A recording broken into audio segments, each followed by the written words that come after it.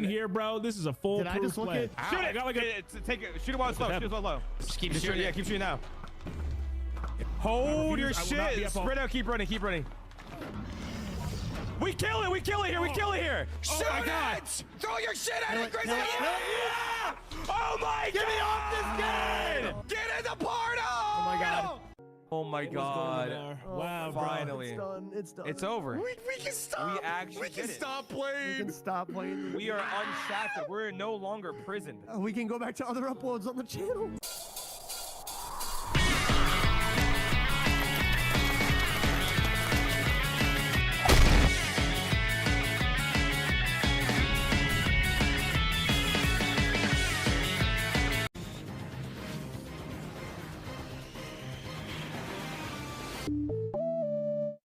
I'm disabled, bro. I now have the power to bypass every line, park closest, get special treatment. Grown ass man being pushed around, die from embarrassment. I'm like, you know, let me stand up. Let me just start walking.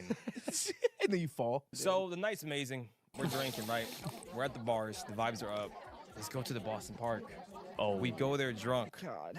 First, we do the slides, and I'm going down the slide. I'm like, yeah, it's just fun and all, but it's not that fun. The famous Boston Park, where the police officer went down and ate.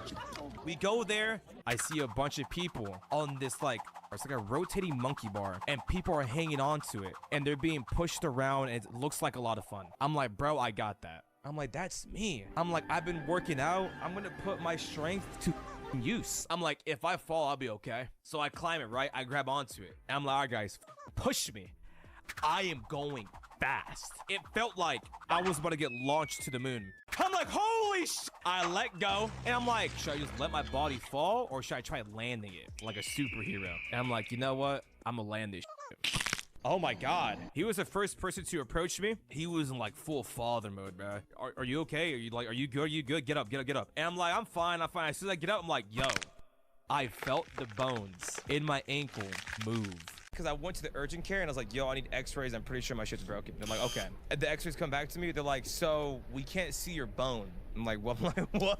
Did it just leave? They're like, your foot's kind of too swollen. Dude, my foot was fat. I'm texting my mom, my family, everybody. We ran into another person at the airport that Kayla knew, and they're like, oh yeah, I sprained my ankle in the Boston Park. This fucking place is a death trap. I went at the urgent care. I told her the nurse's story was so embarrassing. And she's like, oh yeah, they opened up a whole new urgent care because of people like you that go to the park and get injured. Did you get sent there? No. Like, hey, bro, we don't take dumbasses here. Like, yeah, you gotta what? get the hell No, out of here. that's for that hospital. Yeah. It's like Weenie Hut Juniors and then Super Weenie Hut Juniors. Yeah.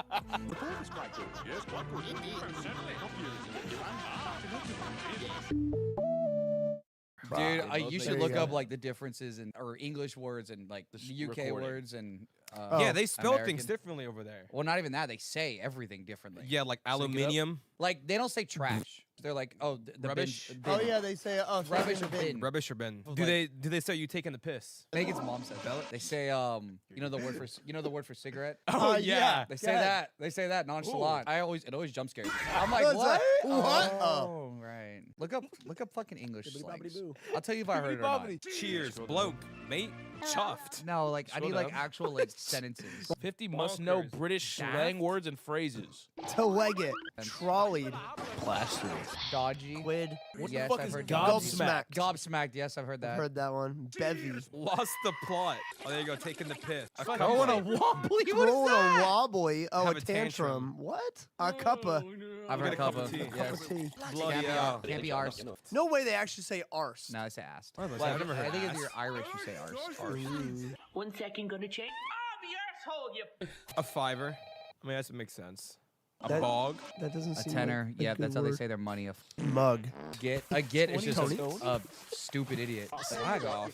A muppet, dude. A fucking You fucking Muppet. Generally a bit clueless. So like us. We're crap? Muppets, bro. We're Muppets, bro. They show To bad crack lights. on. Bly me. Cock up. Oh. Cock up. In it. Kerfuffle. Kerfuffle. That's fun. Minging. Minging. Minging. Is it minging? No, I like think it's minging. No, it's minging. Is minging gross or disgusting? Yeah. faffing around? Oh, hell nah. A load of tosh. Cat face. This can't be real. These things can't be used. All right, dude. They say all right. Oh, bro, what? The bee's God. knees These aren't bite even- your arm off. Bob's these your are- uncle. Bunkas. Cheerio. Cheerio. I'm Cheesed gonna be off. honest, I never heard a single person say Cheerio. But yeah, they have Daft different cow. accents, and you know how Goat's we say milk. like y'all in Texas. Yeah. Yeah, no one, no one else says it. Nah, but like I Yeah. thought all of No. America said y'all. Someone from New Jersey is Take gonna it say y'all. easy. I didn't start saying that Nah. until I moved here. They just say it in a more ghetto way. Y'all? It sounds more aggravated. Like Y'all? I feel like when it's in Texas, it's more like an endearing thing. Yeah, like, like how y'all doing? it's more like a y'all Is make that the trip really go. like Connor, Ian's? censor that. What did you say, bro? Say it again. I'm so happy to be back, guys.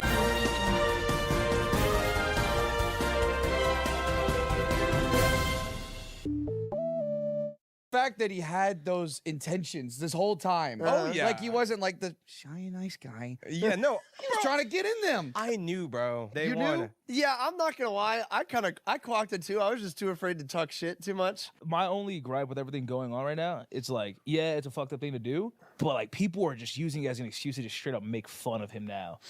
But like him doing But it's also stuff like that is funny. kinda It is cringe. It is cringe as fuck. I mean, nah, yeah, no, it But, is. like, People people are are like, like- it's like it's the internet, No, bro. there It's was bound to people. happen. That's it's just how like it goes. Jason Is the there- Weed is there kinda, like a- recreating his old photos and shit.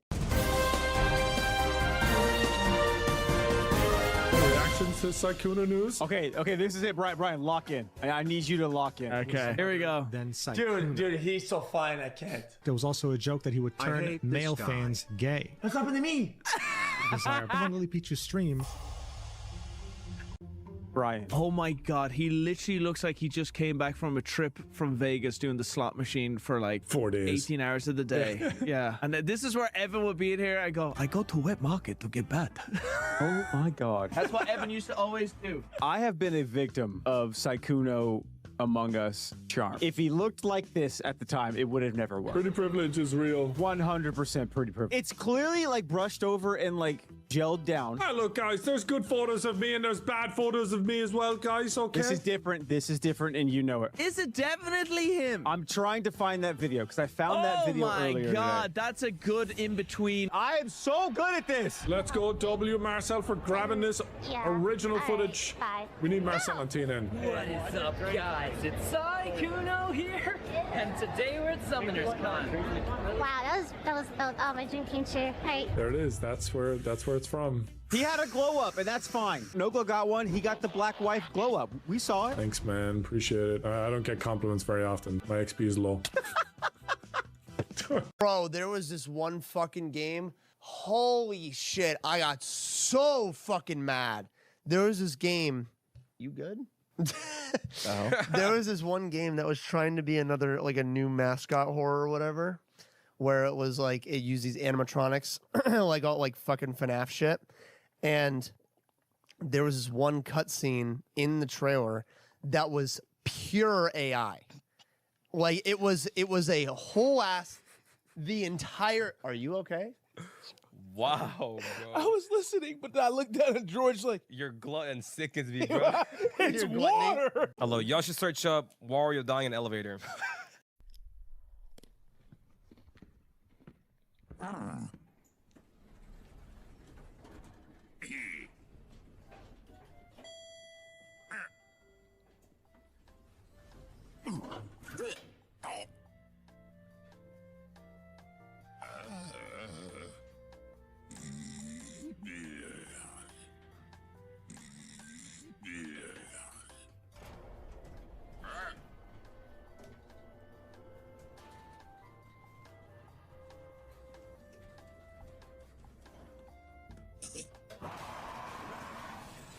Oh my god!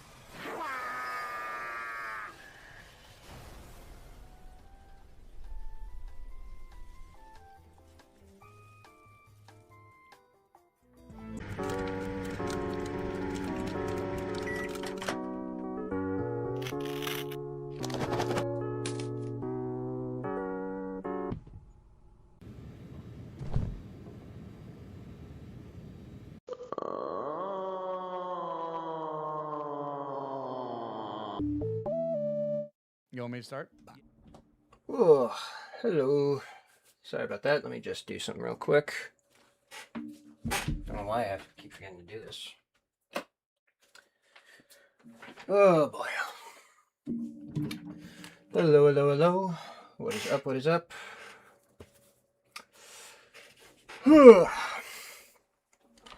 are y'all doing? To the, the few people that are in here. Okay, I think everything should be good. We should be golden. Let me do that. And yes. Hold on.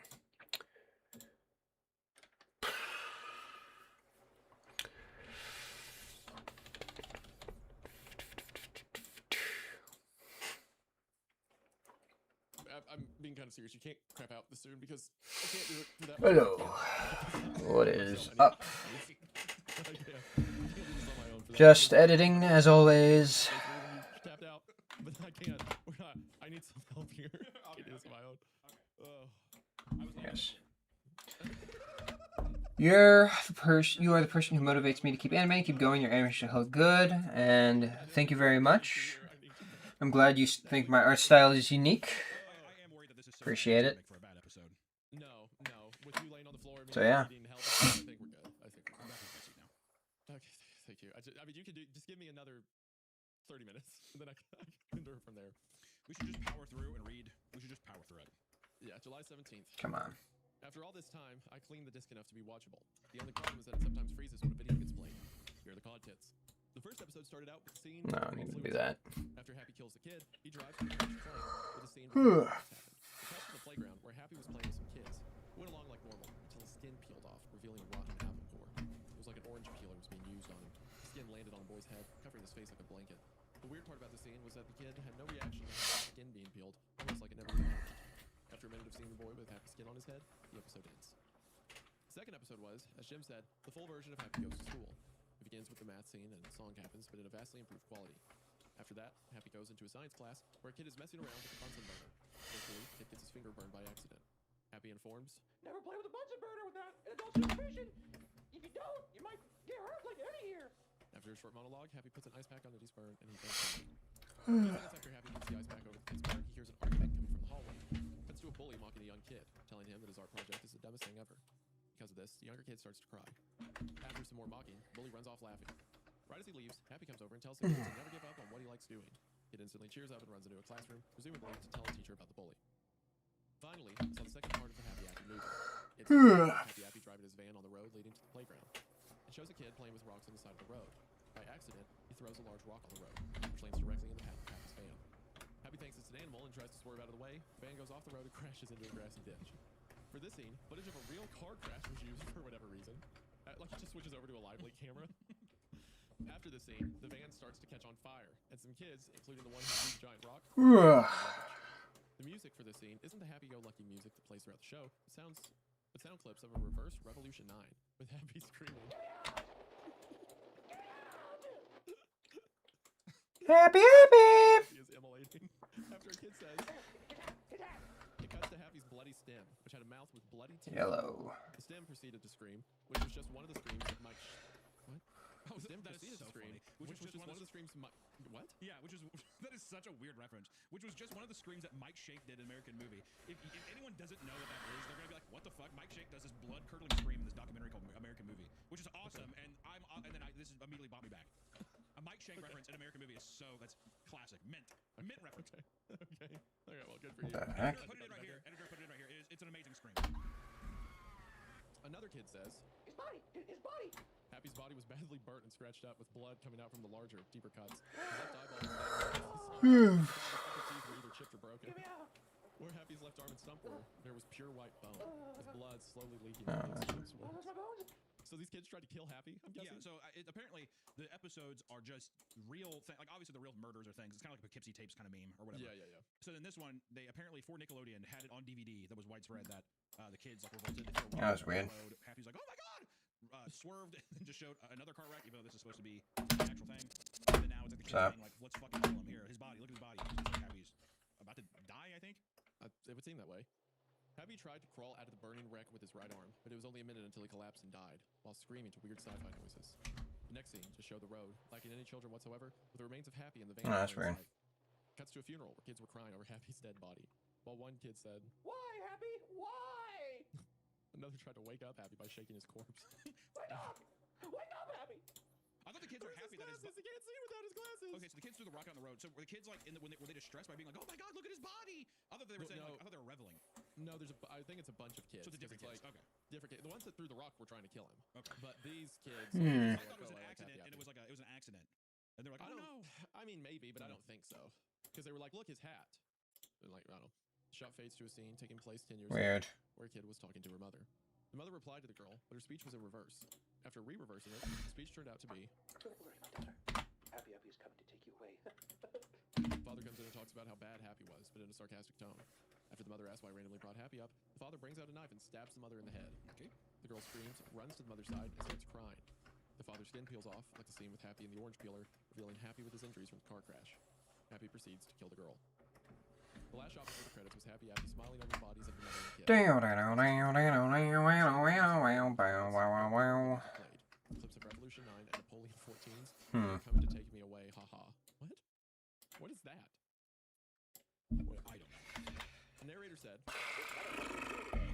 There were two, and there is none now. He's there. He's getting next to his sister with all he knows. He sees to work in the underworld. This was the narrator was talking over. He was talking over Happy Appy, the bloodied scalpel in one hand and a X-Acto knife in the other. It slowly panned down to the disguise Happy was under, like the magic trick episode, and stopped at the hand of the skin, which had cut marks on it. The episode ended. All right. So, is it implying that Happy was like a worker in hell in the underworld? I don't know, but it's really good. Spit him out. That was awesome. Yeah, yeah, that was awesome. That was really cool. Really cool. I appreciate Really that. fucking twisted visuals. I really like that. I wonder if like there's be a way. Man, the apple throws it off a little too much. But if you had like a badly done clay apple and someone did like it looked like an old VHS film, like with lines and like constant audio hum and stuff, but otherwise good production for the time with like an actual van and you see Happy in the driver's seat. It's very clear there's people off screen. And you don't do all the violent stuff, but maybe just a little uncanny interactions with kids.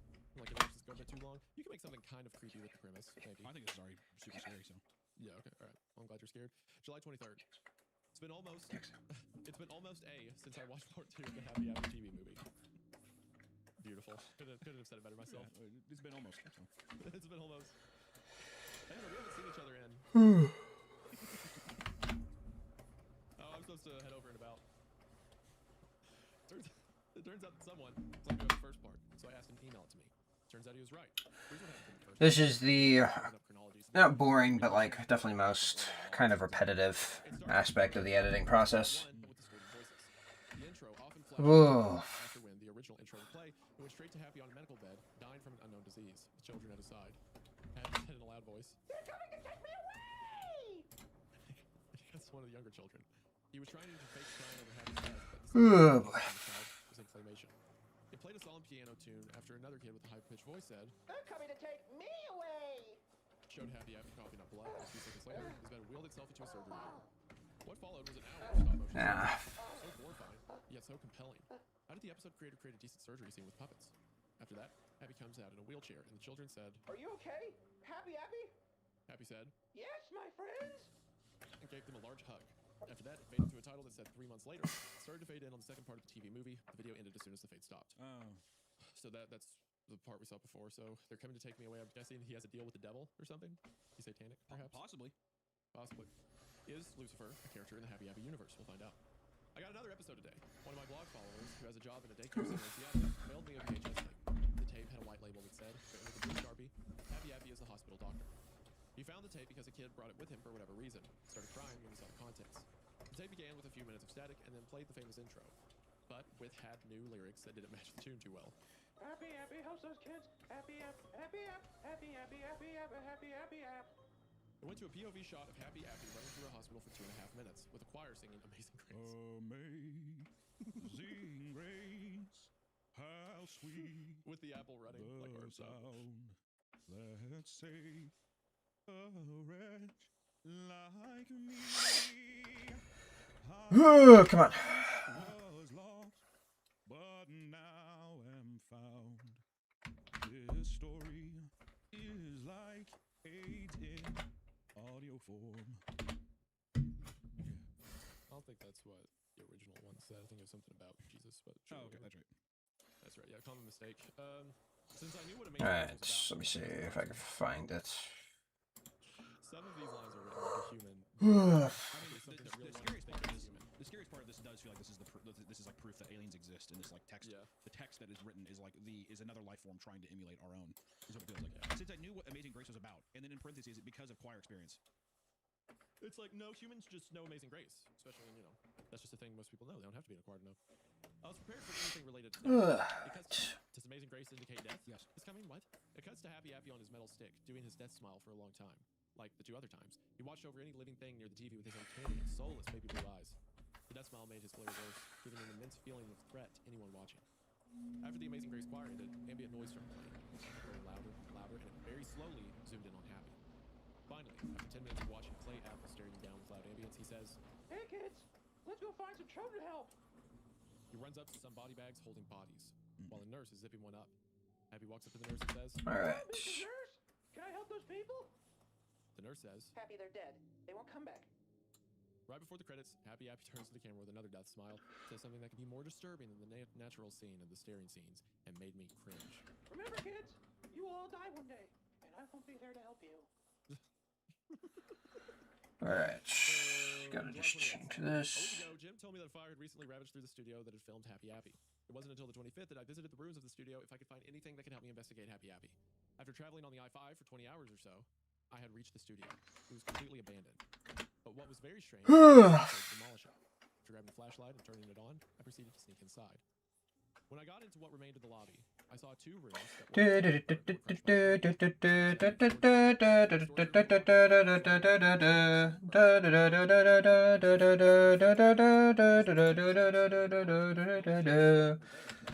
Why does this take forever? Oh boy, oh joy.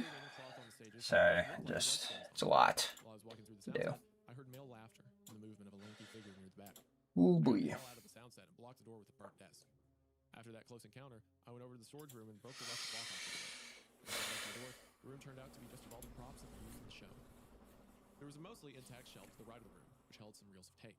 After stealing them, I found a safe which had been partially melted into the floor. After some force, I managed to rip off the floorboards and haul it Okay, no, wait, I can skip those and just get to. After going into the storage room a third time, I heard the sound like wood burning, so I checked the sound set to see what was going on.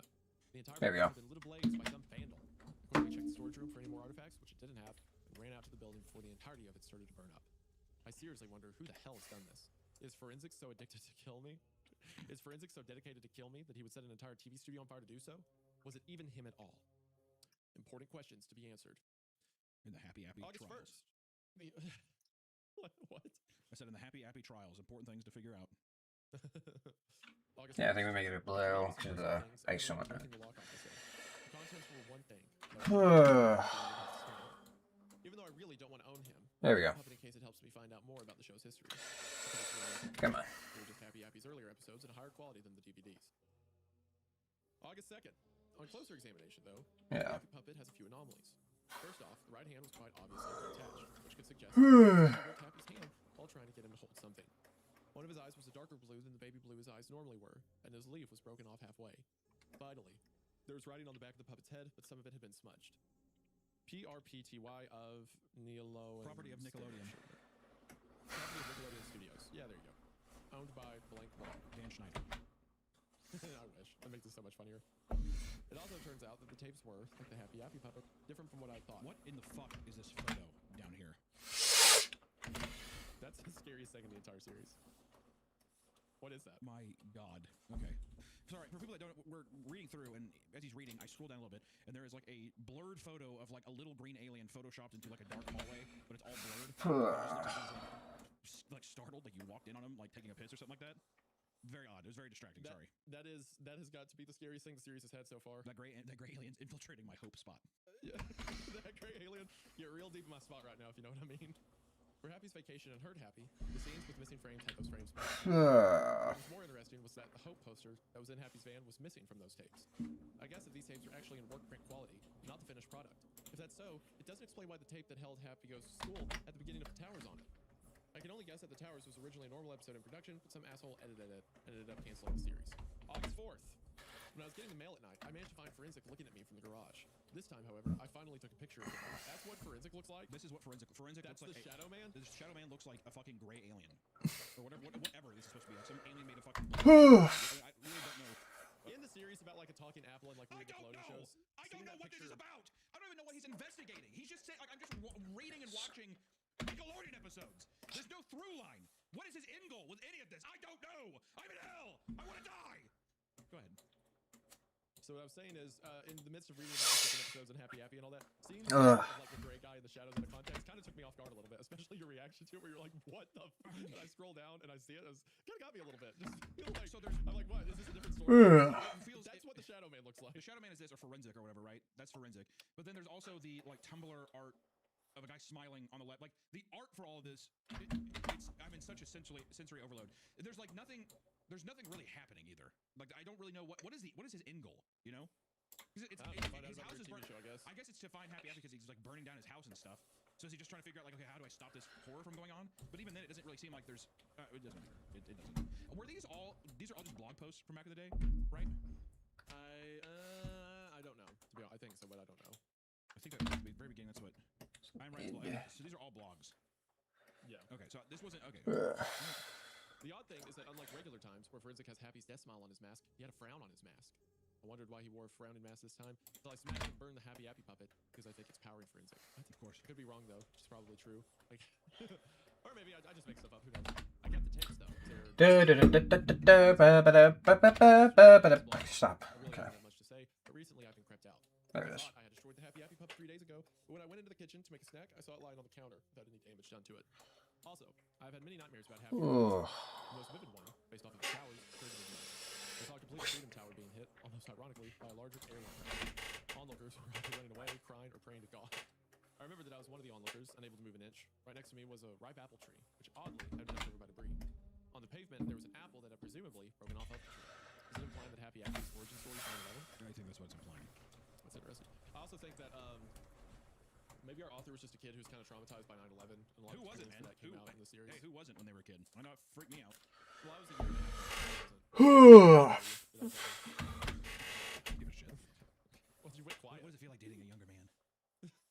Well, you went quiet all of a sudden. I didn't know what that was about. It's self-reflection is what it is. It's self-reflection on starting this podcast. Okay, well, don't do that because I like it here. This is my hope spot, Hunter. Your hope spot is, I hope you realize the hope spot that you're at with your innocent child is being infected and it's in a bad spot with Happy. Like I feel like reading Happy out loud with a child in the same building. With a baby in the house. With a baby in the house is bad. It's probably a bad omen. Yeah. I really hope that she has a cringy, creepypasta face. I feel like that would just be full circle. Yeah, she will. And it would be okay. Good. I picked it up and almost got to take a bite out of it. However, I noticed that Forensic was watching me from a nearby bush. As I bit the apple, it suddenly grew a mouth and began screaming loudly. Wait, I thought he was talking about. Who cares? Oh, it's a nightmare. It's a nightmare about. Okay, gotcha. As I bit the apple. Hello. Horrified, I threw the apple to the pavement. Kom now in chat.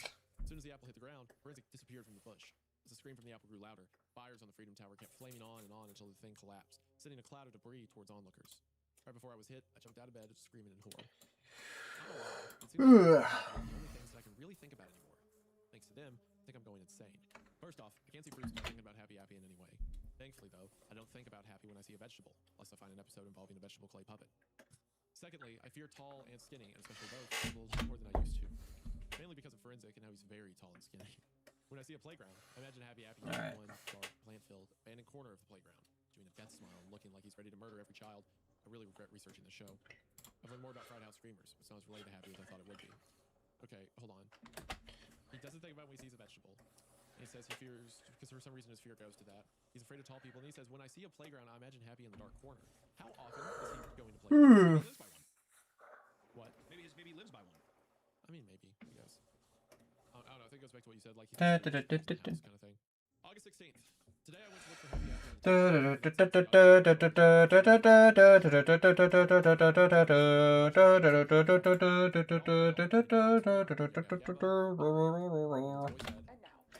I'm just saying random stuff. I don't know what else to do. Way oh people.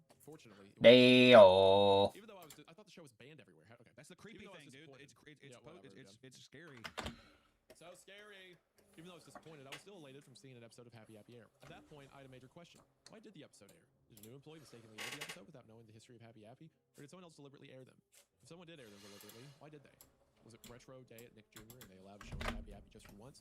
Or did someone know about my research blog to help air an episode? So he's like, I guess I'll turn on Nickelodeon and it's just showing Happy Happy. Yeah. Well, I think, and that's the thing is that it's showing for him. I'm watching the TV and now it's popping up randomly, paranormally. You're right. That makes so much sense. Of course. Hey, I've got 2 things to tell you. First, I will try to make at least 1 post every day, all the way until when I quit researching Happy Happy. Right now, you quit right now. You quit. Second, I am keeping track of the episodes. Here are my guesses for the episode list. Anything with parentheses describes the episode better. Happy's vacation, Bird Happy, Monkey Bar mishap, Happy goes to school, the one with the math song. Nate needs help, Never run with knives, Happy fixes kids. Number 8 is Happy fixes kids part 2 maybe, and 9 is Happy fixes kids part 3. The Towers, Happy the Doctor, the one with the green fluid needle, crash plane, and Happy skip 12 is unknown. Happy's Trick, and 14 is the Happy Happy movie. I know there are only 15 episodes mentioned here, but I haven't discovered the other 9 yet when I publish this post. Because remember, there's 26 episode seasons? He said there could be, but 15 plus 9 yeah, it doesn't matter. It's 24. Not 26. And also, why is he saying, I know I only put 15, but I haven't discovered the other 9 yet. Is he saying that he knows that there are another 9, but he doesn't know the title yet, maybe? I don't know. August 18th. I was on YouTube. There it is. Came across a Happy Happy video. Yeah. The Happy Dance. It was a promo that aired on Noggin. In it showed Happy. Oh boy. Ow. Accompanying it with some lyrics on how to do the Happy. You want to do the beatbox noises? Do, do, do, do, do, do. Yeah, that pretty much is that. Do the Happy Dance. Jump to the left. Jump to the left. Jump to the left. Jump to the left. Jump to the right. Jump to the right. Wave. Jump to the right. Now get down. And scoot to your left. Scoot to your left. Scoot to your left. Scoot to your left. And scoot to your right. And scoot to your right. And scoot to your right. And scoot to your right. Do the Happy Dance. That was pretty good, I think. All right. That was pretty alright. After that, it said, Watch Happy Happy every Monday at 8 a.m. And it ended. I know it isn't a new episode. It's a cute thing I saw. Why is it like they burned down my house? There we go. I was so excited. It's cute. It's got a short-term memory loss. August 23rd. As I was looking over some posts today, I noticed a draft in the folder. Normally, I wouldn't have drafts in there unless I had to finish a post on another day. So this stuck out to me as odd. Right. I opened it, and I found out that Forensic had somehow gotten into my Ugh. use the keylogger, but anything's possible. Here are the contents. Hello there, my good friend. Are you feeling well today? Good, because Jerism. All right. Jerism? Our authors. Okay. Right. Good, because Jerism is not here today. Hey. Because can you just call him Germa? Germa's not here today. Instead, you will be getting a post from his favorite friend, Forensic. And Forensic. So, All right. from where I'm standing. I've killed a lot of people now. All right. This year alone, I've killed Kevin Christensen and Tristan Yai. Yay. Amazing, isn't it? Well, just you wait. Once I'm done with Jim Forrester, I'll kill Germa. And it ain't going to be pretty. What will I choose to kill him? Will it be good? What will I use to kill him? Or what will I choose to? What will I choose to kill him? Well, will it be the good old knife to the head, or maybe I'll pick or maybe. Hold on, I gotta check something. I might not mentally scar him, but it is in the question. Oh, the possibilities are endless. But now there's a big question I will answer. What will I do with Germa's body? Will I? And it ends there. Why did he leave off mid-sentence? Will I? And it ends there. Did his internet break down? Was he noticing that I was starting to wake up? Forensic. Maybe he got booted is, off somehow. Forensic is really scary. That's a scary name, bro. I got scared just hearing it. All I know is that Forensic tried to post on my blog, and I'm not happy. However, there's a sound clip left on the blog post. There's a 3-minute sound clip. All right. With some voices. I'll try to Now it's time to get onto the motion graphics part of it. Can't just post that, because the idea is like, oh, Forensic's taking over the blog, right? But he has to preface everything around it. He can't just let the post from Forensic go up. Trying to think about what this won't be in static. That sounds pretty good. It kind of sounds like you're coming through a radio. Yeah, we're gonna make a thing. What do you think you would say? Would it be like, probably some nice stuff here, but a little down, a little fire. No, that sounds like he's like at the bottom of a cave in a radio.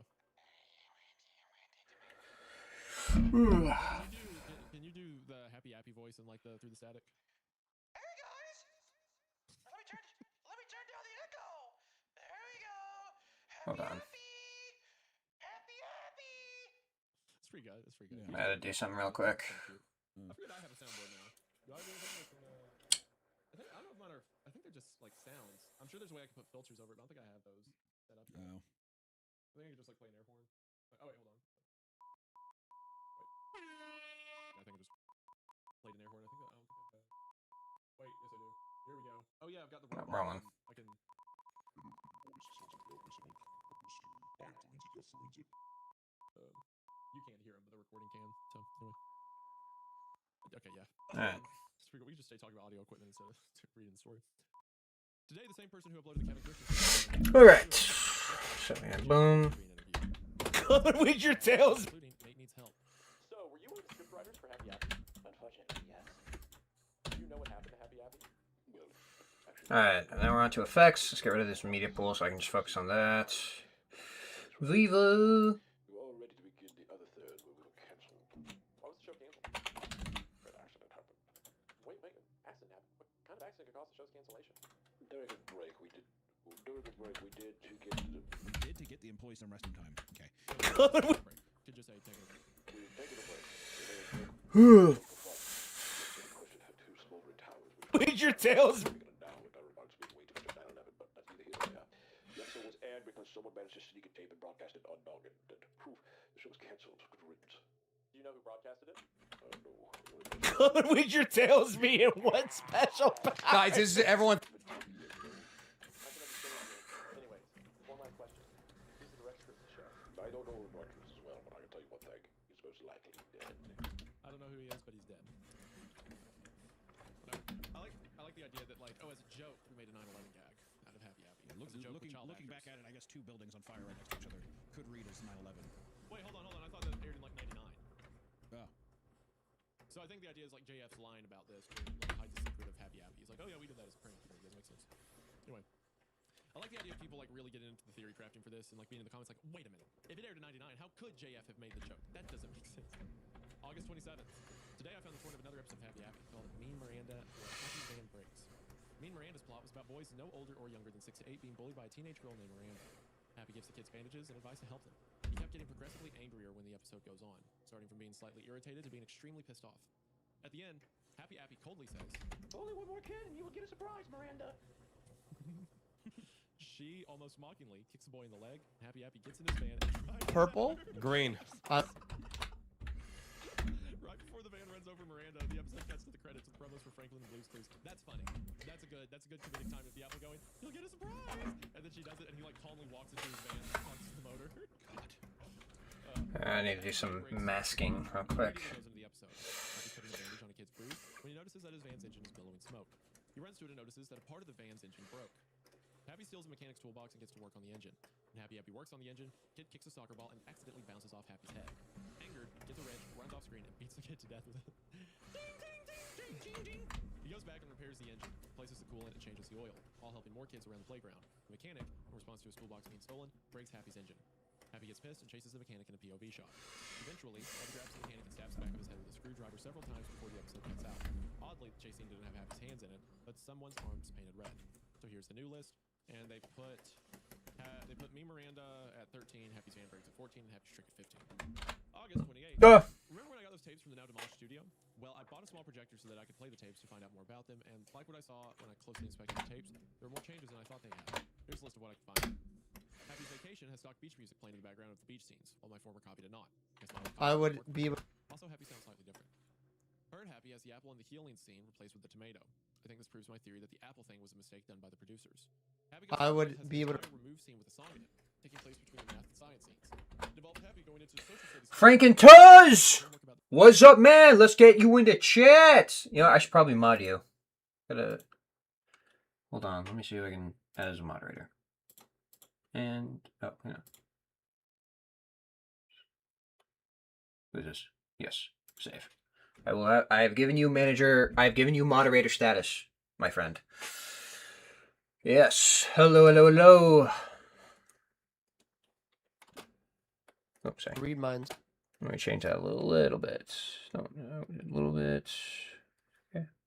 Let's just give it a little bit more. Oof.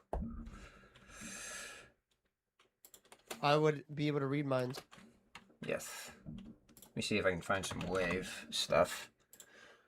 So this is, if anyone's watching and curious, this is essentially, also, Frankentuz, do you have a Discord?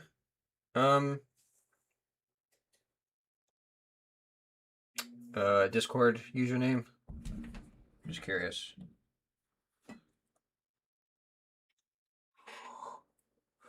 Yes. I would like to. Let me see if I can find you.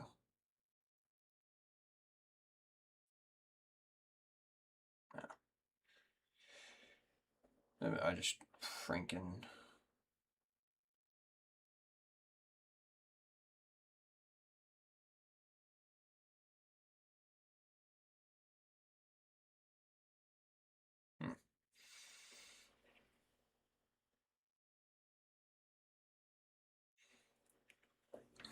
Yes.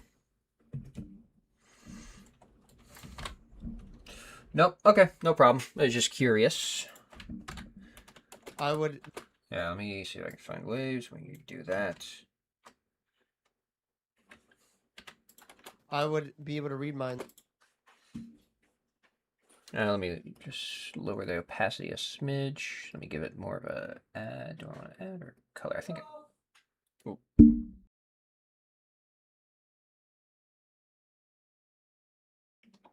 Anyway, let me see if I can move this.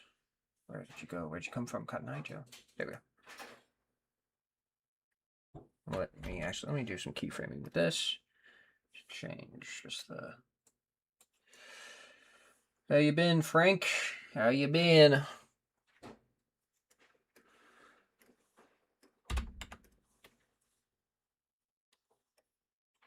Actually, I should probably put that. I think right there should be good. I would be able to read. Did I not? Okay, that's why.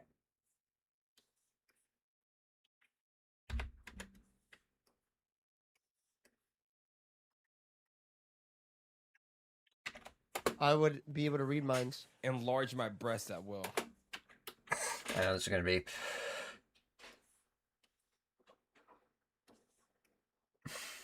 Yes.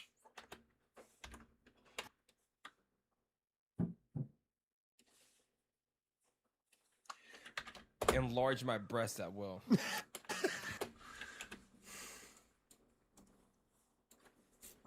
Oh, there, then. Okay, that's that. So, let me just do something like that.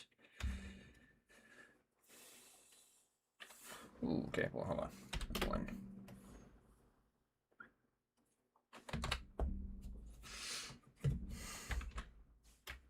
Oh, my.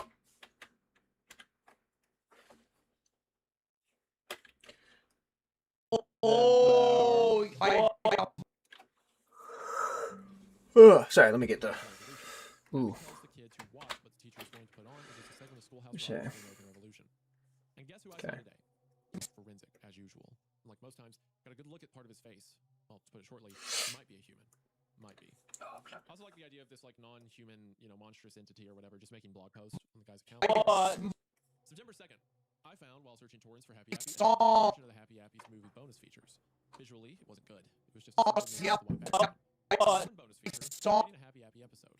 I downloaded and watched it. It was around 30 minutes long, and like the title says, showed the making of a new episode which hasn't released called Happy Meets the Roo Bears, where Happy Appy is in a crossover with Aphex Twin.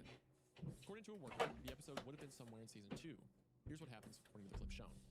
Happy's in the playground when he sees a watered-down Roo Bear running around. Happy asks who he is. The Roo Bear does not respond.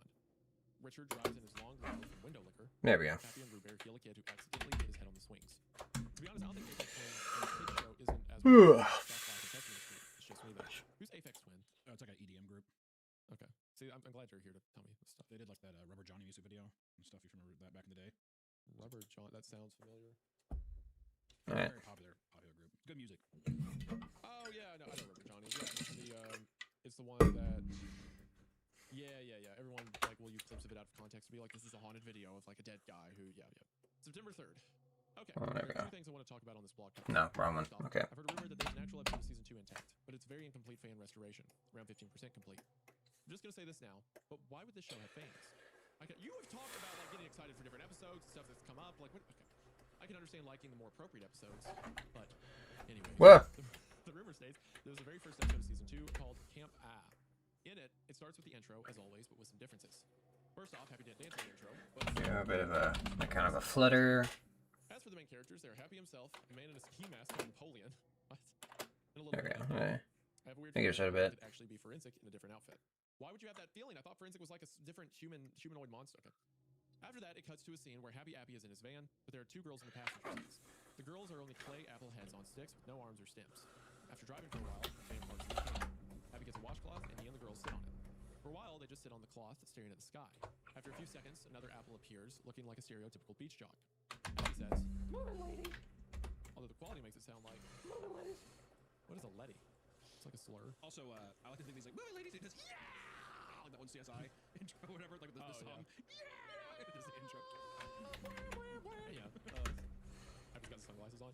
The second thing is that Happy does not have an IMDb page. A page some people are mistaken for is actually a TV show called The Happy Apple. I can understand why people would think it would be related to Happy Appy.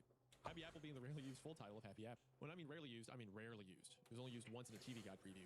But about the Happy Apple, it's from the 1980s. Alright. How could you confuse a TV show from the 80s about an insurance company with a noggin TV show from the 90s that has imagery of 9/11? Don't even get me started on Appaloosa forces. Just don't. So something that's interesting about this from a fundamental perspective. Obviously, it's bad, right? We get it. It's apparent, whatever. But conceptually, the thing that the author has to think is interesting, the thing people who are reading it has to think is interesting, is the lost cartoon, right? The idea of a lost Apple cartoon.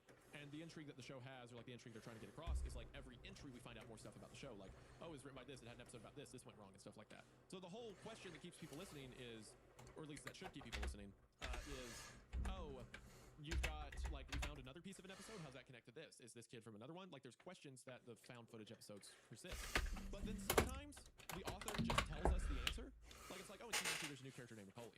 And it's like, oh, kid show, where did that go? And the author connects it and goes, hey, for instance. It's like, oh, well, there went any intrigue we had for that character, who they are, what they do, and stuff like that. You know? I mean, I think The amount of layering is insane. I mean, it's nothing. I mean, I guess. I mean, most of the. Yeah, I mean, like, an actual animation would probably have, like, way more. Like, an actual, like, full-blown thing. So. Because also, it's like, I'm trying to make sure that, like, they fit into the actual backgrounds and whatnot. So it's more so of a. Yes. Yeah, I mean, I think that it's. I think they're trying to. I think the author is trying to still make it deceptive, even though it's like leaving breadcrumbs to where you're going. Yeah. You know, like, oh, I think it might be forensic, even though it definitely, like, I think that they're saying that it definitely is, but still trying to like leave the door open in case, you know. Yeah. Like something like that. There is. I guess. I mean, Okay, there we go. It's weird. It's weird to like be like, here's an interesting new clue. This is the answer. Yeah. Like instantly, you know. Yes. Not that would really save it or anything. It's just weird. It's just weird to, because on principle the idea is like, oh, this old abandoned TV show's interesting. It's weird to shoot your premise in the foot like that for no reason, right? Well, I think that it's. I mean, from everything that we've read so far, there's nothing that is nothing. There is no real narrative. I mean, like, the thing is that every time it says I'm investigating something, but there's no like. Nothing's really hard to get. What are you investigating? It's like What's your end goal? Why are we here? There's not really anything of like. So here. How they're supposed to get the thing. So it's kind of right here. And then we go. This was probably a fan of like Squidward's Suicide and those kind of like little short stories that was just like a quick vignette, and they were like, I wish I knew more, and they wanted to explore on that.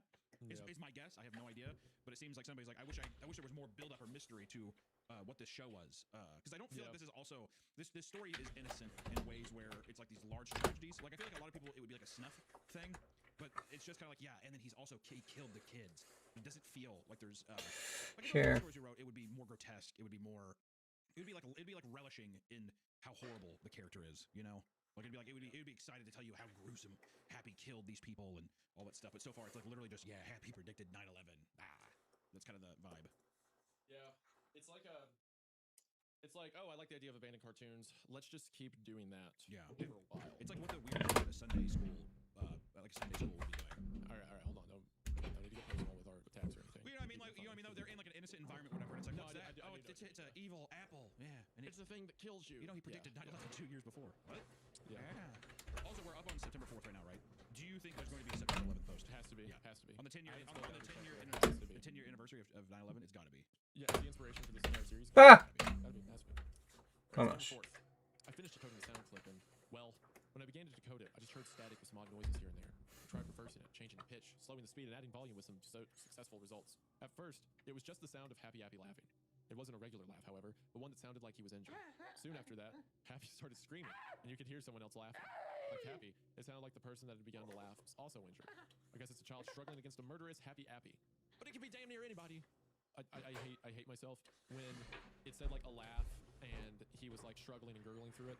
It reminded me of the Joker's death scene from the Batman Beyond Return of the Joker movie. You know, Joker gets shot with the thing. I think. It just yeah.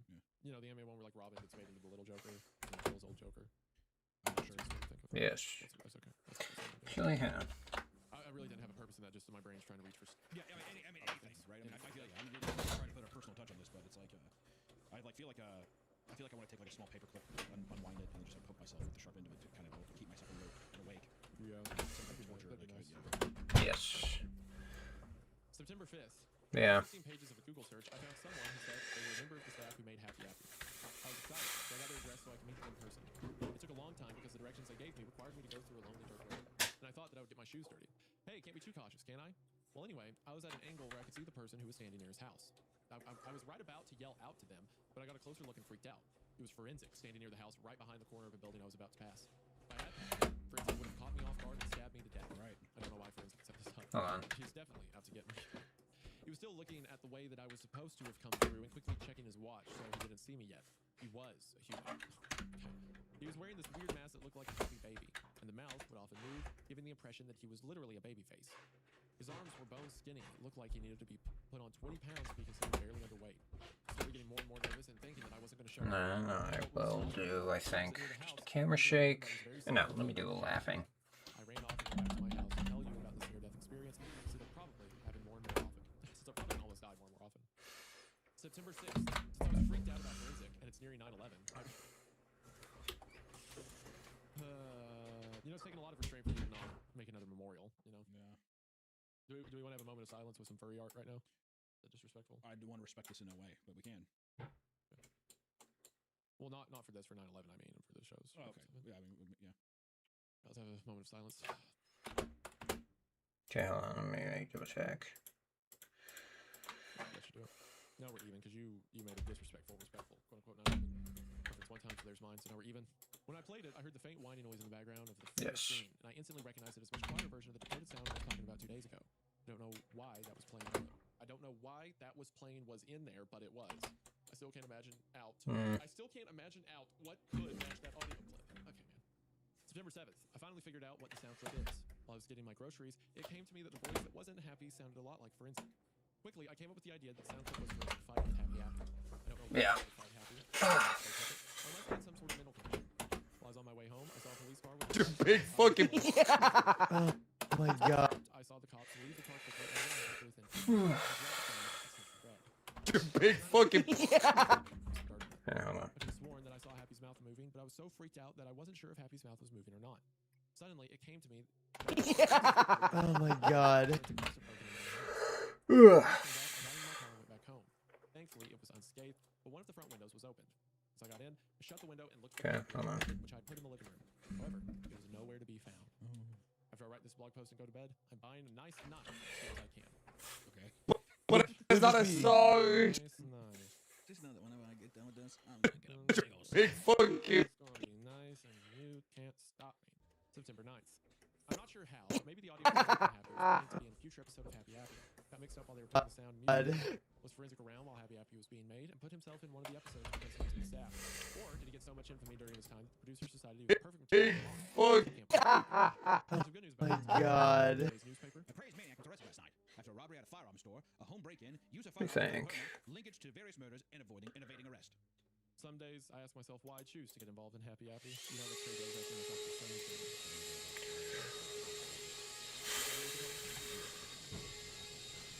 Curious, actually, here. Great. No, not that.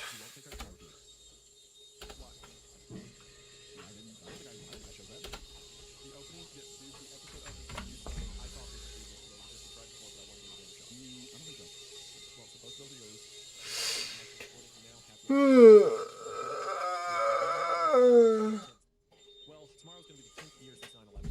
Okay, it went like the 9/11 thing came up once and it was funny and it was haha and all that stuff. But and I kind of made the joke like this. It seems like this guy's got trauma around 9/11, but it's actually like Happy Happy connection to it. Like the event of 9/11 has become like a focal point. It is. This is quite literally the 9. Big fucking. Oh my god. There we go. Is around Looking good. It's looking pretty decent. I gotta be honest with you. Then I guess add the adjustment layer. So this adjustment layer is to put everything into the frame. 1.3. Take. Guys, is everyone think about this? He says, I know I'm not supposed to make a post on September 11th, but I really had to get this post out. Last night, a certain someone went on my computer today. Luckily, the only things that Forensic did Here.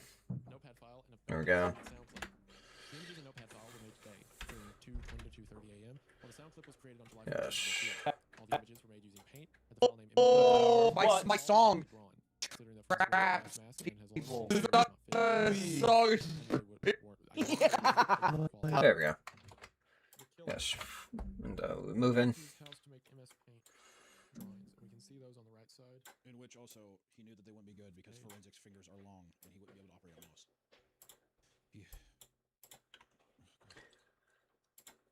No, not an adjustment. Just gonna move that there.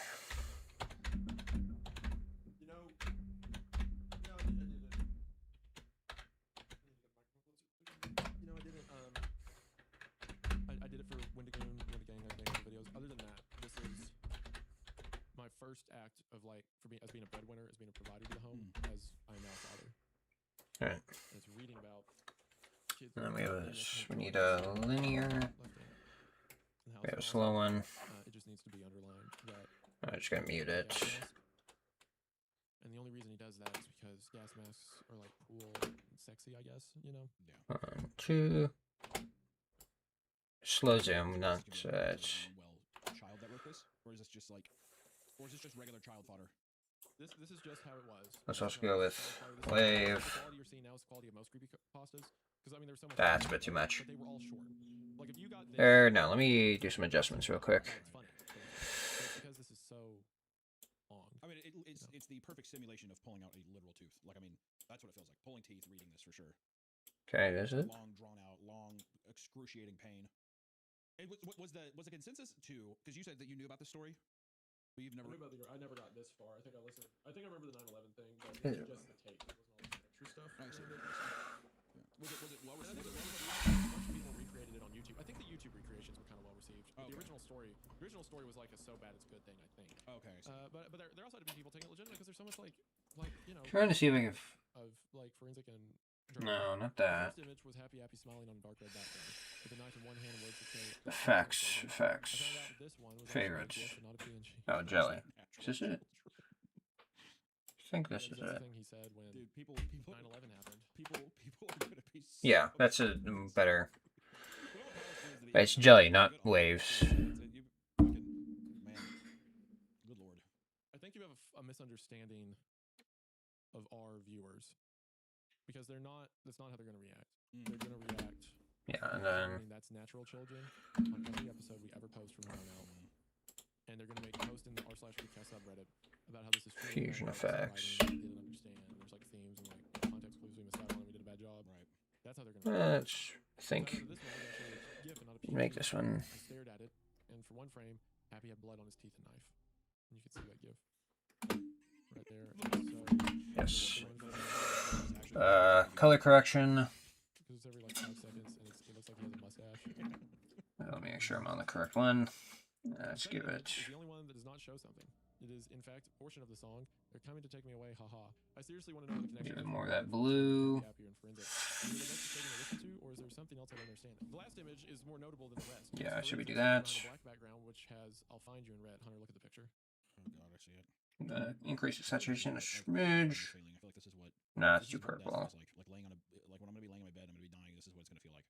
There we go. That won't last as long. Actually, let's turn the highlights. What's notable is that it shows Forensic's long, pale neck, gray clothes, and his unusual. Let's turn that down a bit. There we go. Even though the picture's quite boring, however, it doesn't show his filters, which is odd. The notepad file contained another gibberish string. There's the gibberish string. I don't know what that does. You want to put it in a cipher, Hunter? Let me see. Research again. Okay. Why do I keep seeing these gibberish strings? Are they a secret code or something? Maybe it's going through the crack? Once again, linear. Thank you. Hey, Hunter. Oh yes, about the sound clip. It starts with a bunch of ambience that sounds like it would belong in a factory. There's metal banging, steam blowing, all that stuff. It might be possible that's just some of the distortion. In the background, I heard a person walking, kicking over an empty tin can. After this, I heard a voice that sounded like someone beginning to say stop before it goes to static for the rest of the clip. My best guess of what this sound clip would be is forensic killing someone. Okay, but looking at the date of the file that was made, which was on the 12th of July, could this sound be related to Transylvania? I somewhat doubt it, to be honest. September 12th. Today was one of the worst days I've ever had. But at the same time, it was also one of the best. It all started when I was coming home after getting late-night groceries on September 11th. You know, that horrible day. Well, when I noticed forensic was crossing the road to my house, and we were trying to burn it, something, I sped up and had the car ram into him at full force. I heard a couple of bones breaking, and I knew I must have injured or possibly killed him. So I grabbed a flashlight and I got out of my car, and to my surprise, I couldn't find forensic. Although I made a trail of blood which pointed to where he went. So There we I go. followed the blood. The trail led me to a nearby forest a couple miles away from me. I had doubts about this. Forensic had run off into the woods and was probably ready to attack if I go too deep into it. So I put those thoughts aside since I knew I had to kill Forensic in one way or another. So I got my knife from the car and went to the forest. The blood stopped at a dirt trail, and a few meters from it was a sign. The letters were faded, but I shined a light on the sign, and it read, "Shiny Gentleman." It read, "Johnny Wilkinson Summer Camp." Now, the John Wilkinson Summer Camp opened up in 1996. The owner of the camp was, unsurprisingly, John Wilkinson, a 35-year-old who had a mild case of schizophrenia. And for years, it was a very popular summer camp. Kids kept coming to it, with some coming all the way from Maine and the United Kingdom. Unfortunately, in 2004, John Wilkinson's worsening schizophrenia reached a peak, and around 2 in the night, John got an axe, went into the log cabin, and killed 6 children before disappearing into the woods. The summer camp closed down, and the case remains cold to this day, even though we know for a fact it was John Wilkinson who killed him, but it's still cold. I went up the dirt road to the summer camp, which was in an overgrown grove. Over the years, the summer camp deteriorated, letting There we go. grow and rotting wood. I went to A first, just for reference. The cabin series are A, 16 through 18-year-olds, B, 13 to 15-years-olds, and C, 10 to 12-years-olds, and D, of course, 7 to 9-year-olds. It looked like a regular cabin, minus the fact the blood was on the walls. Beds were undone, and some of the wood was rotting. And there was an axe stuck on the wall. Obviously, and since an axe is a better weapon than a knife, I took it. I went to B, and the axe door was down. It was the same as A, minus the axe. C was the same. Finally, I axed down B's door, and as I walked in, I noticed the sound Hold on. of running. The room was different from the rest. I turned the lights on. I wish I hadn't, because as soon as the old light flickered on, I was horrified at what I seen. On the walls, were mutilated bodies having Christensen, Tristan Ye, and Miranda, held up by meat hooks. I was completely paralyzed in fear for about a minute. My breathing became more rapid. My heartbeat sped up, and I started sweating. Behind me, I heard an all too familiar slithering voice with what sounded like an East Coast accent. Do you like my trophies? I jumped at the sound of the voice and sharply turned around. It was none other than Fergus. Yeah. A dull, rusty butcher knife. He was wearing a black butcher's robe, heavy winter clothing, and, of course, his trademark gas mask. Hunter, I just gotta say, what you're doing right now might be the nicest thing anyone's ever done. You got it, dipshit. I got you. Thanks, buddy. This means a lot. I'm enjoying your blood debt. Go on, Germa. Go on and take a closer look at my trophies. You know, you wanna have a sick, morbid, supernatural curiosity. When he said that, I was horrified and intrigued. Even though I was paralyzed by fear, I walked up slowly to the body of Kevin Christensen. His body had 3 size marks on his face. The skin on his face was fucking gone. And various nails were rammed into his body in such graphic ways that I can't mention it, even though I just did. His jaw was positioned to make it look like it was laughing or something, and I had to stop Forensic from killing any more people in that horrible way. There was a half-broken mirror next to Kevin's body, and I picked it up and was shaking my hand. And I saw Forensic sitting down in a chair. Preparing to There we go. rusty knife with a large grinding wheel. So, you found me at last. Congratulations, Germa. You deserve an award. You want to know what it is? What the hell did you do to them? Even though it wasn't what Forensic was expecting. It seemed like it was the only thing I could say to him. Well, since you asked, Forensic F. Forensic will tell you what he did. Forensic said as he got up to stretch his arms. But first, Here, hold on. reward. It's a knife to the throat. He laughed, which turned from a somewhat girly giggle to a psychotic. He laughed, which turned from a somewhat girly giggle to a psychopathic laugh. After catching his breath, he said, All right. To put a long story short, Boo, sir! Long story short, I love it. long story short, remember me? They were people. No. Is he going Jamaican here? He's Jamaican. Put a long story short, they were people who had annoyed me. There were people. I think this is him trying to write like a northeast. Oh, yeah, it's like a accent. They were people. To put a long story short, there were people who had annoyed me to a certain extent. You know what it is? You know what it is? He's trying to make him sound like he's in the mafia. Oh, okay. He's a mobster. Yeah, he's trying to make him sound like a mobster. Yeah. Okay, hold on. There were people who had annoyed me to a certain extent. First off, Kevin Christensen deserved his natural fate because he kept calling me slow and. Kevin Christensen kept calling me slow and retarded. I'll try to think. personally got offended by that.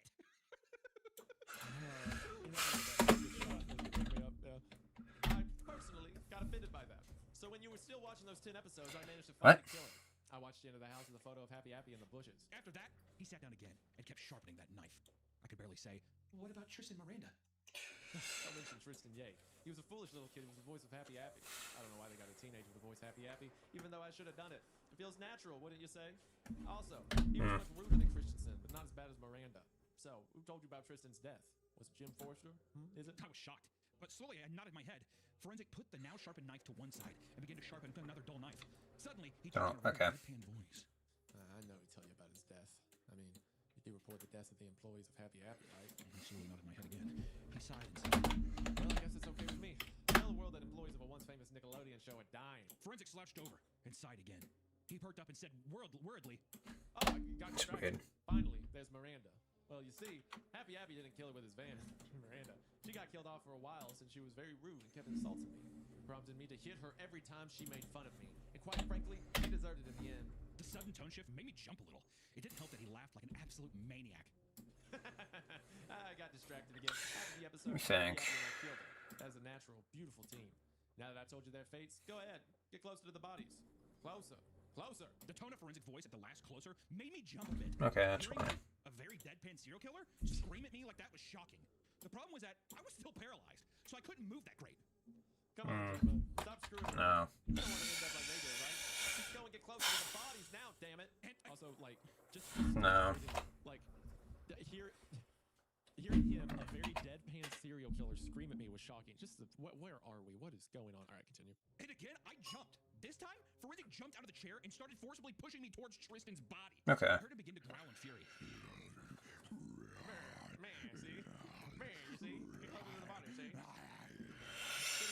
Where is the... Tristan was disfigured as Kevin was. He had the same slice marks, but in the abdomen area. His facial skin was also gone. Think. It was sloppier than Kevin's mutilation. He was also laughing, but it was more forced. I think. Jaw and force it open. Where Thing I said is... before I planned to kill him. About that sound file you left on my computer, the one that sounded like it was in the factory. What was that? Here we go. Oh, it was me killing Tristan. Don't ask why, but I love to record people's death cries as I kill them. It's so natural to me, if you will. He muttered something that I could barely hear, but it was basically along the lines of, damn, I need to stop saying natural. He replied with, now that you've seen Kevin and Tristan's bodies, how about you see Miranda's? It's the best in my opinion, since she deserved her fate the most. And again, I jumped. I moved her body just so that I wouldn't be screamed at by Forensic again, and possibly piss him off so much that he would Seriously? murder me. Unlike the others, Miranda was barely recognizable. Pieces of her flesh and organs had bite marks in them, and her limbs were dismembered. Again, she was laughing. This time, I couldn't tell at first. I still had the broken mirror and noticed Forensic was slowly holding up the second knife he sharpened in his left hand to fucking backstab me. Forensic said, well, now that you got all your questions answered, it's time for you to go. no! I screamed before taking out the axe and striking his left arm. He laughed in half agony, half enjoyment, while I chopped it off. After chopping off his arm, I ran out of the house, leaving the axe with him. And outside, I found a can of gasoline. I dumped the gasoline all over the house. And when I was finished, Forensic woke up. Realizing what I was doing, he grabbed the axe I had and a bag full of weapons and ran out into the woods. I got a match and burned the cabin down. For a moment, it felt very satisfying to destroy Forensic's hideout in the same way he destroyed my former house. End of log. Hold on. Oh, okay. So it's... No, it's, I can 100. That was beautiful. The local policemen I can take it over. The local policemen are, for the most part, assholes. Even though I work for them, when I try to tell the officers about the forensic, most of them dismiss the story, saying it never happened. One of the officers, Robert Newport, did believe my story, albeit reluctantly. At least somebody at work believes me. However, due to some money issues, I'm gonna have to take a month-long break from Happy Happy. I expect to return sometime in October. See you later. October 19th, 2011. Hey guys, I'm back. I should let you all know that any rumors 7. are all false. I did see Forensic during my break, which made my life easier. Also, I'll try to find all the episodes of Happy Happy. I promise. German, October 21st, 2011. Today, I was going through a flea market when I realized I could find a Happy Happy episode in the VHS section. After looking through some obscure VHS movies, I found a VHS with a rushed label. Happy Happy Goes to the Circus. Since I buy almost anything Happy Happy related, I bought the tape. After driving home, I got my VHS player and I put the tape it, which had some pretty bad deterioration since the episode was recorded. Some parts of the episode taped over with an episode of Blue's Clues, and what wasn't taped over had very low quality audio and video. The title is the plot in a nutshell. Happy Abby goes traveling to the circus and tells kids who get hurt. The episode starts out with Happy Abby buying a ticket to see the Banana Brothers traveling circus. After buying popcorn and drink, he gets a seat. And the show begins. Unfortunately, half of the scene was replaced with either Blue's Clues episodes or static, and the show scene was cut out anyway. I mean, the show is already low budget as is, but the show scene was by far the latest thing in the show's run. The bulky strings were visible during stunts, the models were very rushed, and the camera was unfocused, and someone's head was visible in the scene. After about 3 minutes, after the 3 minute long scene, it goes to this intermission. Happy Abby throws his trash away when he hears a kid crying. He walks to where he thought the cry came from and discovers a kid who was hit in the head on the bleachers. Happy heals him using bandages and an ice pack, and the kid thanks him. Then Happy Abby realizes that the trapeze act, the Flying Apples, had a missing member, and Happy sees this opportunity to make him, as an opportunity to make him more popular with everyone, especially children. He gets dressed as Aaron Apple, and the other four were Abraham, Adam, Andrew, and Auburn, and talks to the rest of the act about how late he was. The second half of the show begins, and the first act was, unsurprisingly, the Flying Apples. Unlike the rest of the circus scenes, the trapeze act was actually decently made. It was like the entire budget of the episode was spent on making the Flying Apples part look good. After that, more of those god-awful circus scenes. Although the clown scene was somewhat funny, and the circus show ends where the Banana Brothers thank kids for visiting the circus. Later, the Flying Apples meet the Banana Brothers, and they tell the Flying Apples how well that they did in the trapeze act. After that, Happy is seen walking out when he sees a kid get bullied by a bandaged girl. Happy gets closer, and guess who was bullying the kid? Miranda. Miranda tells Happy Abby that she has a knife on her. The video cuts out, yet the audio keeps playing. This was probably a good thing for me since Miranda began to scream while Happy began to chop her up with a knife, laughing. October 23rd, 2011. Today, I'm going to try to answer a massive question about Happy Abby. Right, let me think. I think. You see, after I went to the employee's house when Forensic was, I had two ideas. Yes. Employees, or is Forensic the employee? I think the most likely answer is the latter. Another question arises. Who exactly is Forensic? Well, I can say a few things about that question. It's not Kevin Christensen, Christian Ye, or possibly Jim Forrester. Oh, also, I can't really confirm Forensic's identity. You might be saying that the decapitated arm has Forensic's blood in it and his fingerprints. Well, it's not that. You see, I didn't keep the arm. I made the foolish mistake of leaving it at the summer camp.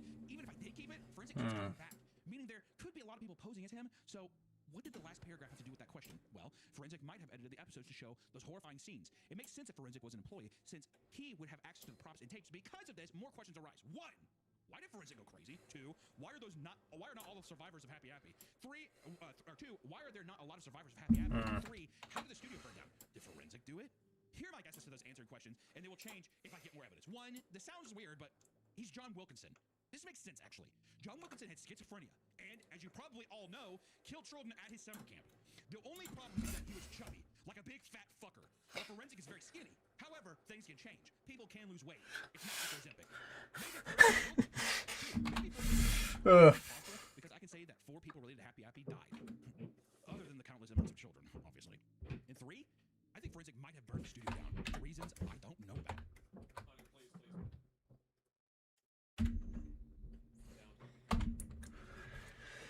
All right.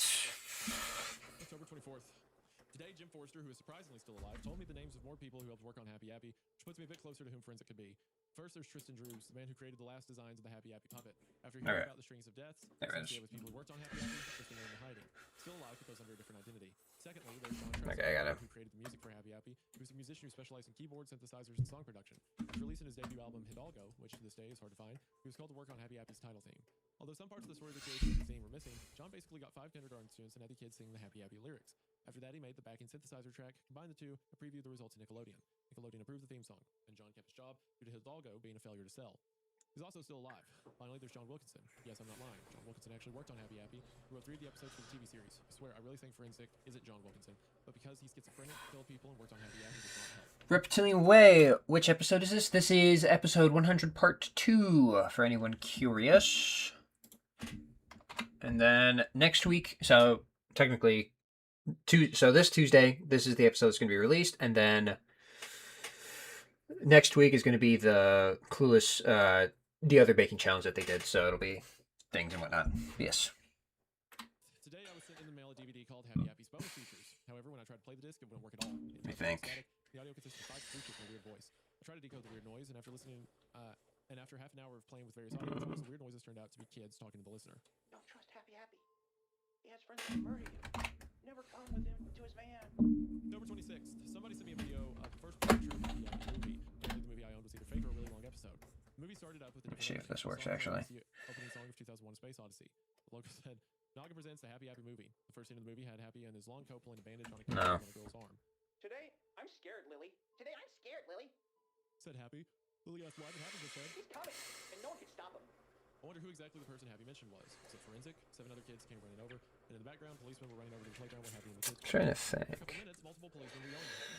Finally, the sheriff came out of the car and said, Stop in the name of the law. I know you have murdered Miranda. And Jaina. Happy grabbed another needle with green fluids from his long coat and stabbed It's him too. in the eye with It's it, not laughing like a blurry maniac. In enough. response, the cops took out their sidearms and shot Happy to death. His bullet-riddled body fell to the ground while kids began to walk over and cry over him. Police left, knowing that they finally dealt with Happy, and the episode just got outright bizarre. Happy was suddenly revived and stood up. The kids ran away screaming. Happy got another knife and started to chase Lily, and POV shot. After 30 seconds, Happy grabbed her and broke her neck. A snap that resulted in enough for me to stop the video for a while. I resumed, and the camera cut to the rest of the kids running away from Happy Happy. Happy got in his van and drove after a little boy. As soon as I saw the boy, I recognized him as Danny from the camp intro. Given his significance there, could Danny be the one who Happy was talking about earlier? Anyway, No. the Trying to. Danny picked up a lit cigarette that fell from the sheriff's mouth, gets into the van, and burns Happy's face, leaving a black burn on his left cheek. Happy screams. No. I'm trying to think. In his van. Danny opens the door again, climbs into the passenger seat, and tries to distract Happy. Eventually, Happy crashes the van into a tree, and Danny gets thrown out of the van. Happy climbs out of the van and picks a sharp stick off the ground. Cuts to Danny, waking up and picking up Happy's sharp knife. Every eye faded to black. Part 2, he said yes, and that it would be done on the 27th. I guess I'll just have to wait. October 27th. I just finished watching the Happy Happy movie and it was weird. However, I did find something that will interest you. It starts with Danny running to a junkyard. He hid in a car and it cuts to a girl in the playground playing with a tin can. Happy Happy slowly crept up to her. The girl screams and he stabbed the girl with the stick. He runs off to get into his van. After driving for a while, he reaches the junkyard. Happy gets out of his car and looks around, yelling for Danny. Danny jumps into the car. Happy swears and Danny runs him over. He jumps out of the car and the van pushes Happy into a car crusher. It crushes Happy in the van. Horrifying crushed car cube comes out with Happy's skin, blood, and organs all over the fragments of the van. A woman comes out of the cockpit and Danny says, Thank you, June. She says, Thank you for telling me and Dad about Happy's rage. I couldn't take this anymore. I want the movie to end now. I was wrong. Oh, was I wrong? Another Happy peeks behind an old car and boastfully says, Did you really think that I was gonna die like that to a kid? Well, if you thought so, you're wrong. The credits start. Because of a video error, I can only make out these names in the credits. Director Tristan Yep, producer Keith Bloom, Johan Brook, Happy Happy, Tristan Yeh, and Danny Ray Bogan. After all this time, I found the identity of the director of Happy Happy and or Forensic. I'll need to research more about him. October 31st, Halloween. Have a safe and happy Halloween, everyone. Knowing Forensic, I know I probably won't. Gosh, this has so many similarities to I Dared My Best Friend. Boo! Anyways, today I got a package in the mail. What? I said boo. Yeah. Anyways, today I got a package in the mail. Taped to it was an envelope with a letter inside. The letter read like this. To Apocalypse. During a recent investigation of Kevin Christensen's house, I found a damaged journal that seems to be related to the show your blog is talking about. I hope it will help you find out more information about Happy Happy. Sincerely, Officer Robert Newport. I opened the package and inside was a 70-page notebook. However, most of the pages have been torn out. Here are the entries in chronological order. February 9th, 1999. I felt like I got a job at Nickelodeon yesterday. So far, I've been. I think it needs to be a little bit lighter. Pre-production as I write this entry. I will write more soon. February 25th, 1999. I've been put on a project to work on Rugrats. The plot of the planned show, which was called Attack of the Killer Apples, was a rip-off of the movie Attack of the Killer Tomatoes. The problem was that almost no one liked the idea, including me. March 1st, 1999. Guess what? I've heard that the Apple show is going to see the light of day. The man who's going to help produce the show, Keith Blue, did some Claymation commercials for Noggin. I will say, we gotta watch out with that word, dude. I keep... for Noggin. Since there's... wait, what do you mean you gotta watch out? I keep almost... it doesn't matter. It's words for Noggin. Since there's some of the most popular commercials on Noggin, the creator asked what she should work on the show. March 11th, 1999. That's the funniest thing that's happened this time. That's hilarious. I overheard a rumor. I gotta watch out. I overheard a rumor we're filming an old stage where Double Dare was being filmed. March 25th. There we go. The contrast was too high, that's why. Today, I was eating lunch when I saw some sick fucker dragging in Happy's voice actor Tristan, who was in his late teens and had a pretty deep voice. We started filming tests like Happy in his van and practicing lines. The guy who dragged Tristan and shouted action. A weird country song started playing on the radio in the van. I shouted to the guy who shouted action and dragged Tristan. What the fuck did you do to Tristan? All right. And the rest of the page. And the rest of page and every page except the last is torn off. January 2nd, 2011. Today I wrote here we go. The show's original air dates are some facts. The air dates No. /Noggin, April 26, 1999 June 3rd, 1999. Pre-TV Cancel. channel, May 16th, 1999 through March 31st, 2000. Brazil, I don't know where in Brazil, November 30th, 1999 to February 1st, 2000. Happy Happy had to scrap TV. Happy Happy had a scrap DVD release. The director was tall and mid-weight. And 3, he went by the name Fred. So it turns out that Tristan Yep isn't the director. I'm still wondering about who the director is, though. I guess Fred. November 1st. I finally did it. I killed Forensic. What? Is that where okay. I killed Forensic and found a shocking discovery. Well, I think I have. You see, I was driving home at midnight when I saw Forensic running away from Jim's house. Knowing that he might have grazed, injured, or even killed Jim, parked my car on the sidewalk and ran to Jim's house with my knife. I looked all around the house. I don't know why it does that, but couldn't find Jim or Forensic. During this, I took a Winchester shotgun from his living room just so that I could better arm myself. I've been checking all the let me think. I saw what looked Okay. like Jim's bleeding body sitting on the floor of the basement. I ran to him thinking he was dead, but he wasn't, and said, Oh, Jesus, Jerma. Don't scare me like that. I said, Sorry, Jim. Did you know that? Jim interrupted me with, Yeah, I know. What's going on? Yeah, I know what's going on. Forensic, or whoever the hell he is, has broken into my house. That's why I stained my best clothes. That's why I stained my best clothes with ketchup. Hunter. Gosh, man. That's why I stained my best clothes with ketchup, so that he would see me and think someone else killed me. Someone else I killed guess. me, yeah. I heard Forensic open the door, and I loaded the Winchester. After telling Jim that I'd be back soon, I ran up the stairs, cornered Forensic, and shot him in the chest. Boom! For a second, I thought that I had finally killed him. However, someone looking just like him jumped behind me and tried to stab the back of my head with a knife. I shot him in the chest like the other Forensic. I thought I'd killed them both, but the second Forensic tried to make a run for it. However, his injuries made him collapse before he could run out of the house. I went into the cellar and called the police before I noticed that the first Forensic was missing. When I went back to the cellar, Jim again, I found a USB drive lying on a bookshelf and I took it. When I told Jim about the USB drive and where it came from, he said, That's odd. I certainly don't remember owning a USB drive. I seriously wonder what's in it. After a long wait, the police arrived. Thankfully, Newport believed me when I told him about what happened. I'm just going to say this, but I'm honestly starting to feel like he believes me. I got home and put the USB drive in my computer. It only had one file called instructions, which was just a minute-long video of one of the forensics saying, "In your pillow will be over and over." In your pillow will be what? I opened my pillow and inside I found a random song. My wallet was missing a $20 bill I put in there, and a DVD saying "Happy Happy Complete Series" with the label saying Season 1 was on it as well as Season 2. What the hell is this? I can understand Season 1 clear as day, but who made Season 2? Did someone have made more episodes that have toned down the violence? Or did someone make even darker episodes? Better yet, who made these? Jim, Kevin, or maybe it's Forensic? Has to be Forensic. But now, I don't even know. I'm only watching these episodes just because they're happy. Another post from the same day. Today I talked to Jim about the DVD. His response was, Well, that's very odd. I mean, who in their right mind would make two more seasons of that show? he added that he wanted to see the new season as well, so tomorrow we're going to go through and see the missing episodes of Season 1 as well as Season 2. Also, another interview was uploaded by the same man. This time it was an interview with Tristan Ye. Tristan Ye. That's me. How old were you when Fried House Screamers was around? About 15. What happened when you did Happy's voice on the first day? When I recorded my lines on the first 2 minutes called Happy Vacation and Hurt Happy, I did notice some odd things with the script for this episode. It hurt Happy. He ate apple, which was weird considering he was, well, an apple. What was the worst thing that happened to you when you were on the show? I don't like to discuss with people about it, but here we go. I was once dragged into the studios by a tall man holding a rope, which was tied around my feet, and after an argument, we filmed the episode. Okay. That's just horrifying to say the least. Do you know who dragged you in? I actually don't remember. The only thing I know about the man was that he was taller than most of us. So there were 2 forensics and he killed both of them, and Forensic kidnapped people to make the show, I guess? Yeah. November 2nd. This will be the first of 3 posts detailing Jim and I watching the contents of the DVD. Though we are watching the disc, I still can't get over the fact that there's another season of Happy Happy. I really can't. As soon as the DVD loaded, we saw that it was a freeware DVD burner menu. Obviously, Forensic or whoever made the disc did it as cheap as possible.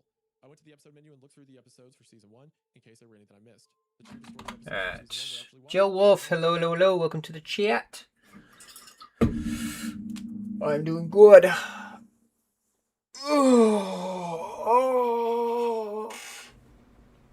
Oh yeah. Happy in Space, me and Miranda. Project found the entire episode list for Season 2. Happy in the Oranges, Happy's Van Breaks, Lighter, Happy in Blackberry, Napoleon, The Big Help, Nutsick, Rose of Blood and Bones, Can of Kill, Jar of Hate, Happy's Rising, Happy Kills Benny, Miranda Lives, Miranda Dies, was the second episode for some reason, Napoleon, A Bigger Help, Miranda, Happy Happy's Christmas, Happy's House, Napoleon, Biggest Help, Happy Fest, Happy Lots of Love. Then Epilogue. Judging from the names, we can only guess who is he. I played Happy at the Fruit Olympics since that was one of 2 episodes of Season 1 that I didn't watch. Began with Happy saying, "Hey kids, the Fruit Olympics begin today!" and watches TV. It seems to tell us a recreation of the Olympic torch relay, but with fruit. After the torch holder, an apple lights the Olympic flame. The games begin. It's a cheesy compilation of sports played in the Olympics, but with fruit. It reminds me of the circus episode. All right. A lot better. He turns to the camera and says, Hey kids, the 2000 Olympics begin in a year. You should go see it. And the episode ends. When it ended, Jim told me that he actually remembered helping film the episode. He even did a few of the puppets with Kevin Christensen and Tristan Drews. So I think the mystery is because his friend doesn't remember the stuff that he apparently did. Happy in Space was next, and it was horrific. It starts out with Happy sneaking on the... Wait, hold on. They shot 2 people and no one cared. There was no investigation. Whatever. Also, 100% this is going to be the space show that blows up, by the way. Just let you know. The Challenger? Yeah. Wasn't that back in the 90s, though? Like, before Happy? I could say it, but this is not... Doesn't matter. Whoa. Okay, calm down. Hey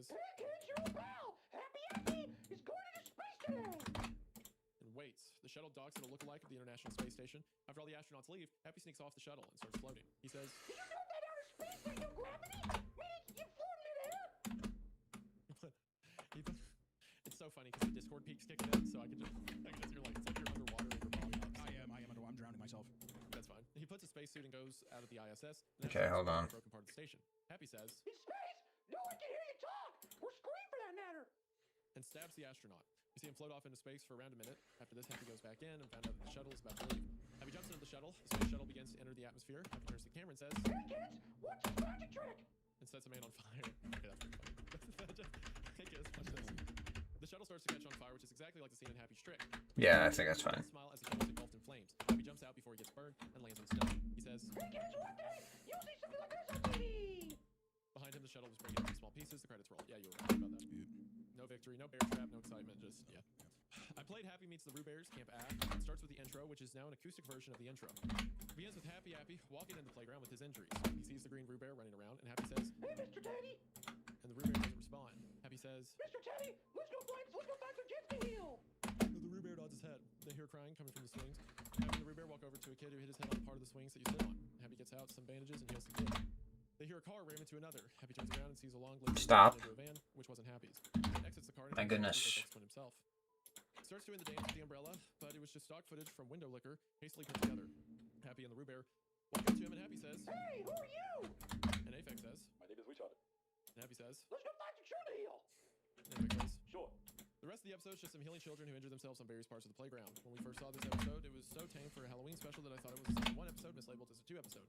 Also, I told Jim, Why was the episode Happy and Rubers? Oh, if only the green one is present. he said there would have been all 3, but they didn't have enough money to get the others. Also, I need to sit down all of a sudden. I've been drinking energy drinks to be awake, and I suddenly got really lightheaded. Do you care to read this paragraph while I sit down? Absolutely. We saw Camp We saw Camp Yeah, I gotta go get some water real quick. I'll be right back. Damn, you're fantastic.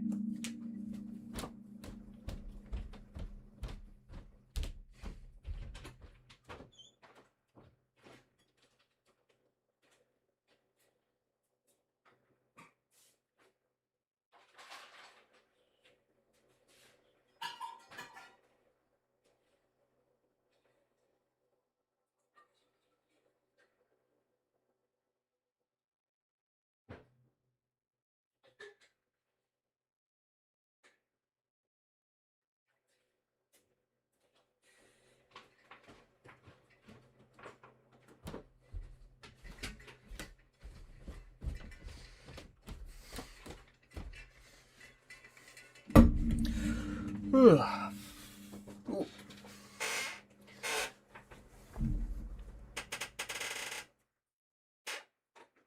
Let's...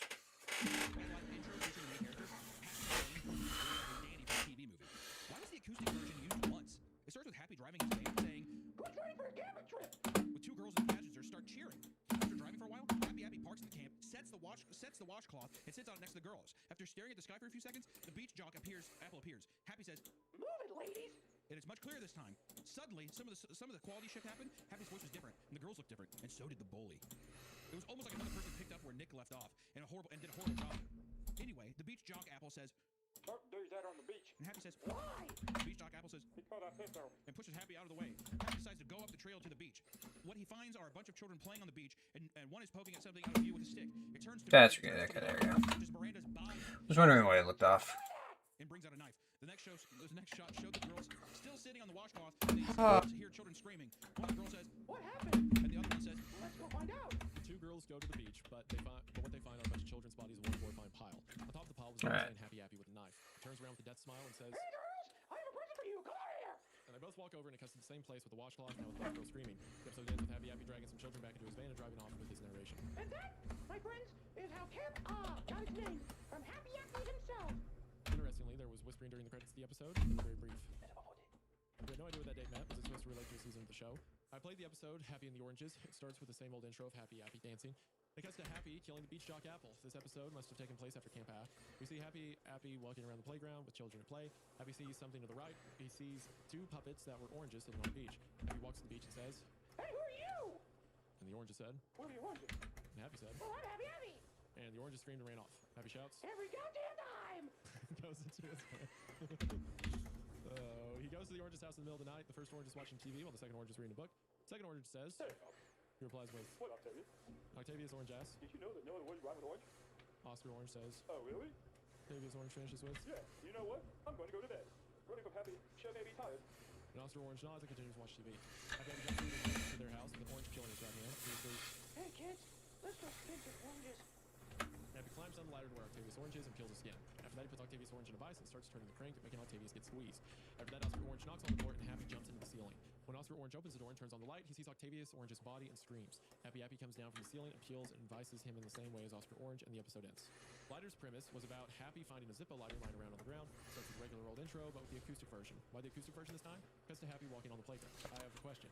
If Happy kills a lot of children, why don't the children notice him instantly, or the parents? Happy stops and picks up the lighter, and he says, Look what Happy found. Cuts to Happy turning on the lighter and says, you know what was most important that burns down houses and sets children on fire. Happy walks over to a living worm. He exclaims, Fire can barely hurt people and in some cases kill them. Like this worm. Sets the worm on fire. Alright. See its body turn into ashes. Happy said, Magnifying glasses can also show small insects on fire. Before walking over to a kid, the kid didn't recognize him, and Happy turned on the lighter, set the kid on fire. The kid tried to stop, drop, and roll, but it was too late. Happy said, Let's go find out to burn. and Happy walks over to a house on a boardwalk and burns it down. The fire spreads and the entire boardwalk catches on fire. The rest of the episode after that was Happy watching the place burn to the ground. At the end, he says in a cheerful voice, That was fun. You know, you should just do that to make me proud. Jim said in a smug tone, Shit, let's totally follow Apple's words and burn this shit down. oh my gosh! I want to Oh put my a gosh. gun in my mouth and kill myself today. I want to take a tiny blade and slit my wrist and let this pain just fade away. I wanna die. I wanna die. I played Happy in the Blackberry, which was 2 minutes short of a normal episode of Happy Happy. It starts out with a giant hit Blackberry puppet saying, Hey, my name's Dirty Barry, and I hate Happy. Derry runs towards Happy, who's putting medical tape and cotton on the kid's bloody gash near his wrist. Happy turns around holding scissors, and Derry accidentally runs into them. Happy says, Come here, kids. Oh, look where you're going, or you'll get boo-boos. Derry pulls himself off the scissors and tries to eat Happy. Happy pushes him off and stabs Derry in the eye with a scalpel. Derry screams and pulls the scalpel out, ripping Derry's eyeball out in the process. Happy grabs the rest of the saw and slowly hacks him in two. The rest of the episode shows Derry's body after Happy cuts it in half. I played Napoleon, the big help. It began with Happy trying to kill June. Just to clarify, June is Danny's mother. Thank you for the clarification. He's struggling to kill her with the same stuff he used to kill Derry with, while June is trying to stab him in the face with a knife. Happy says, Master, please help me. Forensic, in all of his glory, walks in slowly and says, Yes, Happy. Happy says, This woman's trying to kill me. Forensic says, and Forensic stabs June in the back, weakening her. The rest of the episode was basically a snuff film recorded on a low-quality home camera. What Forensic did on camera to June was absolutely horrifying, so I'll be quick on what Forensic did to her. First, he cuts off her arms with a scimitar knife. Scimitar, that's a scimitar. Knife slowly and painfully. So you might have seen this in Aladdin. The Aladdin sword. After that, she proceeds to cut off her legs with the same cleaver and starts skinning her. After minutes of skinning, she dies, and Forensic cheerfully says, he opens her guts out and starts eating them. After 20 hard-to-watch minutes, he finally stops. Thank God. After that horrifying scene, Danny from the TV movie comes in crying and sets Happy on fire. Forensic threatens to kill Danny. He runs off screen, and Forensic walks out with a scimitar knife. Finally, the Happy model melts, ending the episode. Jim's reaction was, and I quote, What the hell was that? I had the same reaction, but in a quieter voice. We had a lot of questions about this episode. Why was Forensic in it? Did Forensic make the episode, or did one of his friends? For that matter, did Forensic really make the episodes? I don't know, and we really didn't want to know. I played Nuxic, which was actually called Happy Goes Bonkers. It starts out with a girl forming Happy into his normal shape, but drops a garrote wire next to Happy. Happy grabs the wire and off screen, cuts her throat open with it. After that, he says, Hey, kids, I'm gonna kill Danny. the rest of the episode's Happy going around using disguises to try and kill Danny. They include the spacesuit from Happy in Space, the costume in Happy Goes to the Circus, Octavius Orange, and Derry Berry Skin. Somehow, Danny finds out that Happy is trying to kill him. After the 5th attempt, Happy, like the title says, goes bonkers. Breaks the camera and how he never has his way. After 5 minutes, Brandon stares at the camera motionless, and the episode ends. I said to Jim that we'd watch the next third tomorrow, and so I left. The thing is, though, when I left, I swear I saw Forensic walking up the street, but it was so dark that it could have been someone else. Didn't he kill Forensic? Yeah. November 3rd. Welcome to the second party of the Happy episode watching post. In Rose's Blood and Bones, we see Happy painting a picture with red paint. Pictures of a rose in a playground. That isn't enough until we see Happy run out of the red paint. He says, Damn it, no whoops. Hey, kids, let's go buy some red paint and white sticks. we see Happy go out of his van and lure in 2 kids, and we see him mutilate them off screen. Cuts to Happy painting the same picture, but we now see him with more red paint and white sticks as he stalks, as the stalk of the rose. After a minute, he finishes the painting. He shows the result and says, My masterpiece is complete. I collect the rose of blood and bones. Hey, kids, you chicken, get painted using body parts of blood. If you make one, send it to me, and I'll give you the time. The video ends before the address was shown.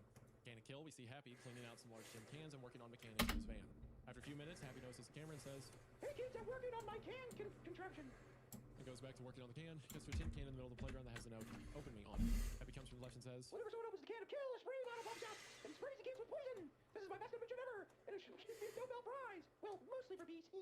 well, he is talking his mouth off. We see a kid named Quincy open the can, get hit with some sort of poison gas, and gets knocked out. Happy notices Quincy's body and says, Hey, it works! You can make a can of kill. All you need to do is send $5 to this address, and you can wipe out anyone that hates you.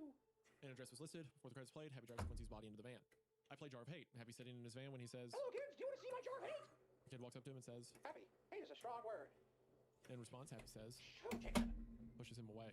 Happy proceeds to write Jacob's name on a blank scrap of paper and places it into the jar of hate. Happy says, My jar of hate has names of people I will kill. Let's see who's going to be the lucky one. he empties the jar and picks out 3 names. Happy says, The people I will kill are Jacob, Miranda, and Ken. sneaks behind Jacob with the cleaver from Big Help, jumps behind him, and the credits roll. While you can hear Jacob being killed in the background and Forensic screaming, I'm still. I played Happy's Rising. It starts with Happy healing a kid using a bandage, but he says, Hey, kids, want to come and fuck with me, baby? everyone, including Benny, running into Happy's van. However, to trick Happy, then leaves quickly and silently. Shows Happy with a hand grenade. And he Yeah, that's says, fine. Want to see a cool trick? Of course, the children shout yes. Happy throws a smoke bomb, drops the grenade, and gets out of the van. We see a child. Duke Master editing. Yes. Yes, I agree. Hooah. Yep.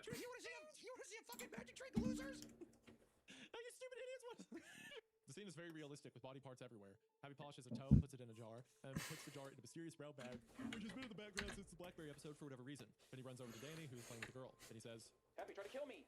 Danny says, Wait, you're safe here with me.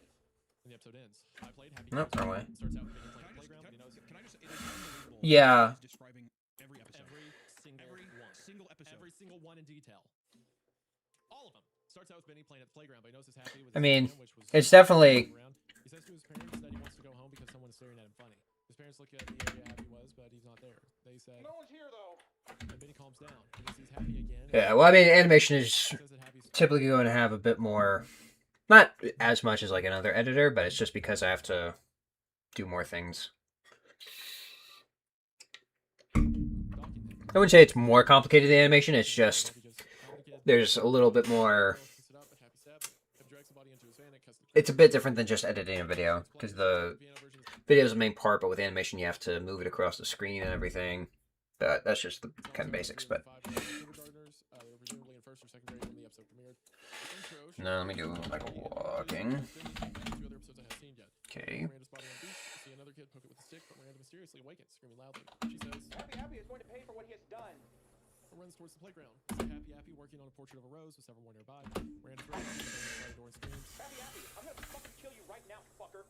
and Happy says, Whatever, bitch. Do it. Do it. Just fucking try. Do it enough like you're fucking dumb piece of shit. Fucking fool. Twice, Hunter's gone on rants where he's just said like the F word back to back. Videos got demonetized. Was it just that time when it was like, yeah, this fucking stupid, whatever it was the person. Like, That was the thing in the basement giving over to people, and it also happened again. Oh, on, yeah.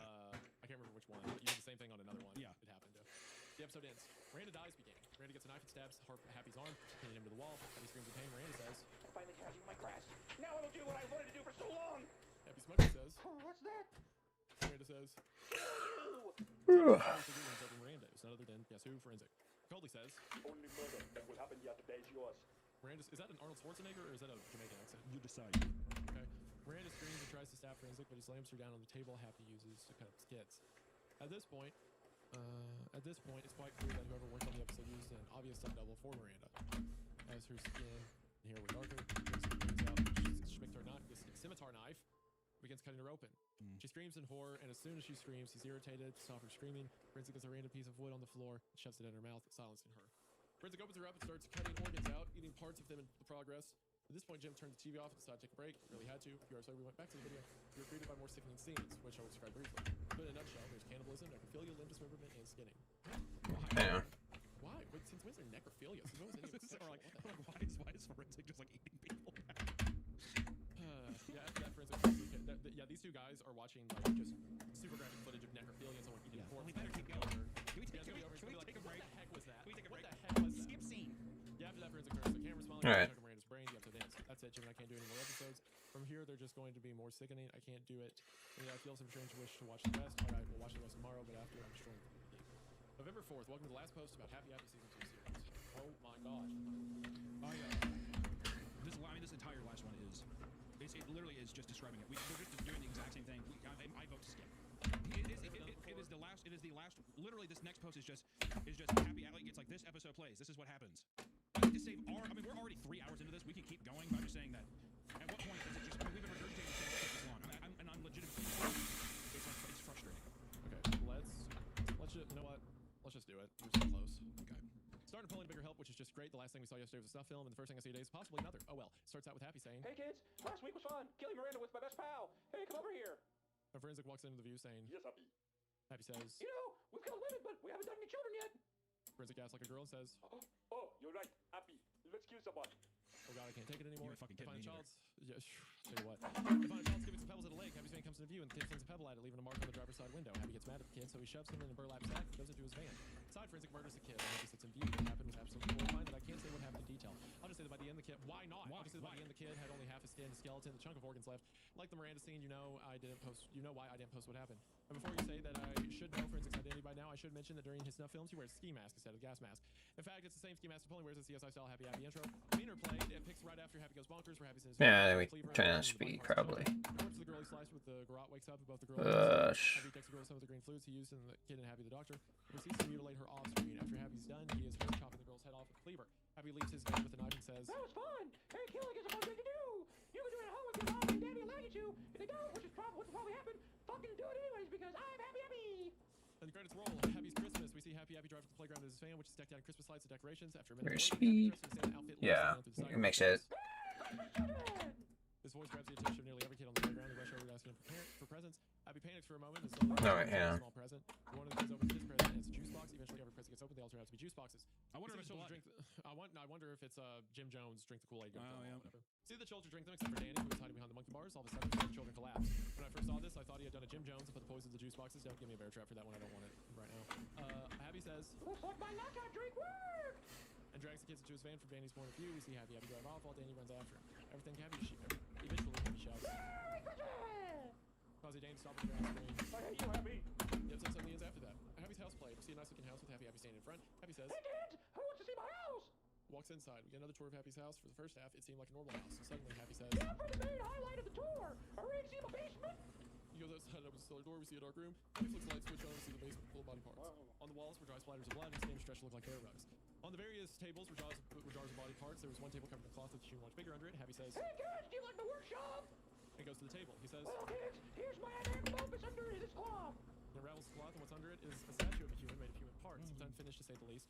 Happy has yet to add the organs and the rest of the skin. Happy says, Hey kids, you should make a statue like mine. and the credits roll. Mocked Happy's ideas as he did when he watched Lighter. Finally, in the biggest help played. Great, another stuff film. I thought. I've seen a list of episodes hopefully glass. In this episode, Happy sinks the organs into a statue, puts a stomach, a heart, ribs in, but finds out he has no intestines. Happy screams for forensic. Forensic comes over and says, Napoleon, could you please find me some intestines, preferably adult ones? Forensic nods and goes out. We see Forensic going to Danny's house where he and his father crying over the death of June. Danny notices Forensic and screams. Danny's dad rushes over. Danny rushes him.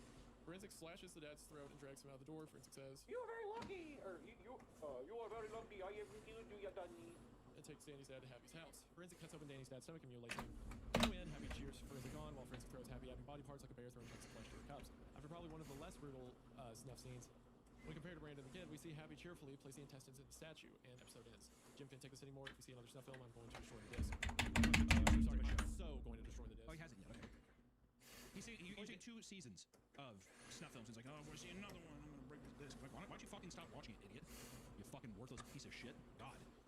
We play Danny's Love. We see Danny kissing the girl from a few episodes back, and Danny says, Happy knows the shame from Brandon. He says, Hey, kids! Who wants to see a relationship end? Jenny goes near the road. She notices that a limo is there, which looks like the one Apex rode in. And Happy meets the Rue Bears. So for whatever reason, she knocks on the window. A man in shades who looks a lot like Sean Wilkinson rolls down the window. She says, Hey mister, you have a nice car. he smiles and says, Thanks. Suddenly, Happy opens the door and grabs Jenny. We see the limo drive away. Danny sees the limo drive away with Jenny. Danny screams and cries out for the last 5 minutes of the episode. Finally, Happy Fest and Happy Bots in Hell room. In Happy Fest, we see Happy discuss plans in the camera. He says, Hey kids, I have an idea that will change the world. I'll make everyone happy. brings out a knife. I knew what he was going to do. He was going to carve smiles into people's mouths. He got out of his van and said, Hey kids, who wants to smile? Even when you're sad. and all the children, which were around 5, come running into Happy's van. Happy locks the doors, does a death smile, holds up a knife. We see the outside of the van, where children are screaming and Happy laughing. After that, Happy opens the van and climbs out. In the background, you can see a kid's body whose mouth is All right. like, So this is actually kind of a fun thing. So like if I have like a clip and I want to just put their like head on top of it, I'll just do it for lack of a better term. You know, instead of like tracking, I'll just do it frame by frame because this isn't a 60 frame, so it's 24 frame, and it's only like a few seconds, so it's not super hard. Plus, it has like that nice kind of jankiness I like. What is that? Okay. But then smile. Abby says, Make everyone smile. The entire world will be a better place. Yes. Finally, Happy rots in, hell was up. Couldn't believe it was the end. Well, minus the epilogue, and we couldn't feel any better. This is actually our favorite episode. You just guess why. In Happy rots in hell, Happy drives to an old house where Danny's hiding. We see Danny holding the knife. Well, another girl is with him holding the keys. Danny says, I hope Happy doesn't come here, Abigail. we see Happy knock on the door with brute force. Abby says, Goodness, there's no door to the basement. Danny says, If Happy hears or sees you, call for me. Abby walks downstairs trying not to make noise, get the keys, and tries to unlock the door. The only keys alerts Happy. Briefly says, I hear you. Before running over to try to kill Abby, she unlocks the door and gets in the room right before Happy could reach her. She locks the door and Happy shouts, Don't think you can hide forever, Abby. Before running, running of a chainsaw is heard and Happy is seen trying to chainsaw down the door. Danny shouts, Get me instead. and Happy says, Oh, goody. You're much more important than her. Cuts to a POV shot of Happy trying to slice Danny with a chainsaw. Then he runs into the stairwell room. Abby locks the door again, and the two run down the hall as Happy tries to cut down the door. Abby finds out that there's a door in the basement, so she tries to unlock it. When Happy breaks through the door, goes towards it, Abby unlocks it and opens the door and slams it into Happy's face. We see the basement, which is a bunch of pipes and random chests. Danny opens the chest and finds a knife and a revolver with 6 bullets. Danny tells Abby to get out using some stairs to the side. She does, and Happy breaks down the door. He charges at Danny with a chainsaw, making Danny jump out of the way. Then he fires the revolver at the basement as he's hitting Happy. The chainsaw gets stuck in the wall, and Happy pulls it out. Let it die, let it die. Yes.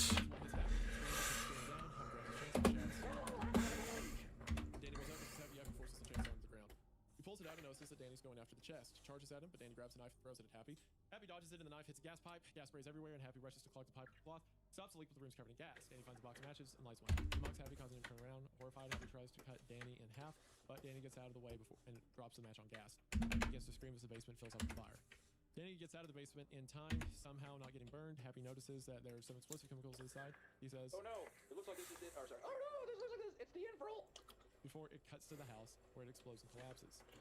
Due to the foundations being blown away by the explosive chemicals, we see a camera pan of the destroyed basement where Happy's melted, crushed body lays. Happy's crying nearby while Danny's trying to comfort her. Suddenly, Forensic grabs both of them and coldly says, Don't take my creation. Now I will do the same to you. Wow, Forensic's creative and so cool. Finally, I played the album. Directed someone playing Gloomy Sunday by Rezo Ceres. While it's been pitched from all the episodes in the intro, minus the stuff ones, albeit in black and white. It cuts to a man typing on a typewriter on his desk with the crushed Happy at its side. The paper the man is typing on seems to be about Happy Happy. A subtitle appears that says, portrayed by an actor. Narrator talks over the scene. It looks like the evil rampage of Happy Happy has come to a close. Although he has died, his unfortunate impact on the world lives on. The many people who died on that show did it so the show would seem true vision, a snuff TV show. But directly, I have no idea. Everyone got to see that he died in a gruesome way. The man turns his face to the camera. You think he died, but although Happy is long dead, the director lives on. And somewhere in the world, he is making private owned videos, which continue the whole story of Happy Happy. You might be wondering one thing. Why did Happy Happy go so bad? We might never know until the director comes out and reveals why he made Happy kill all those people. The director slowly fixed Happy's puppet with clay model utensils. Somewhere in the world, the director is slowly rebuilding Happy's clay model, damaged in the series finale of Happy Happy. And if the director rebuilds Happy's clay model, who knows who might be killed next? It could be a celebrity's child. It could be the president's child. It could be any child. We only say two things. The director's alive, and he might be killing someone. I hope someone will kill the director, Frederick Gorbodi. It cuts to Happy's rebuilt model. The director has a knife. It cuts to black and screams her. I hope someone will kill Napoleon. Now we know who Napoleon slash Forensic is. I'm tripping. I'm tripping. The disc ended, Jim said, Well, at least that's over. And we know who Forensic is. He gave the disc to me and said, Keep this. Even though I want it to be destroyed, keep it so that you can learn more about these episodes we're made. He said okay and left his house to tell about the last episode. Oh, and I remade the episode list and guess where the hospital doctor was. Flash on screen. I'm not reading it, yeah. It's there on screen. The hospital doctor was second to last in season 1. I don't know what that means. Oh, he said I guessed on where it was. Okay. Alright, November 5th. You know, I think that revealing Forensics identity was a good idea. When I went to sleep on the 4th, I heard someone open the back door. Didn't he kill him twice? I thought he'd been dead for a long time, but whatever. It was probably Frederick or one of his friends. I grabbed a gun and went into the kitchen in front of him and exploded, trying to burn my house down. At the end was a lighter. However, unlike the normal Frederick, he was quite fat, giving me the idea that this was John Wilkins in disguise. Before he could turn on the lighter, I shot him in the leg. He stumbled to the ground, screaming in pain. He dropped the non-lit lighter on the ground. He tried to light it up again, but I stepped on his hand with my right foot. With his free hand, he tried to slash my Achilles heel with a knife, but I kicked the knife out of his hand with my left hand. I grabbed the knife and held it to his throat. The man proceeded to say, Do it! Oh my god. What? What? What did that Do it, you stupid foreigner! In my life, and you'll fear Frederick so much that you'll piss your pants at the thoughts of him, you sissy. I chuckled and said, No, I'll just do this. As soon as I finished talking, I grabbed him and threw him first into a metal radiator, knocking him out. After that, I called the police over and they revealed who tried to burn down my house. It was none other than John Wilkinson. I seriously wonder where Frederick Gordon is. He can have possibly been Wilkinson summer camp. November 6th. I got it. You know the address mentioned in Can of Kill and possibly the Rose episodes? I think Frederick's hiding out there where the address is. Now that I know a possible lead, I'm planning on going to the address soon in the next day or so. I have to go now. I need to find some small weapons to bring just so that I can run from Frederick and protect myself if he chases me. November 7th. Oh shit, oh shit. Today I found out that a Mr. Oscar Mathewson died today. Normally I would just be... Nope, wrong one. Back to this blog. If you have questions by email, we're going to stop Frederick now. I'm horrified that Frederick is starting to kill fans of the blog. When he's done with my fans, he'll go for me next. But that's going to happen. November 9th. This post will be the last post of this blog. That's a lie, there's 2 more after this. Even though many questions related to the show may not answer, this post really might answer the ones related to Forensic and Frederick. First, I must talk about the trip to the address. Since I live in the suburbs of Aberdeen, Washington, the address was near Alma, Colorado. I drove to Colorado and took some things with me. First thing I took was a photo of Frederick Morgan. From the forensic I find is actually him. Also took some weapons like the knife and the pistol. After driving for almost 23 hours, I reached Alma, Colorado. The address, which I will not tell for people's safety, was over 5 miles out of Alma. I drove Let me flip. It was a fancy abandoned house, sort of like the ones in Happy House in Hell. In fact, it was the same house. I gave a spray paint sign that said Happy Happy Fun House. I don't know why the house was built though. Maybe the trap the front door, I peeked inside. Sure enough, there's a shotgun trap using a Winchester. That's not what I want. I was the window, but Frederick locked the window, so I had no choice but to break the window. Climbed in, making sure not to cut myself on any glass. After that, I disarmed the Winchester trap, took the shotgun. The house was completely abandoned. All the lights were off, save for the room where the window was. I looked for the light switch, but I was distracted by the fact that parts of the floor were wet. No, that's the wrong one. That's why. It should happen, or there's blood on the floor. I ran to the light switch and tried to turn the light on. However, it didn't work, so I headed for the circuit breaker. Sure enough, the circuit breaker only had one switch that was on. I turned on every switch, which made nearly every light in the house turn on. I went back to the staircase room and turned the light back on. As I guess there was some blood on the carpet and floor of the staircase room, I said, Hey, Forensic! I know you're here, and I turned the power on for every room in the house. Now you can't hide in the shadows. There was no response, which I knew was going to happen. I shouted, Hey, Frederick, okay! I know you're Forensic! No response. Since there was no response, I explored the house a bit more. The staircase room and living room was to the right, while the kitchen was on the left. Stop. To the right and the left, I explored the living room first. Looked like it had been abandoned since the 50s. The couch was old, brown, and had various tears in the cushions and seat. TV was an old analog set that could only display the static due to it not having a converter box. And a frame on the wall had a picture of the weird guy from the towers. On the front wall, there was a door that was left open. I went through it and was in the laundry room. It looked like a regular laundry room at first, with washing machines and laundry baskets. However, some pieces of clothing in the laundry baskets were stained with blood, and over the laundry baskets was a frame photograph of Frederick as Napoleon hanging out with Happy Happy. Other than a door to the right that leads outside, there was nowhere to go. I went out of the laundry room and went to the kitchen, and I wish I had. The kitchen was just as run down as the living room, but it was probably worse. There were countertops, dishwashers, and an oven which had been rusted up. One of them, however, was rotten meat infested with rats. It was unbearable, so I quickly went out of the kitchen to the dining room, not noticing anything else other than the rotten meat. As I entered the dining room, I noticed that there were more maggot-infested rotten meat, so I ran into the next door room, which was the hallway, and looked at what the dining room had in it. There were various chairs, all of which were pulled out. Other than that, it looked like a rundown dining room with rotten meat. Hallway was nothing special, to be honest, and led to nowhere. At the end of the hallway, near the laundry room, it looked like someone piled up a bunch of wood to block off entry to the hallway.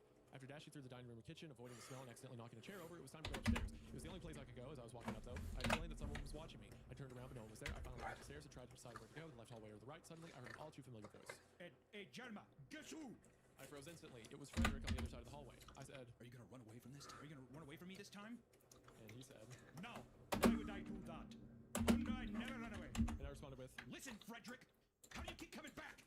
Or no response from Frederick for a while, and Frederick said, Well, I have some people who work with me.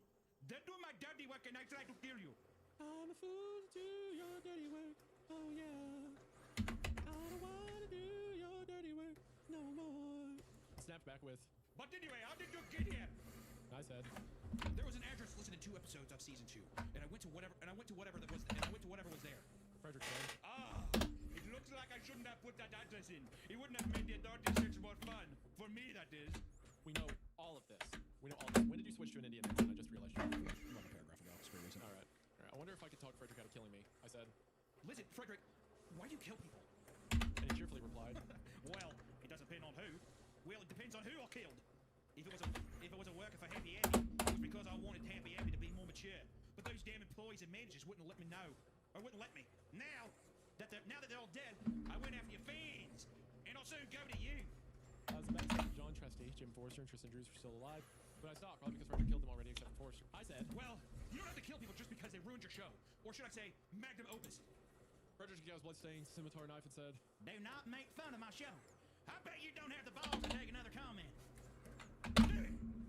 Sign, I said, You should have been happy that your show aired and got decent ratings. Oh my gosh, dude. Oh my gosh. Look at some of the gosh. shows now that only air for a few episodes before being canceled. Oh my gosh. Oh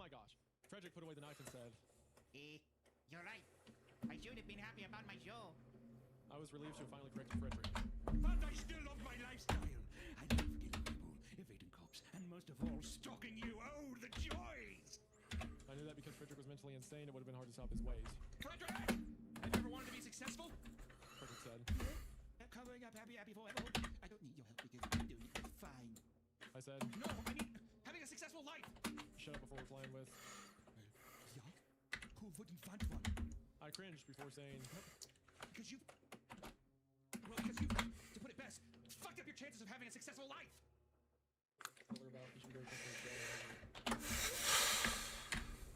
Okay, you know, I'm so tired that when he said to put it best, I thought he was going to say you should go to Best Buy.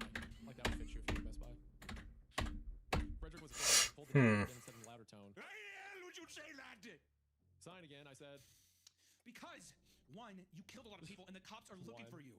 Two, if you're caught, you're gonna go to jail forever or put on death row. Frederick finally knew that I was trying to tell him that because of his actions, he's never gonna have a successful life. He finally broke free of his other personality. He said, "Oh my God, I can't believe I fucked up my life. I really can't. If only if it wasn't for my mental illness. If only it wasn't for my mental illness. Why brain? Why brain must you deceive me?" So at some point, the author became aware enough to just make these like gaffes, right? I don't think so. I legitimately believe this isn't earnest. I think this is earnest. I think so. Okay.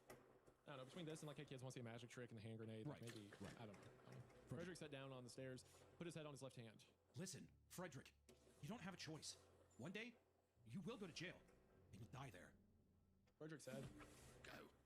Just go. I don't care about life anymore. I'd rather kill myself than be put to the electric chair or lethal injection." I said, "Listen, Frederick, you could probably start a new life by changing your identity and moving to South America. But you'll get arrested one day. So it's checkmate now."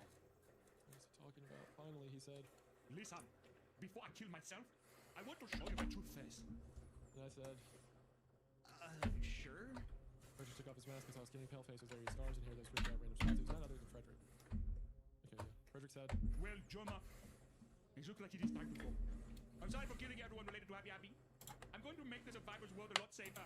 He got a scimitar jammed into his throat, effectively killing himself. I felt depressed that I couldn't save Frederick from his mental illness. I checked his body for related to him. In his jacket, I found some interesting things. I found a couple of knives with their blood on them and a folded sheet of paper. Reading it, I found out the 9 people had worked for Frederick. After taking the paper and his gas mask, I left the house and went to my car to go back home, but leaving my shotgun, katana, and knife behind. He brought a katana?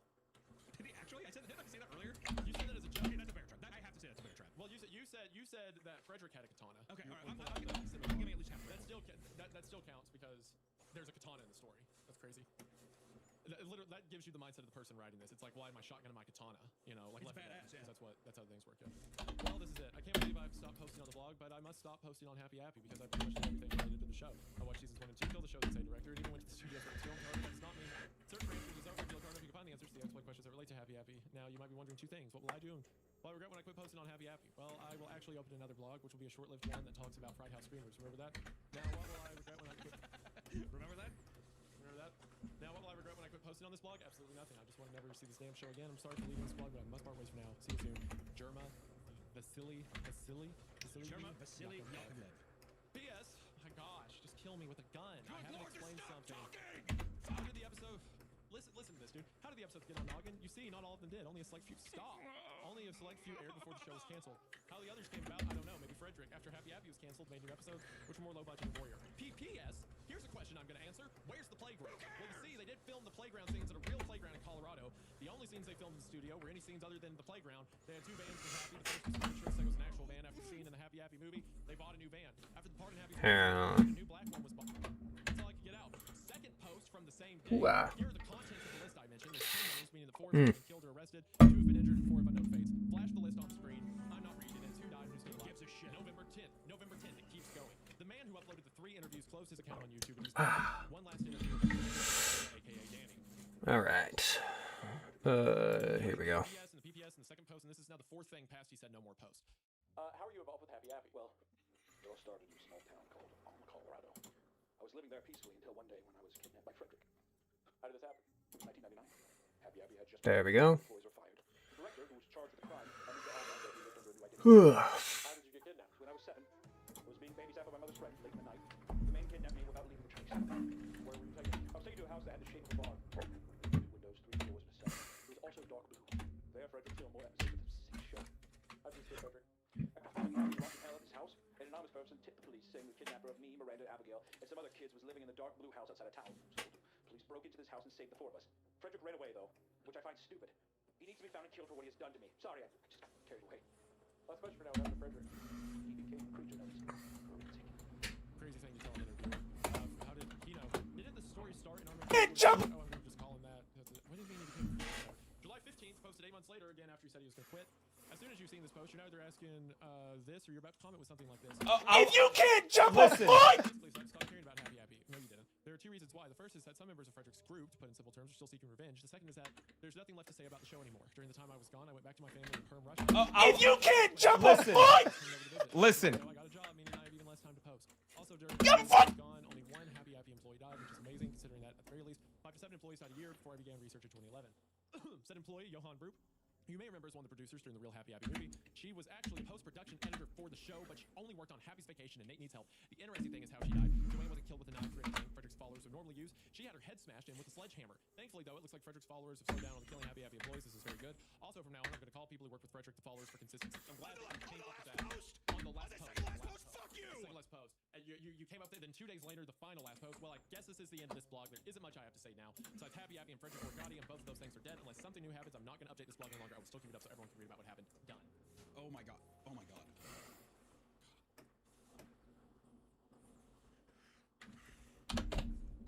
I mean, If you can't jump a foot.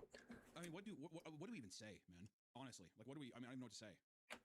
What you say is there was this little zeitgeist that existed for Yeah. a bit around the early days of internet horror culture, like what we've got here, around like lost media and creepy kids TV shows, and those worked and they were fun and they were enjoyable because they were like a page, right? You had Squidward Suicide, Dead Bart, stuff like that, right? And it was fun because it's like, haha, what a kooky day from the internet. When you make that the reason, here's a lesson for authors. Sometimes the idea is not that good. Sometimes it is. I'm not even saying like I'm not discrediting this author by saying Happy Happy is any worse than those. I'm saying. Can we see what you have so far? Well, I gotta make sure I get this done. But it's that, and then who's the loudest nutter? So I can, you know,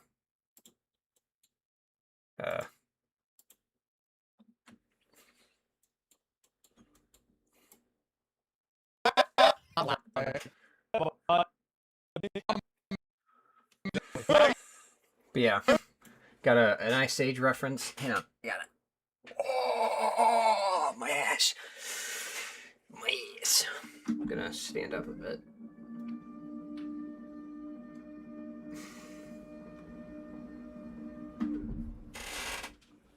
Oh, yeah. Ooh. Yeah, stretch. Stretch.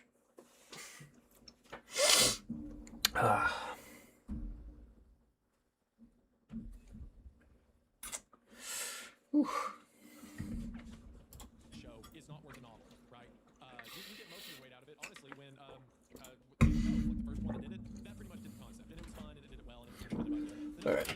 Media, and it's fun, it's PT2. But when you make it this long and you make it this intense, all of it just becomes tedious. It becomes slow. There was not a moment that I cared about any of the characters, the events. There we go. And it's because it's not a story that's set up for characters or events or periods. It's like Did that even a quick happen? little punch of sugar. But what I was gonna say is, did that even happen? Reading the story, I'm saying like characters and everything else. I mean, it was just they said names. And I'm at the bottom, and you can't reach me. You leaving me? Like, I felt lost all through all of it. I'm at the bottom, and you can't reach me. There's this mystery or this person. I guess that's what it felt like. Their You're right. motivation. You're right. It wasn't a story. It was someone just telling, which is weird because someone telling you something is a story. But this just felt like a list of like things that just kind of happened.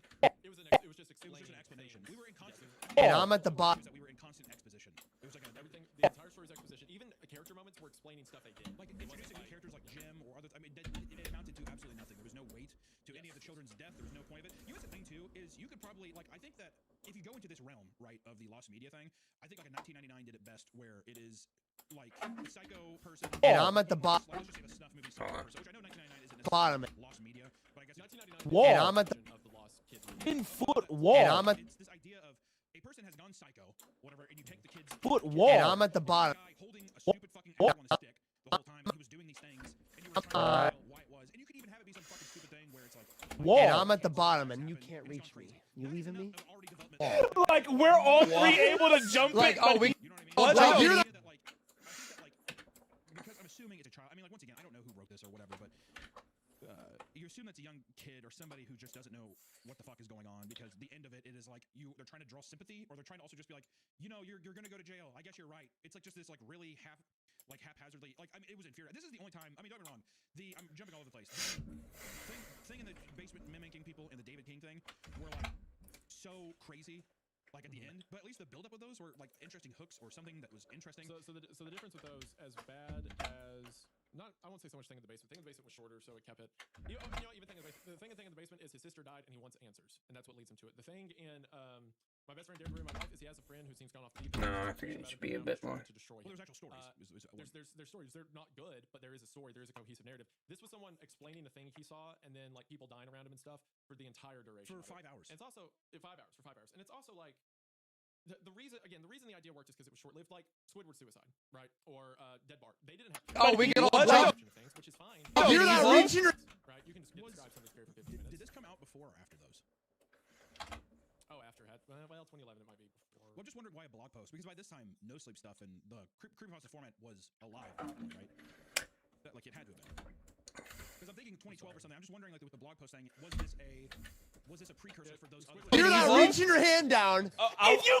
No, it's the other way around. Because like I said, Happy Happy is like you take those stories and then you're like, I can make a full like novella length out of this. And no, because the format's not made for it, and the concept's not that interesting unless you do what 1999 did, and you use the TV show as a kickoff point for this kid going and visiting the actual location and thinking there was like a killer or a child abductor in his town, and it's like him trying to figure out what this trauma he had as a child was about. Then you can do something with it, but it's not like the entire one. If 1999, and it did its episode descriptions better, but if 1999 was 5 hours of episode descriptions, it wouldn't have been as intense. Yeah, well, that's true. Yeah. Well, I mean, you care about the things that are going on and happening, and like there's actual like payoffs, setups, and payoffs that feel nice.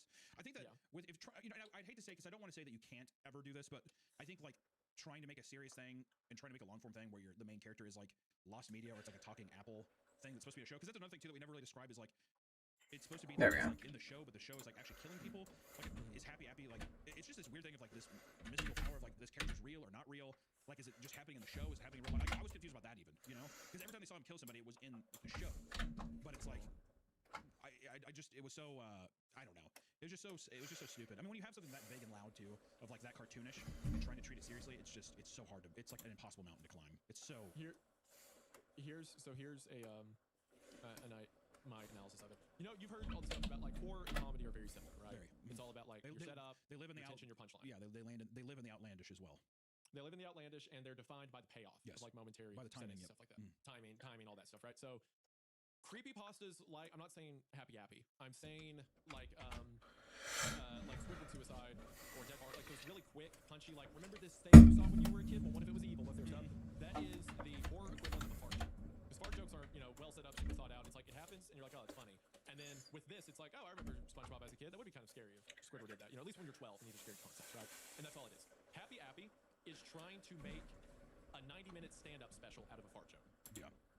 It's like fart jokes are funny, right? What if we did them for an entire act, entire routine? Fart jokes are not supposed to be stand-up specials, and when you do, they just get really annoying. So I mean, it's longer. It's kind of crazy to think about. It's longer than Pen Pal. You know, like what's weird too is the we've gotten to the spot where we've gone through. There we go. We've had people say since the beginning of the show. You know, we've talked about things. Jeff the Killer. We've talked about Russian Sleep Experiment. We've talked about Pen Pal, Baraska. All these left-right game. All these ones that people say are like 9. I think that we keep getting the faces of the more obscure, because this is like a very well-known one. Like this, I feel like we keep uncovering. Mostly ironically, but yes. Yes, but even still, you know, I mean, people like the same thing with Jeff the Killer. It's very ironic. Like, people leaving 5-star ratings because it's so bad. Whatever. Yeah. This is now getting to a part where it's like the infamy is that it's so bad that it's just interesting. Like we keep uncovering these stories, and I think that, I guess I just wanted to say that, like, I don't know, it's painful reading these. Like, I mean, like, there's no kind way to say it, but this is a painful one to read. But we've said this before about other ones, but it has to be more truthful than anywhere else. Is that these ones help you appreciate the other stories? You know, so like the next one we read is going to be like fucking yes, something that's like profound. Be a breath of fresh air. These things, and I think that it's at least good for us that it's like documented. Now you're done. Now that looming thing is gone. You know? Yeah, people can put suggestions in the comments. It's an interesting sign. It's like an interesting sigh of relief where sometimes we read things, you know, when you're done with it, I get bummed. She goes up. Because when the good ones are done, you're like, fuck. I wish that was the only thing we were reading next week. Or, you know what I mean? Like, and then these ones are like, I'm so glad that's like another one that we don't have to go through. Like we've plowed through. So let me ask you this: at the beginning of the episode, I said that the author announced that they're remaking this, right? Like they're rewriting it and stuff. Oh my god, you did say that. That's right. I did.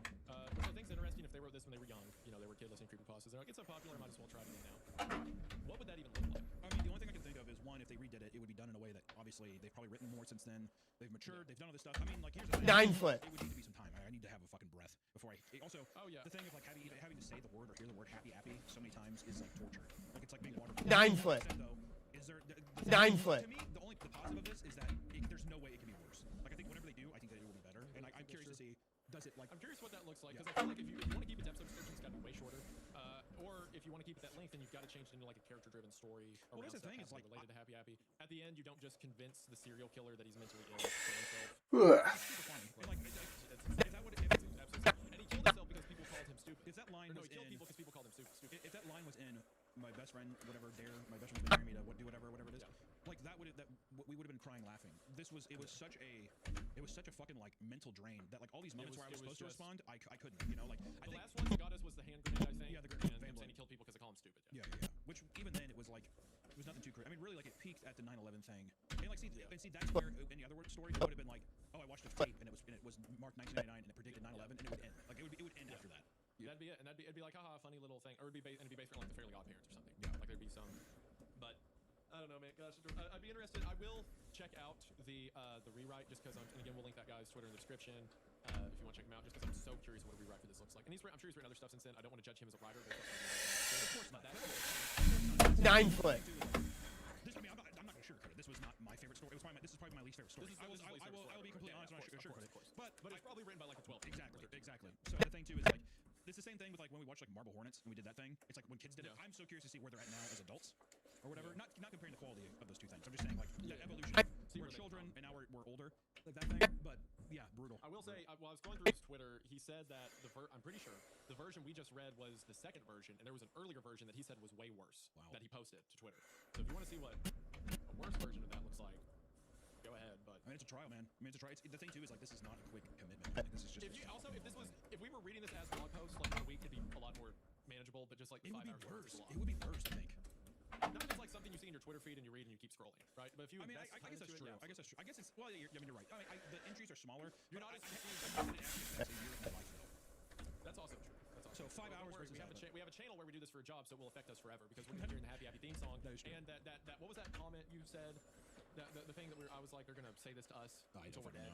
Whatever it was, we're gonna hear about Happy Happy for the rest of our lives now. So don't worry about that. Well, 9 foot. Okay. It's nice to appreciate the other stuff, and I'm curious, man. I mean, the thing too is like with people and growing, like artists growing, and this author wanting to remake this. Well, one, I would say just make I would rather read something new that you did, like something completely off the cuff. But you never know. Like people can do things that totally make you see things in a new light and make you appreciate things another way. So I'm curious, but guys, you made it through. And I will say for the people that actually stuck all the way through and you're hearing this now, you're a fucking trooper. All right, and you're a real one. We appreciate you. Appreciate you guys. To our patrons and stuff, thank you as well. We appreciate the support and also the bonus episodes. I think we're gonna keep doing some more live stream readings over there, or we will, depending on if Isaiah's. We will, yeah. So other than that, I appreciate to the patrons. I appreciate you guys being so understanding to me having the game. I will be back and we'll make the best, but I appreciate you. I will say the audience has been extremely Yeah. over there. So very nice and accommodating to that. So we appreciate it.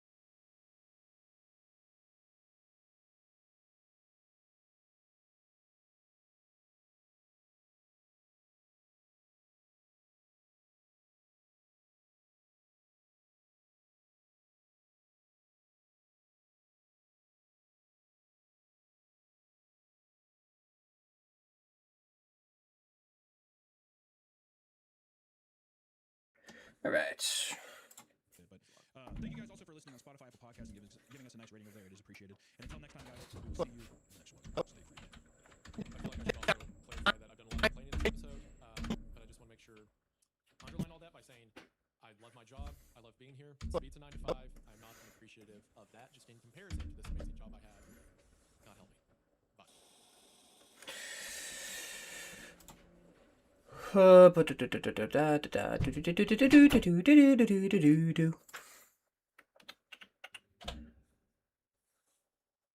Alright.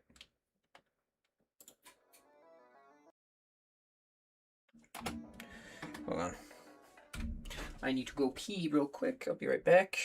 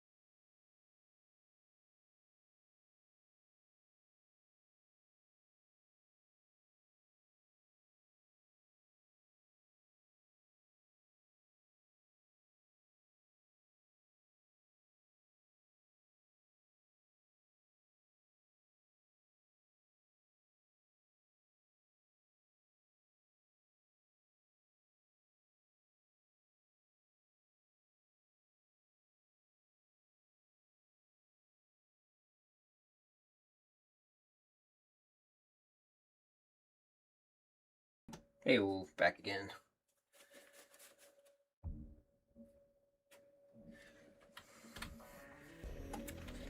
All right. Welcome back to Creepcast. Today we're going to be reading a story called My Property Isn't Normal. All right, this has been a heavily requested story for bear traps. I've heard a couple different things about the story so far, and I can't tell. Is this going to be an intentionally funny thing? Is this like a Tales from the Gas Station kind of meme? Or is this supposed to be like a lone, like a broadcast tower kind of thing, where it's like, look, isn't it spooky the things that are going on around me, or what do you think?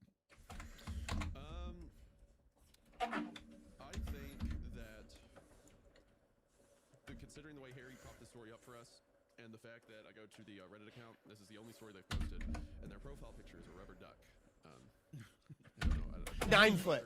Okay, I would ask. Not really sure which one it could be. One is far worse than the other. I would ask. I don't know. It's not that I have a fatigue for it, but you know, kind of story style. I'm kind of like I'm usually glad that we don't. Okay. Is the ones where it's like, and one time there was this thing that was really creepy that happened, and then this other time, this other thing that was creepy happened. Okay, that's all I really have to tell you today. Until next time, we'll see you. And then the next post is, I've been getting a lot of comments asking about more stuff, so I figured I'd tell you about what happened last week. It's part 7. I'm not a Batman or anything, but I would bet that is exactly the kind of story we're going to get today. I gotta tell you. Context, please. I'm getting everything. I gotta tell you, I'm fatigued by that version. Well, it's not even that format of story that bothers me. It's more so the like, well, that just happened attitude. Yeah, that they bring with them a lot of the time. The quirky Chungus thing, where it's supposed to be like, it's supposed to be kind of like cute or something. Yeah, because I agree. I guess that's true. Because there's stories that do it effectively. Where you're like, oh, that's kind of fun. But it was also, I mean, it looks like here. It looks like the My Property Isn't Normal story was written 8 years ago. There we go. Like the prime time. Okay, I would ask one of them to grab me from. I'll say this. Actually, anytime you can think of where quirky or worked well. Maybe not quirky. I think there's been times where it might have been kind of like the story where it was like wasn't the house was haunted or something. He was like trying to like party with the demon or something. His house. What was that story we read? It was part of Grab Bag, I think. I can't remember what it was. Dude's house was haunted and he was partying with the demon. It was something weird like that where it's like, yeah, he's talking about some kind of monster in his house, but he's like, yeah, he's pretty chill. It's like like even the title shows how like it's kind of a comedy one. And we were like, oh yeah, we thought it was pretty funny. I can't remember what the story was though. I would ask. Goes to show you how. I have no memory what you're talking about. Editor, put it up because when we hear it, like I have absolutely no idea what he's referring to. There was the girl with the guy that faced away from her. No. It's literally like it's a title. okay, I need to do some masking real quick. Why does it? Okay, hold on. I need a. An hour ago, my brain is still starting. It's like literally like my apartment like is. I don't know, fucking stupid, and I want to party with a ghost or some shit. I can't remember what the fucking title. It has no. I want to party. That's not the title. I'm just saying that it's something fucking stupid like that. It doesn't matter. It doesn't fucking matter. I know what the truth is. I know my own truth. All right. Okay. The one time you can't remember a goddamn story is what I gotta say. You know what? Whatever. It doesn't matter. For you, it's the one time. The one time. Every other time, you like to sit up on your high horse and say, "Oh, look how silly you are." And the one time I'm like, "Oh, remember this story?" I don't know what the fuck you're talking about. Gaslighting me like I'm a heathen. See now I'm going back through. Name 2 of the stories that we read during the basement video a few weeks ago. I legitimately, I can't remember. I have no idea. Legitimately. Also, I'm telling you, I'm telling you, I have a bad memory. That's what I'm saying. So the one time I do drink. I think. That's also why no wonder I can't remember the fucking title. What you came up with was my apartment is weird or scary or whatever, and I want to party with this ghost. I like you act like this is an absurd thing to say when we have like all the other creepypasta names that we.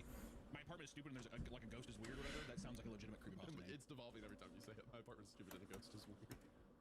Now I don't even know if the apartment and the ghost are related. It could be two separate events. They could be. That's what makes it so fascinating, though. I'm trying to. I don't know. I mean, yeah, like I was gonna say that I work at a half price voodoo shop. That reminds me of the story today. We should actually consolidate this in. Okay, that looks a bit better. No, but it wasn't that one. I think it was. Wait, hold on. I'm pretty sure. No, I'm just saying that the half price voodoo shop is a quirky horror that I think. I thought that one worked well. Yeah, it's very Goosebumps feeling. Yeah, I think that it worked well too because it built itself up to a fun ending. If I remember right, like the owner always being weird, you kind of knew that it was coming to that ending, but yeah, I don't know. Okay, well, you want to jump into it? Or, by the way, thank you to our audio listeners on Spotify and Apple Podcasts. We appreciate you, and also thank you to our beautiful patrons who get extra bonus episodes on the side. So if you're interested on that, then consider going to our Patreon, listen to more stuff. Be sure to. This is the only story that MurderBird17 has posted to Reddit, but we'll have it all in the description. Be sure to support the original artist if you are interested. I don't see any offsite links for anything. Check out this amazing. Someone did a comic based on their series. It's not them directly, but there's some fan art and stuff like that. But anyway, if you want to support the artist or the original writer and follow them and stuff, I'll have them linked in the description. Be sure to show some love.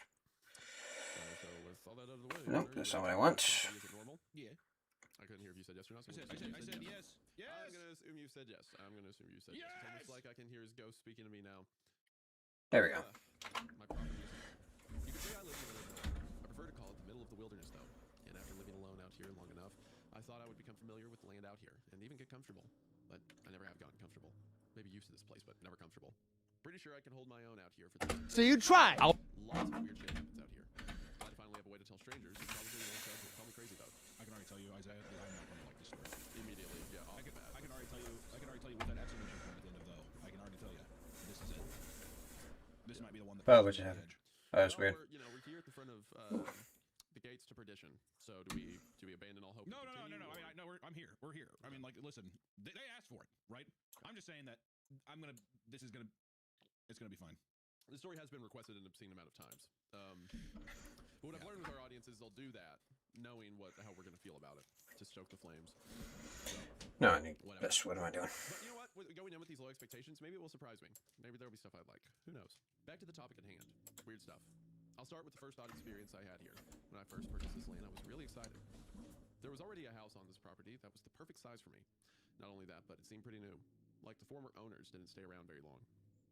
Yeah, red flags, but how was I supposed to know how messed up this place was?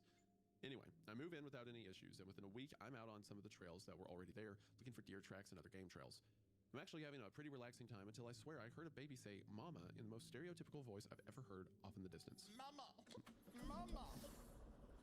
Now, like I said, I'm here in the middle of nowhere, so there shouldn't be anyone for miles. I just shook it off as me hearing things. 20 minutes later, I hear the same voice say "mama" again. Only this time it's 40 yards away on the other side of the trees in the bush. It didn't even Honestly, I need to just get rid of that. It sounded like some disturbed dude. Of course, at this point, he's definitely on my property as well. I start making my way through the undergrowth. Tired of doing that. Constantly just. And I finally get a glimpse of the man. He was butt naked and halfway behind a tree, and flaunting a huge smile while his eyes stayed kind of squinty. He was also pretty skinny, as I could see his ribs. Now, usually, you hear people say that, at this moment my blood ran cold, but honestly mine didn't. I was looking at some butt naked crackhead trespassing on my property. He decided to let out another "mama" during silence when I was trying to figure out my next move, so I probably responded with a hearty, "What the actual fuck are you doing?" That's when he decided my next move for me. This is gonna be a long one. He started running at me, and I might have run away if he hadn't been so scrawny. So when he reached me with that big smile and looked like he was gonna grab me, I punched him in the throat. It was a good punch. I was proud of it, honestly. It would have kept any normal man on the ground for at least a minute. This is when I got the first hint that this wasn't a normal man. While I was standing there, proud of my Mike Tyson little haymaker, the guy immediately got back to his feet, and before I had time to hit him again, he dive tackled me to the ground. And it hurt pretty bad. He somehow pinned my shoulders to the ground, and no matter how hard I kicked and punched him, he wouldn't let up. So I was forced to use Plan B. I pulled out my trusty Bear Grylls survival knife and stabbed him in the gut twice. This finally got his attention, and he hopped back to his heels, sending blood all over me in the process. I got back to my feet, knife in hand, and waited for him to do something else. All he did, though, was stick a finger in his wound, then lick the blood off, then cartwheel into the woods, crying like an actual newborn baby this time. Now, by this point, I was pretty on edge, and right as he got far enough away that I could no longer hear him, I turned and walked home. I know I should have run, but running through the woods is so tiring, and I just didn't feel it. When I got home, all was normal again, for a while. Another story that comes to mind when I think about odd things happening around the area is the event that led to me no longer camping in the woods. By the time that the events of this story took place, I'd already experienced quite a few things on this property. And this was easily the third freakiest thing to happen up to that point, right behind the naked stab victim that cried like a baby out into the woods. This time I had decided that I wanted to go camping. Despite all the stuff that had happened, I had never been seriously injured in those woods, so why not go sleep in them? Bad choice, I know. Anyways, the first few hours when I got into the woods went fine. I set up camp, built a fire, burned myself trying to cook a hot dog, pissed on fire that burned me. Then I started to realize camping's pretty boring when you're all alone, so I decided to go to sleep. Next thing I know, I wake up to the sound of a young girl's voice down in the creek. Sounds like she's college-type age. She's saying, "Help! I need some help down here. I'm lost. Dad, help!" And I can hear her down in the creek from my tent. Now, this isn't the first time I've been lured into the woods by a voice pleading for help, but this voice was a lot more convincing than the others. Nonetheless, I still got my magic torches for the handgun that I had bought for dealing with the things on the land. I made my way into the creek, flashlight in hand, and headed down to the voice. Soon I find the source. Now, I didn't put the flashlight beam on her right away because I didn't want to blind her, but I could clearly see the outline of a small girl sitting on the bank of the creek. I got about 15 feet away, and she stopped me, stating that, "You really don't need the flashlight with the moon out like this." It wasn't even close to a full moon, so that confused me a little. I replied with, I don't know about you, but I can't see a thing out here. Let me help you though. Are you hurt? And I started to shine the flashlight on her, but she screamed. Stop! Before I got to her face. This time her voice wasn't convincing. I could tell she wasn't human. Now, what you guys need to realize is that I'm not a badass, and I'm not trying to sound cool or tough, but ever since something happened 3 years ago, same event that caused me to move out here, I don't respond to situations the same anymore. Maybe I'm not scared of death anymore. Maybe I'm mentally unstable. Maybe, gosh, maybe I'm weird. So can I just say something real quick? Yeah. We're under the same pretense that this is like a 5'8", 290-pound guy that wears like vest, fedora, fingerless gloves. Yeah, Okay, just making sure. We're both Kingdom Hearts chain, wallet. Yeah.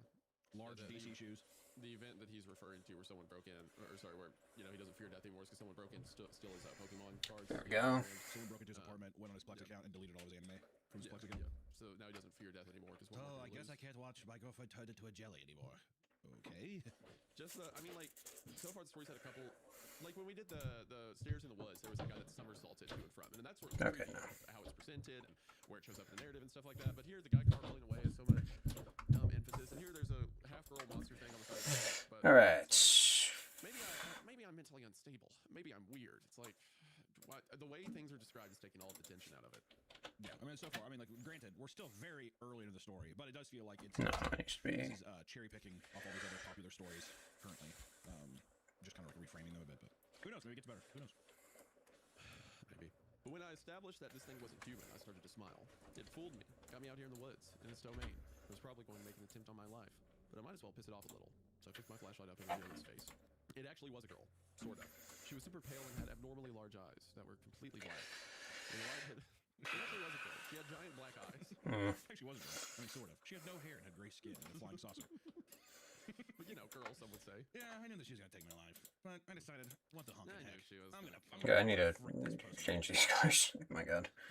It's like I knew it'd probably make an attempt on my life, but I smiled. It's like I know. I mean, I think hope about it, you by just get smile, ripped in half. It brought me to its domain. It's like just a fucking morbidly obese guy just hitting a jewel.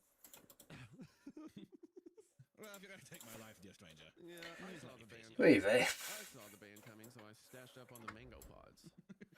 I'm still working off a 29-year supply. When the light hit her face, her head snapped forward and made eye contact with me. Her jaw dropped open 3 times larger than any humans could, and then she screamed. It was loud, like inhuman. Through massive speakers to make it ear-splitting. Then I felt something closing around my neck. She hadn't moved, but was somehow choking me, still screaming. I've realized while living here that the entities that can hurt you can also get hurt themselves. Now, most of them are tough as nails, but they came to hurt. This memory went through my head as I felt something warm dripping onto my neck, and my left ear went quiet. Busted eardrum. I aggressively threw my flashlight at the bitch, and it connected with what I assume was her eye. I couldn't tell for sure because I didn't have a flashlight. And yes, I forgot to use the gun. It was new, and in the current life or death situation, I forgot I had it. Luckily, this girl wasn't one of the toughest. Did you miss anything? Not really. Not really. Gotta be honest with you. No, you didn't miss nothing now. When I finally caught my breath, I slowly walked back to my Alright. You may be asking why I didn't go back. But it was a 20-minute hike, and my flashlight was broken, so I had to wait till morning. Slept pretty well. No noises woke me up. I woke up the next morning expecting my ear to be killing me, but miraculously, it was completely back to normal. Alright. Later figured out that it was the lady in the tree who fixed my ear, but It's a lot of compositing, which could take a while. Which is definitely not what I would consider simple. because no matter how weirdly wired I am, that girl really did freak me out a good bit, and I'm sure she's still out there. I heard you. Did you groan at the mention of the woman in the tree? Yeah, because I was like, holy fuck, we're gonna have to like read. So yeah. I have to read about the woman in the tree. Also, do you remember the woman that saved my eardrum? The woman in the tree? Well, that was story. It's like part 7. You're like, oh god damn, dude. Fine. Like, it's just, god. Yeah, but maybe it'll get better. I also thought that he's like, it was a 20-minute walk back, and my legs were already pretty swollen. So I just had to sit down and call an Uber, but they couldn't come that far out. So I figured I should just wait till morning. This story is immediately better if you imagine that this is some like Discord mod stuck indoors who like thinks the woods around his house are haunted, but he's never been out there because he's not an outdoorsman, so he just writes about what might happen if he goes out there. The idea of a Discord mod in the country with his parents or like his grandparents or something or whatever property it is, and he's like, luckily they have fiber, so I'm still able to game online. And you did something like that. And then it's all the weird shit that's happening, but he's mostly just concerned with like his Discord kittens or like moderating his chat, so he really doesn't give a fuck about any of the things going on around him. He's like, I gotta get back to my server.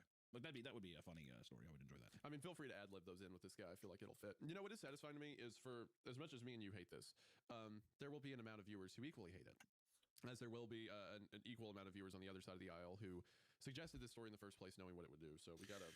Maybe there'll be stuff that comes out of it, but currently the language is killing me a little bit. I'm not gonna lie. It's Yeah, also well- too early in the morning for me to really like make it that much and be optimistic. So we're all gonna die. It's real hard. You know, currently we're all burning in hell, but I have to hope that there's a ladder to escape soon. I hate the comments. No. Do they not vet the stories? But they should have quality control. That would completely. It's a Hydro Flask, but not a Hello Kitty. It's not really like a, oh, I'm playing Hello Kitty Adventure. You know, it's not that. A couple good ones that I've earmarked for soon. I think I'm gonna need one of them for the next recording. I haven't read them out. Know that they're good. The people who suggest this story are not the people who suggested this story. So I think I need to shoot a flare after this episode. Anyway. You never know. It might pick up. I mean, like currently my opinion of it's on the floor, so anything can step up. So we'll see. I want to take a moment to thank today's sponsor. Okay, that's not what I wanted. Like you could choose to read a 4.5-hour story about a villainous app. Never said they were all good choices. One choice we often face is if you want to cook dinner. I'm playing Hello Kitty Adventure. Thankfully, you can get the best of both worlds. Hold on. Today's sponsor, Factor. Factor makes meeting your nutritional goals easier than ever by delivering. It is. Meals straight to your door. Their meals are ready to heat. It used to be ice cold water, but it is still cold water. I think. Delete that. No, hang on. I'm just gonna. There we go. That's a bit better.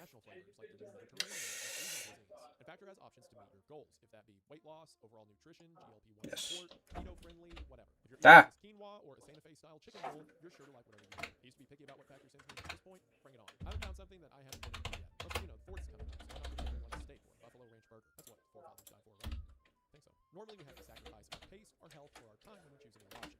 Now, Okay. you can get all three. And if you're looking to get in on all three with Factor, then now's the perfect time. That's because if you head to factormeals.com/creepcast50 off and use code creepcast50 off, you'll get 50% off and 3 daily greens per box with new subscriptions while supplies last. You want man, let's Hello Kitty come this way. I'll tell you about that apple wagon now.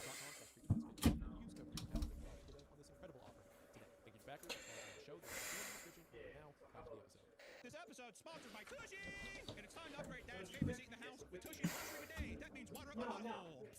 Dad's favorite seat in the house is the one where his bare ass is exposed. Don't tickle me down there, Tushy. Tushy helps bring maximum comfort to your trips to the bathroom. Well, sometimes I blast water in my asshole and chunks of poo-poo fall out and it cleans my bum-bum. Tushy's heat instantly modernize your daily routine, making it cleaner and healthier. I love using Tushy because it gives you 2 in-1 benefits: 2 in the pink, 1 in the snake, while reducing irritation and preventing micro tears while using less toilet paper. Less bloody asshole means less Charmin. Okay? Pretty good stuff. Things can be pretty messy in our bathroom. That's why I made the switch to adding Tushy in every bathroom in my studio. Disgusting slob and there's poop everywhere. And by doing that, Tushy helps us use up to 80% less toilet paper. And with less toilet paper means less responsibility. And less toilet paper means less clogged toilets and less gross bathroom experiences. Unlike having water spray at my... Yeah.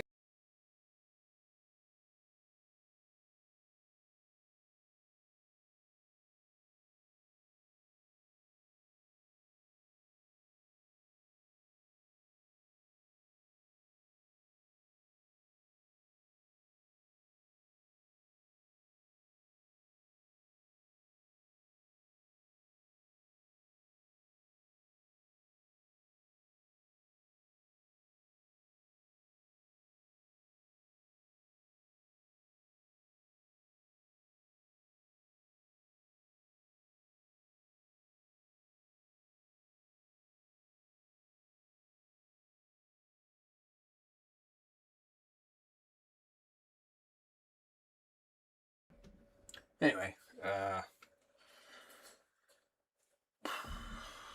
think it was someone butt dialed me.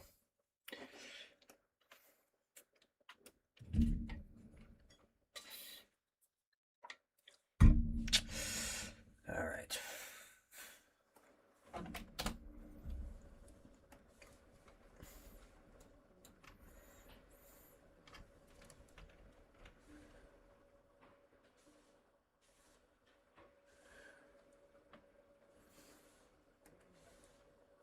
Anyway.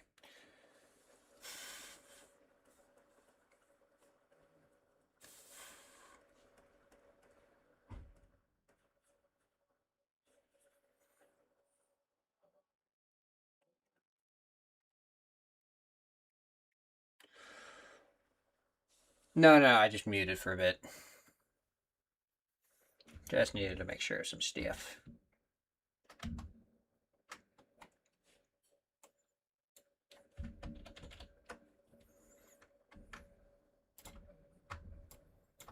Oh, that's weird.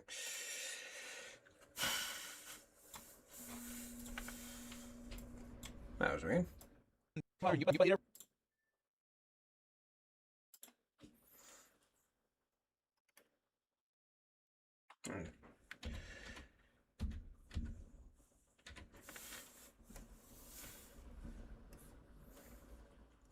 I gotta make a new compound clip for this. Create. All right.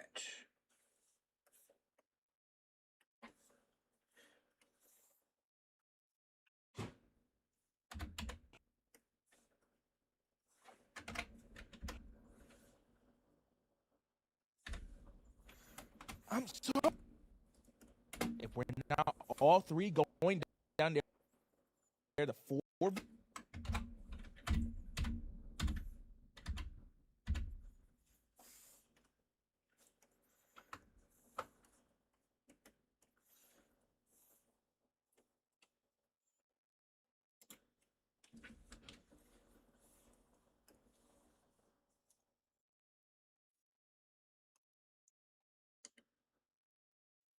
No, that's the wrong one. Yeah.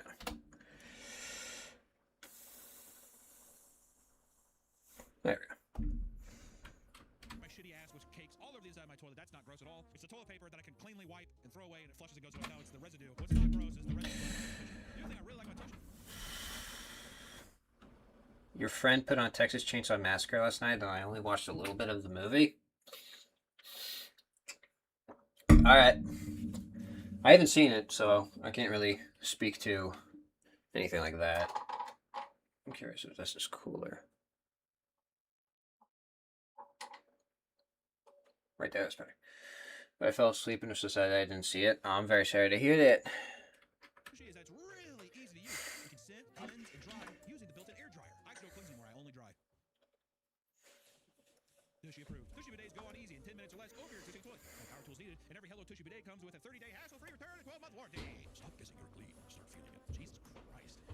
That's the call to action. Stop guessing you're clean. Start feeling it. God damn. For a limited time, our listeners get 10% off their first bidet order when you use code FREAKCAST at checkout. That's 10% off your first bidet order at HelloTushy.com with promo code FREAKCAST. Thank you to Tushy for sponsoring this episode. Now back to the episode. You got an itchy butthole? You got poopy stinky butthole? Don't just guess. Be sure to dry it real hot with Tushy's air dryer. And then from there, you can do all kinds of things. You can try to get poopy stinky, itchy time. You ever want to feel like your butthole's been stung by about 20 hornets? Tushy. You like having a messy toilet bowl? Looks like somebody just blew the brains out with poop? Tushy. I like whenever I have Hershey Kiss poop. You know what I'm talking about? When it's like a piece of poop won't fall, so it's like a melted Hershey Kiss on my asshole, and I get to blast that sucker with my Tushy spray and spray it over my bottom, all of my bare ass cheeks in the toilet bowl. I like with Tushy, I feel right at home. I feel perfectly clean. I feel itchy afterward. I love an itchy Tushy. What you will notice so far is that these entities aren't really very effective killers, but that doesn't go for everything out here. I can't tell you all about the property without mentioning Skinny. Screw Skinny. I understand that skinwalkers are a common topic on the horror scene at the moment, and from what I can tell, I think that's the creature I'm dealing with. But I could also be wrong, because if this is its advanced not only does it imitate voice, it imitates appearance. It really wants me dead or gone. I like to call it Skinny. I think it pisses him off, though. And when I say his name, I say it loud, because especially at night, I know he's listening. I've lived here for 3 years now, and he's been harassing me for about a year. And he's good. One of the smartest things to come after me so far. The only one that can seem to almost get in my head. He tries to lure me out, not by pretending to be someone in trouble like other imitators that I've done with before. He's aware that this stuff doesn't work on me anymore. No, he tries to piss me off. He wants me to try to kill him. The problem is, we both know I probably can't. One time he got me. I was watching a documentary about murder and suicide. It's a terrible topic. I'm a supporter of the armed forces, and I think it's terrible that our government doesn't take better care of the vets that risk everything overseas so we don't have to. They were doing a slideshow of men who had unfortunately lost the struggle with their own demons. I had to look away for a second. The guy that appeared on the screen looked too young and happy to have gone to this dark of a place. He was mixed race from what I could tell, athletic looking, and had a big dimpled smile on his face. When I look away, I'm suddenly staring at the same kid, outside my window. Same smile, same build, same uniform. One difference. Across his forehead was the word, failure. I instantly knew it was Skinny. He wasn't trying to imitate me. I'm sorry. We would. He finally struck a nerve.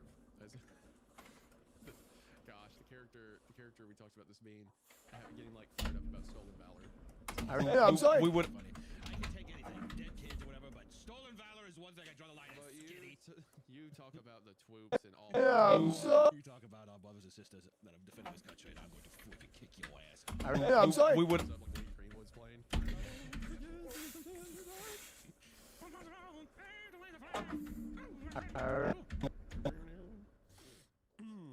When the band plays Hail to the Chief. And he finally struck a nerve. I'd seen him imitate so many other people and try so many other tricks, but this was the one that finally woke me. I was ending this creature. Stop. I exploded out of my chair and bolted for my bedroom. Grabbed my 45 caliber handgun and proceeded to walk towards the same window the young soldier was still staring through. Got within 5 feet and saw the word changed. It now spelled out, I deserved it. After reading this, I didn't hesitate to raise my gun and fired 2 shots. I think he ducked them. Yeah. I stormed outside to try to find him, but he wasn't anywhere to be seen. Whispered into my ear, and I was flung against the wall of my house. The gun flew out of my hand in the process. Yeah, I'm sorry. We would. Oh, so okay, he's next to him. Sorry. They're doing anime moves on each other. Yeah. He's like throwing him into the head. His gun flew out of my hand in the process. Broke 2 ribs and dislocated my shoulder. So he's in an unimaginable pain against the side of the house. For sure. I was a dead man. He knew it. Ever since the incident that led me to buy a house by myself out in the middle of the woods, I don't think I've ever felt fear again. Something's wrong with my head, but I did feel defeat. I fell for this trap. Just like Mark Wahlberg in that movie, Won't Survive, like those brave soldiers.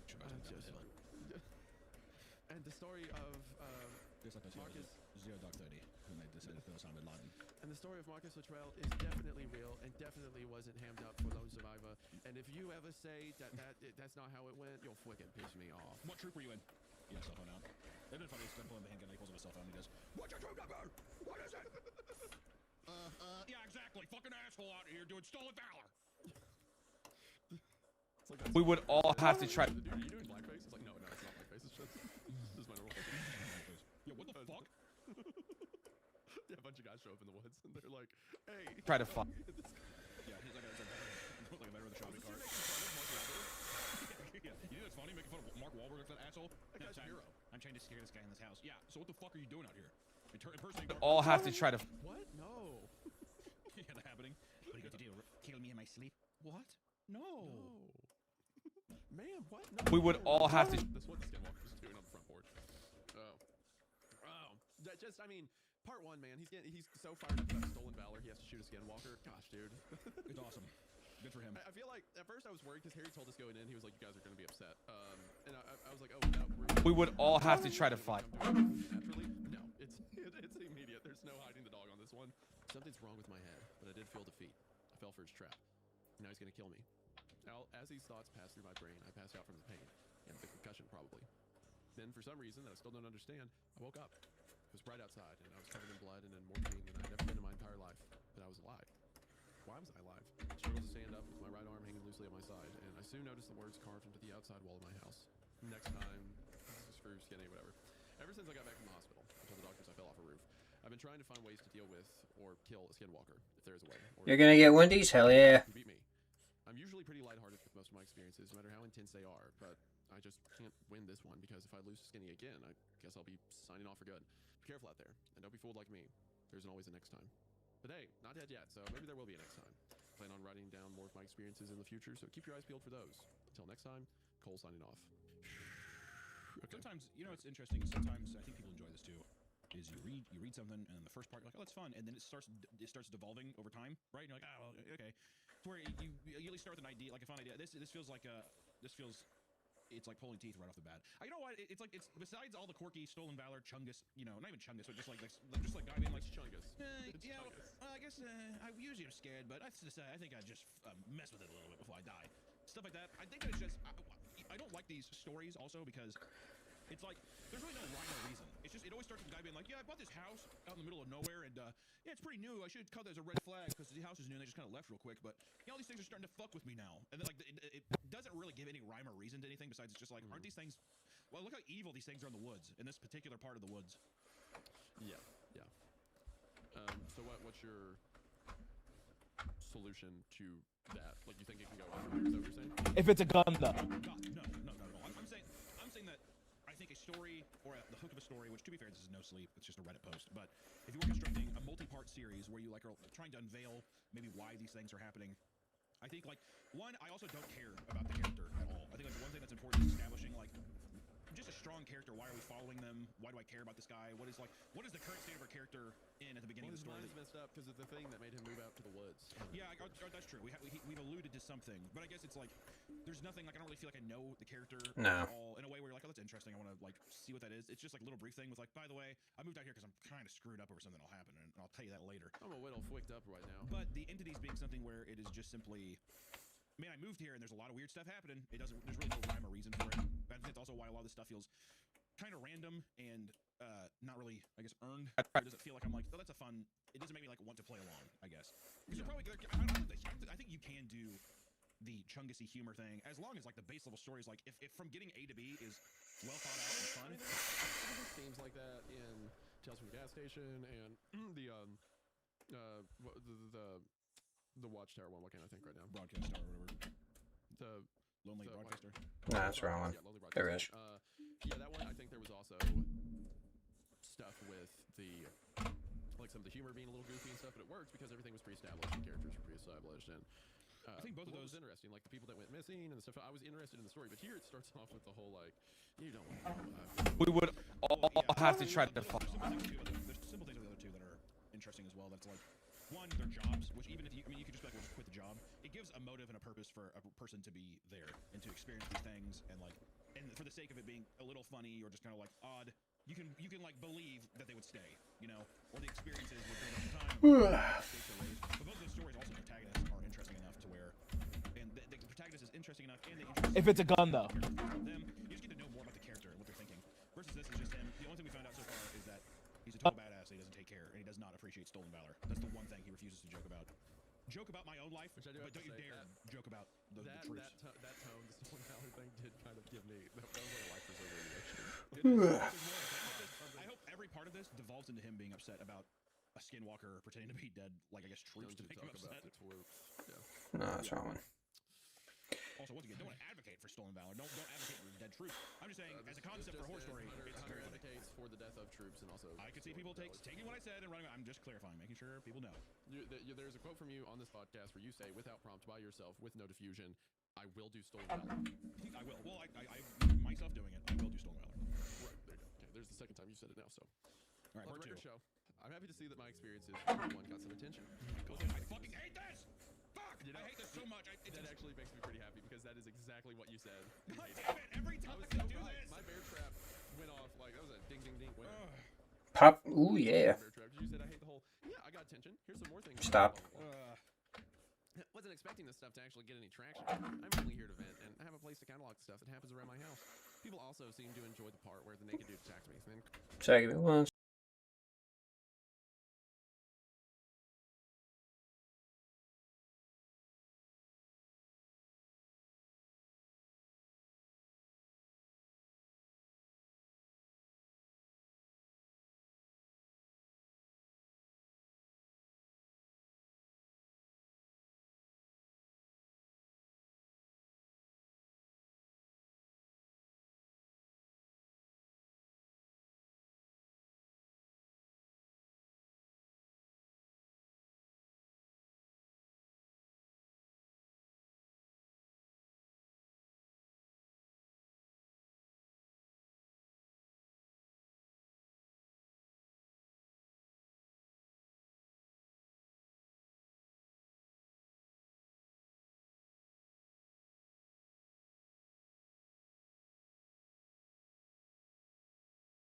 Oops, sorry about that. Someone miscalled me. Nothing too bad.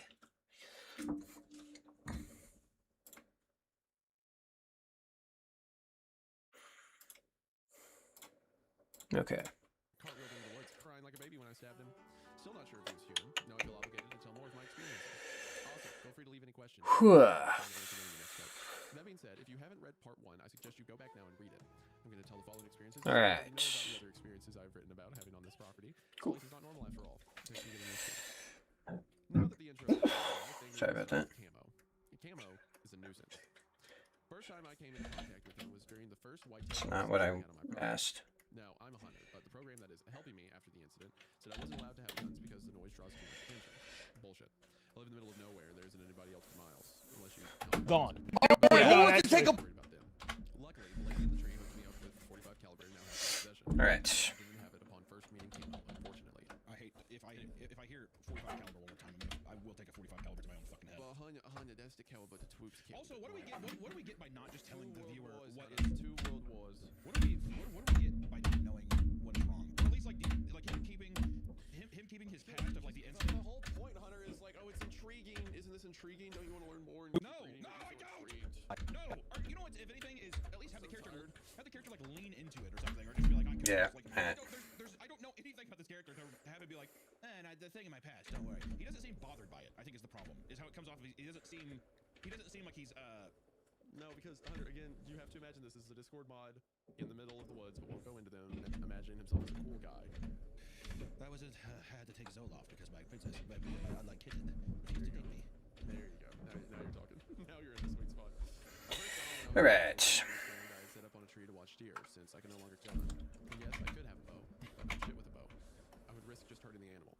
I don't like the idea of an animal that is suffering because I imagine it from your description like 300-pound balloon. I'm imagining like flying up the stand and it just collapses. I don't like the idea of an animal that is suffering because I couldn't make a shot that would kill it instantly. Now, as I approach my stand, I notice a figure already sitting in it. It's about the size of a regular human. He was dressed in full camouflage pants, jacket, boots, hat, face mask, and backpack. He actually seemed like a regular person, which I hadn't seen any of those in the woods for an entire 4 months I've been living. The things that live on this property are generally more extreme. But no matter how relieved I was to see a proper human for once, he was keeping my property and in my stand. I didn't even leave. I reluctantly shouted over to him. Hey, you weren't supposed to be here. Time to go, dude. Now I was about 75 yards away and to his left, but I yelled plenty loud for him to hear me clearly. He didn't flinch. He stayed facing straight forward like a statue. A prick. Look, try to be creepy all you want, but ignoring someone like that's just rude. No, Fuck you. Ooh, itchy, itchy, itchy, itchy, itchy, goo. Freaked me out because he didn't break character before. So after, I can't even describe what this guy looks like in my head at this point. It's like he has one of those ear flap caps, you know, with the flaps tied around under his chin, and then he's got like a fishing vest that goes halfway down his chest, and then just he looks like an ice cream cone beyond that. Yeah, size 5X shirt, and then his Dark Souls t-shirt. All right. Linear. He's loaded the bow on his rolls, but because of the way he's shaped, it's like his arms are straight out. If you were in a situation and had over his body, right? But the bow is like to sacrifice. You're in a situation Wait, where you had to one of the sacrifice other. so much, and it's really pressing into, and it's very uncomfortable. And his The three in Had order to. for everyone else to make it alive. Who would you choose? You cannot choose yourself or choose yourself and drink. If it's a all of fat humanity collected together, and they're like, case situation, we are in the red right now. I never thought about it until people started pointing it out, but I saw there was like a video of this dude, like a heavier guy on a moped that got hit by a truck, Oh, yeah, and this guy got thrown. And as he's rolling, you can see him pull the and my fat ass I'm telling you, it happens. That's the worst part. Is when any fat person falls down, it looks catastrophic, and they always have to let me go. I would rather look like a fucking idiot getting hit by a car than have someone see the fucking underside of my head. Like if it's a situation where you had to carry three, let me go. let's say So after I yell and he ignores me, I start getting impatient. I yelled the same thing at him again, a little louder, and still ended up with the same response. What a dick. Now I'm livid because he's making me ruin all my chances of seeing deer this afternoon by making me yell at him. So naturally, I started a brisk stroll over to tell him to off to And my- his and my- I already noticed he didn't have a rifle, so I just assumed that he was. and my ankle starts acting up. I've had a concealed handgun, but I'm a dumbass, so I didn't consider that. Then I heard the crunch of something under my foot, and the sudden sound of rope sliding across the surface at high speed. I froze for a fraction of a second. Did you say rope? Did you say rope? And I can't run them. The sudden sound of rope sliding across the surface. I froze for a fraction of a second before I could speak out. Oh shit! I'm hanging upside down for my ankle. Yeah, right. There's a loop around my leg that held me suspended 7 feet off the ground like a damn cartoon. Yeah, right, dude. This big boy, you kidding me? Fucking right. It's like deep sea. It's like deep sea, like boat, like those giant thick ropes. It's the only thing that holds them. Yeah, it's like there's a ship anchor over in the trees. Yeah, a Carnival Cruise airline or a Carnival. And I can't run. Ship's anchor is on the other side of the tree, falling. Well, like the way these traps work is they're counterweights, which is why they're easy to do for like rabbits. But in movies, they'll have people get them. It's like you have to have like a 500-pound weight off to the side to the tree like that. I was like a Looney Tunes character. I couldn't help but roll my eyes. Oh, I immediately knew it was camo. When Wait, I looked up, reread this. Reread that normal. Hold on a second. Go back to there was a loop around my leg again. I just want to hear it all strung together. okay, there was a loop around my leg that held me suspended 7 feet off the ground like a damn cartoon. That was like a Looney Tunes character. I could have done roll my eyes. Yeah, I'm tripping. Camo when I look up or down. I'm So I don't really know where I had to look, but I saw him slowly close. tripping me. I'm tripping, dude. If we're running. What a dramatic guy. If he wasn't so obsessed with appearances, he probably could have killed me. That's what I think he wanted to do anyway. He set me on his hip that I can now see, and the blade was chipped out in a way that made it look serrated. Would have been a very useful tool unless you wanted to use it to inflict pain. I think the biggest flaw with Camo's trap, though, was that he didn't account for the fact that 99% of people who What does the killer have? A knife. is a necessary thing if you want to stay alive. You know what's funny about this? It is obscene to imagine like a young, fit, well-to-do guy in these situations. A knife. Like the whole like the stolen valor thing. Like imagine like Okay. Nope. Get like now the skinwalkers making fun of troops. You know, like it's so beyond the realm of what you can put together. So the story forces you to imagine him as like, No, a gun. a socially maladjusted person. So then every line he says afterwards just sounds so like. What the frick? As he's What upside the down, frick? as he's hanging upside down, I'm just imagining he's breathing like a pug. And whenever he fell down, his sleep app machine fell out of his. No, a gun. A gun. And it's on the ground right now. He's like, okay, gotta have to sleep in the night, I guess. Yeah, Killer have a knife. That I did a flip after I cut myself down. God. I feel like some sort of badass, but I didn't. I landed on the back of my neck and my vision went dark for 15 seconds. Gun. No, Gun. a knife. And This gun on his head, it's over. It's gone. Which I guess was enough time for Tweedle Dumbass to finally get to the bottom of my ladder stand. As I stood up, I saw that he was standing completely still at the base of the stand, just 50 yards away from me, staring at me. I could hear his thoughts from here. Damn, why did he get out? Shit. Then he turned and bolted. This dude, it's almost impressive how well the story can just remove any tension or interest. Because in the midst of this, I was like, well, the idea of a guy called Camo that's like a ghost that wears hunter's clothes, that's interesting. But then the moment Is that interesting? Is that interesting? if you had the story, because like if you were full head to toe camo, you can't see the person at all. So I was always imagining like an invisible man kind of figure, like a ghost that just looks like hunter's clothing walking through the woods. And if it's never speaking and it shows up in hunter's positions, I think conceptually it'd be interesting outside of the story. But then the moment we interact with it, it's just this. It's just like Nine. Which that leads me to ask, like going back to the Chungus thing, like what purpose does that serve in the story other than to damage it? You know, I like that every recent bar has turned and bolted. Everyone has run away. It's been a big thing. because they would just kill him if they didn't. Yeah, or You have to, I have no idea how to remove the other tension. So either I black out or they run away. Yeah. I either pass out or they run away. Because if they stay there with him, then they could just, kill him and it's over. The guy falls from half a foot up. His feet rolls his ankle. 9 foot. Oh. Wouldn't that be scared came out and runs off? Like a stair step. So you try. He's in his large tongue DC shoes. Ouch. Also, he's wearing like one of those Peaky Blinder hats, by the way. Instead of the one that's covering his ears, it's a full Peaky Blinders hat. if we're all three One ready. of those. He's wearing I'm sorry. checkered cargo pants. Whatever, like a ska band would wear. He went to the barber and was like, I want to look like Tom Shelby. Yeah, I'm sorry. So they gave him like the fade, but the way his head shaped, it just looks like a pinhead, like a little hair on top.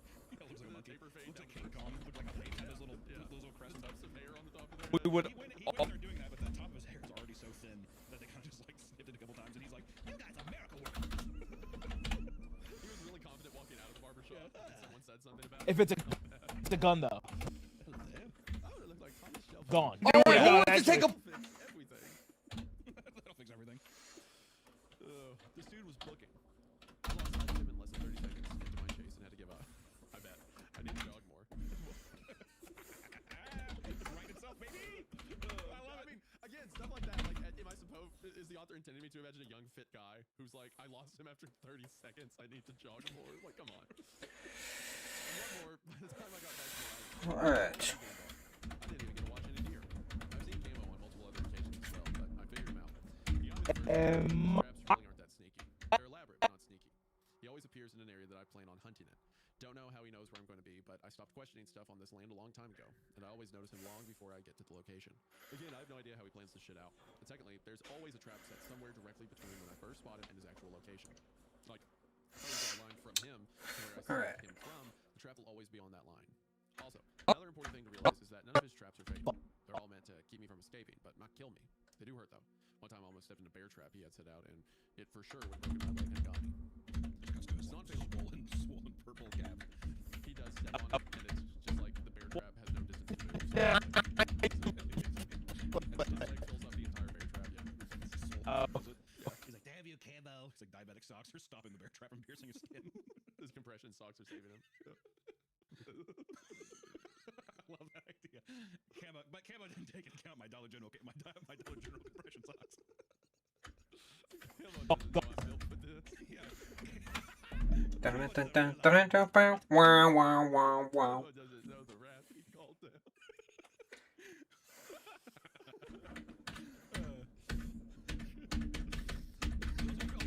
As if he's sneaking around, as if Camo doesn't know he's coming to hear music from how far away. I think I really cooked with this one. Like the style and everything. I think I really cooked with it. Let me know. Did I cook or did I not? I'm trying to think. I'm like, what would I make different? I'm... That is the fattest deer I've ever seen. Maybe give Puffer like a hat. This non-fatal part was his downfall. Little sailor's hat. Just something a little interesting, but who will? Probably wanted to just beat himself, or maybe do something else, but he really didn't want me dead in a trap. So all I had to do was get him on from it. In a trap, right? Actually, hang on. Let me There's been like 3 of those paragraphs where he let me look up that film grain. God help me, good lord. Someone killed this fat bastard, dude. Good Don't lord. worry, Hunter. Don't worry, Hunter. Because after the lady in the tree hooked me up with the 45 God, a little over a year and a half ago. Oh my god. One of the first problems I wanted to solve with it Yeah, hold was on. the creator of the various nets, ankle stairs, and holes that Eh. I've many times before. Yeah. It looks like a fresh baked oven. It's like, it looks like a fresh baked muffin coming out. 14. He's like, dang it, Camo. God. He's just firing off shots from the hole halfway in the ground. He has his giant Minister with Lego set there. He's like, ow! And I knew exactly how I was going to do it. One of Camo's There we recurring go. traps was just a large 11-foot deep hole covered by a large amount of suspiciously patterned sticks and leaves that could literally be seen 100 yards There we away. go. I just had to wait until he used this trap again. After swinging a log that I think was supposed to knock me out, and another net that was meant to land on top of me. I might add that it was made of wire, so I couldn't cut through it, but it also had a glare from the sunlight that made it impossible not to see. I finally came across the trap I was looking for. 4 weeks after I got the gun, I find myself walking towards an 11-foot hole trying to pretend I don't see it. Suddenly I start falling. I was ready for the fall and let out a loud yell as I traveled downwards, and as I hit the ground, I stayed as quiet as possible, which was hard. Get easier. Okay, I don't know. You see what I mean? Like, no, if he was capable, he wouldn't have broken his toe and dislocated his knee from the drop down. It was a far drop. Yeah, I'm at the bottom. Let's get the Side of the hole and laid my head against the side to make it look like I'd broken my neck. Then I waited. Took 15 minutes for that little prick to dramatically make his way over to me, but I heard him walking up to the edge of the hole. I obviously had to close my eyes to appear dead because I couldn't run the risk of blinking, but I almost smiled when I heard Camo mutter to himself. Oh shit, no. They're gonna be so fucking pissed. I took advantage of the moment and quickly opened my eyes and whipped out the pistol, firing 3 shots at him as quickly as I could. I missed with all but one. Literally, just like, bam, bam, bam, closing his eyes, can't aim. Just... The bullet embedded its hole in Camo's shoulder, and he let out a garbled scream of nonsense. And No. rage. Something Man, you along the lines of, can't reach me. You leaving me? Like where? He did end up running away, but as he ran, I heard him say, Fuck this dude! Oh shit! I'm fucking done! I was laughing my ass off. Imagine him laying on his back, his big belly jiggling. He's like, winter is coming. Pulling out a little Debbie oatmeal cream cookie from his back pocket. It's still laying on the ground. Open the wrapper. It's also just funny to imagine someone who, like, there's multiple entities in the woods trying to kill him, he can't explain, and he still just goes into the woods constantly for no reason. Yeah. Why? There's no reason. Well, we haven't figured out his super dark and deep sea. Let's throw a fairy tale out right now. Do you think he gets a girl at some point in this? Or like the lady in the trees, like a siren figure, lady of the lake sort of thing? I think she's a. For some reason, she's a hero. I feel like he's probably a vet of some kind, and he had something happen where he broke down, maybe trying to save someone or something like that. So maybe she's like an entity that knows he's a good deed, like she's a tree spirit that knows he's a good soul or something. I don't know. Yeah, I reckon it'll go in a similar direction. I don't know how yet, but something like that. I feel like what I was getting at is I feel like there's gonna be a waifu element in here somewhere. Gotta hope. At some point, there's gonna be like an attractive woman that like sees. Yeah, there you go, even okay. if it's a spirit who sees the good in him, kind of thing. You're not like the others. You're not like the others, are you? Yep. No, ma'am, I am not. Till I realized I was severely injured and had to climb out of this hole. Good thing it was daytime though, or I might not have noticed the black mark Alright. into the hole while he was cursing himself for killing me. I somehow managed to pop my knee back in a joint based on shit I had seen earlier in life, and climbed out to limp my way back to the house. So I'm not doing any audio at the moment. I bet you know. The best part is that I haven't seen Camo since that day. It actually worked. Wish I could pull something like that off of Skinny. Another thing that I guess I need to explain to all of you Alright. is this lady in the tree. I mentioned her a few times now, and at least some of you are probably wondering about her. Honestly, don't know much about it myself, but she is hands down the best thing on this property. What? Are you? When she had a broken eardrum that I'd suffered when meeting what I think was a banshee down in my creek. It was busted when she screeched really loud. We just read that. Sleep. Yeah, it was one part ago. He'll describe it. He'll describe it. Get me out of this fucking hell. Holy shit. Don't worry, it's only part 2 of 9. Oh, God. Hold on. I woke up perfectly fine the next We day. got a bot. I almost thought it was all a dream until I saw the blood still on my pillow and the broken flashlight that I had used in personal defense. Well, I guess this was the first time it affected me directly, but not the first time she had helped me out. The true first time I didn't realize was until last night. Repugnant flop. That's such an AI generated name. Like holy mackerel. You told us that in the first part, right? Yeah, well, and also it's somewhere. It was either the first part or this part. It said that the lady. Yeah, so why even lie about that in the first part? Like, why not just say, hey, the lady gave me a gun? Well, Hannah, I didn't want to lie because I just wasn't willing to admit that I looted it off an old corpse, and I had found in an abandoned log cabin in the back of the property. So there you go. This is an example of how sneaky she is. I only started to wonder if it was her doing while I was recording the first set of Wow. Of course, it was a little dirty when I found it, but it was also in perfect operating condition. And I figured that the skeleton that was clutching it didn't need it anymore. But hell, at this point, I wouldn't be surprised if he came. Wow. All right. I don't really think about it much because finding a gun on a body is pretty mild considering the events that go down here on a week-to-week basis. But yesterday I started questioning the real origins of this gun. It was so well maintained and new feeling when I got it, but the skeleton looked like it had been there forever. Not to mention the fact that the gun was unloaded and the boxes of ammo were unopened. But the skeleton looked like it had died holding the gun like he was intending to use it. Didn't add up. So I headed back to the cabin and I found my answer. Everything was the same when I got there as it had been over a year ago. I mean, nothing had changed, especially in the body. The exact same as before. I was nervous at first, not because the body scared me, but because the joke about the skeleton coming back to life from earlier wasn't really that far-fetched in this place. I've never seen an undead skeleton, but I have seen other forms of undead. Maybe I'll tell you about those experiences sometime. Nervous or not, though, I had to confirm my suspicion. I approached the body and started examining the clothes. Just like I expected, flannel shirt and brown jeans had no tags. Not only had been ripped out, but like they were What? Are you loud nutters or quiet nutters? Lay down the skeleton's exposed arm. Sure enough, the shaving fell off. It was wood. The entire skeleton was made of wood and painted a lightish brown, among other discolorations to look like the real deal. The lady in the tree is very talented when it comes to wood, but she can do so much more. I've only seen her in person 2 times. Whoa, what? She walked into an opening into a tree, only to close the opening with a door that fits so perfectly I couldn't see the edges when I walked up to it. It just looked like a normal tree. And a second time, 2 days later, after I encountered the screeching banshee in the creek, I saw her out the window of my front door, smiling in. She winked at me and ducked out of view. I ran to the door to try to see her fully, but by the time I swung the door open, she was gone in the night, nowhere to be seen. Which is really annoying. I almost consider us friends by now, and she still won't show herself to me fully. One day, princess, you'll understand. Oh, God. Now, when I started the second time, I didn't know what or who she was, but when I looked at the ground in the feet, I noticed a small sheet of what looked like homemade paper. On it was a short message that read, I wish to congratulate on killing the king. He was bringing evil over the land that was distressed in the forest. I don't know how you actually ended him, but I've seen you roaming and I think you've seen me. We work towards the same goal, cleansing this land. My vows as medicine woman keep me from directly interfering with the creature of this land, but I wish you luck on your mission and I will support you from the shadows as best I can. I hope your ears feel better. So I think that Keela, she was talking about me killing, I think, was a rabbit coyote that I killed a few days before the creek incident. It was hairless and just stared at me through some trees. I think it was trying to intimidate me to leave its territory, so I shot it between the eyes and left. My territory, bitch.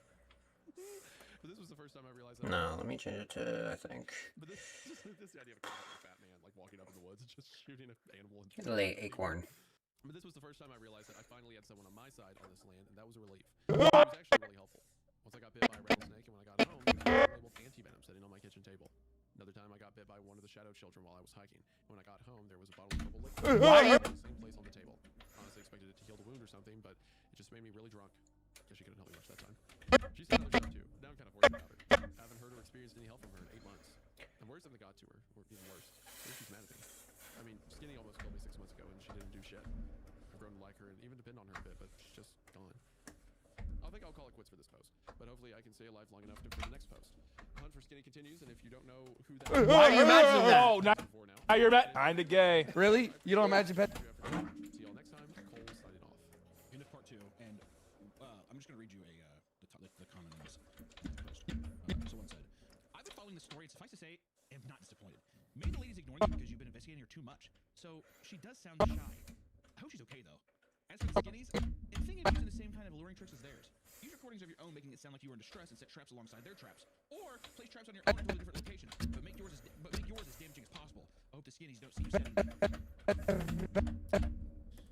Well, you know what, Hunter? Maybe you and I are just jaded, you know, and maybe it's nice to be the kind of person that can get really into this kind of thing, you know? Target audience, maybe that feels good. There's no way I could be having a positive. There's no way us reading this can have a positive effect. You don't imagine Pezzy going, huh? No. So here's the question. Ship sailed on that one. Here's the question. That is literally part 2 of 9. Do we want to try to pivot at all? Is this going to be something that people are just going to complain about versus? Is this a fun crash out, or is this just like people just, you know what I mean? Are they just gonna be like, God, this is terrible? This is better than Happy Happy, and that thing did numbers. So. I guess. But Happy Happy has like a cult like status, doesn't it? Dude, you should see the amount of stories that are recommended to us. Okay, all right, fine. We'll keep going. I feel like every video we You don't imagine Pezzy going, huh? And yes, they know what they're doing. They know why they're recommending it. But you know, just like that comment you read though, maybe if you can enjoy going to Disney World and you can like Marvel movies and stuff like that, and you can watch all the TV shows, maybe that's what it is to be free. You know, just attach yourself to that degree. Maybe it's nice. You know. Part 3. Hey guys, I'm back. It's gonna be every part, Hunter. Now it's been a few days since my last post. One of the pails chewed through the wires of my generator, and since civilians aren't allowed out here about the organization, I had to wait 3 days for one of their electricians to get out here. The only reason I knew it was a pail that chewed through my main cable was because I watched it do it. I was hoping it would electrocute itself, but I forgot that part where that's the only source of power for my house, since then Chosen had stolen my backpack. Oh, Chosen's the name of the group. This is probably a good time to say that if you haven't read the first one, they're bomb. Back to the regularly scheduled programming. I realized while I was stuck in the dark for the past 3 days reading books, hiking out of boredom, that I hadn't told you all about the pails yet. They suck, but they're kind of funny once you figure them out.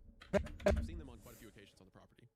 The pails are white humanoids that crawl on the ground on all fours, usually dragging their belly and using the same motion that Spider-Man uses to climb a wall. They can move at about a jogging pace, and their faces are usually set in distorted expressions of pain or anger. And boy, are they stupid as all hell. Let me tell you about the first time I saw one. I've already been living here about 7 months, I think, so I was becoming familiar with the weird shit that calls this place home. I was out hiking some of my trails, kind of halfway looking for weird shit, halfway minding my own business, and suddenly I could hear what sounds like a baseball player sliding through the leaves on the forest floor, trying to reach home plate ahead of me. Only the sliding didn't stop, and it was coming straight towards me. I prepare myself by taking out my trusty Bear.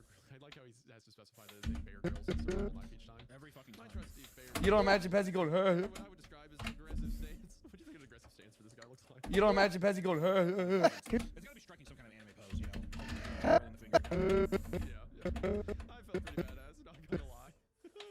Expecting some creature to come flying out of the bushes in front of me. I was a little shocked to see a butt-naked man with super pale skin drag itself out from under the brush on its stomach. What is it with the naked dudes in my lane? Can I get a pretty woman at least once? Can I get a pretty woman at least once? Anyways, after I got done being flabbergasted and became aware of my surroundings again, I became You don't imagine Pezzy going, huh? Here's So I jumped on his back, and it worked like a charm. This little bastard didn't have superhuman strength like some of the other things out here. So when I landed on its back, it couldn't do anything but sit there and flop its legs and arms around like a fish. I'm in hell. I fucking hate this. I am in hell. He is peeking through the curtain and admitting that he is a fat guy. Him being a giant shut is still fun. I'm just dropping down on this crawling thing, and it's like. At this point, I'm on the verge of tears. It hears me laughing and tries to turn its head and spit on me, which it can't do, and that made me actually start crying laughing. I felt, again, like just... Is this a horror? Is this a horror story? That's what I was talking about with, like, what does that mean? I can see people making the case that this stuff is good for children's horror stories, so you don't make it too scary, but I feel like you just don't make it scary at all. We had the same problem with we had the same problem with the recording we did recently, where it was like, it's a horror pod. You're on a horror... You're submitting a horror story. Right? Yeah. Like taking the wind out of this horror. You can do funny things. Like, there's ways of implementing comedy into horror, but it's like, because they both can be very entertaining with like absurd things could be. But yeah, look at Jordan Peele stuff, for example. Yeah, Jordan Peele, Zach Greger, I think his name is, but like weapons, barbarians, all that stuff. Let me tell you something. Y'all stay quiet, but with your partner. With something that's, you know, comical, but it's just, at what point is this just like a thing? It seems very odd. Like I'm surprised that No Sleep allows this. It's like something that's just so not even a horror story. Like it just feels like because you put Skinwalker in it, it makes it fine. Well, honey, they hit the indestructible pedophile quota. It's got to be somewhere. They message me. I think it can be implied that Skinny likes kids. So right this way, sir. You can post your story to No Sleep anytime. I fell off of it at this point, and the creature quickly turned around and lodged its teeth onto the toe of my left boot. I like to wear steel-toe boots throughout the property because even though they're heavy, I know that in the scuffle, being able to kick with a boot and not having to worry about breaking a toe is a nice little advantage. This is what led me to realize that even though the creature didn't have super strength, it did have a super bite force. When it first lashed onto my boot, I wasn't worried and started trying to shake the thing off without much urgency. I already knew it wasn't. With your partner, they're gonna love if you're louder. I agree. Depends on the I partner. agree. Loud is like Do you have pussy dick or butthole? Hmm. I like okay, that's the first thing. That's the first thing it checks. And also, bold of him to little say, scratch and sniff session here. bold of him to say an asshole or other genitals. It's like, that's not what that is. I just think you check for the asshole first. Excellent. Yeah, he's the real creature out here. Everything else I was is gonna say, I pray for the creatures of the poor animals Camo, in these woods. Camo's trying to save everyone. Yeah, Camo is a white-tailed deer that's just like walking around the forest. I have to save my brothers.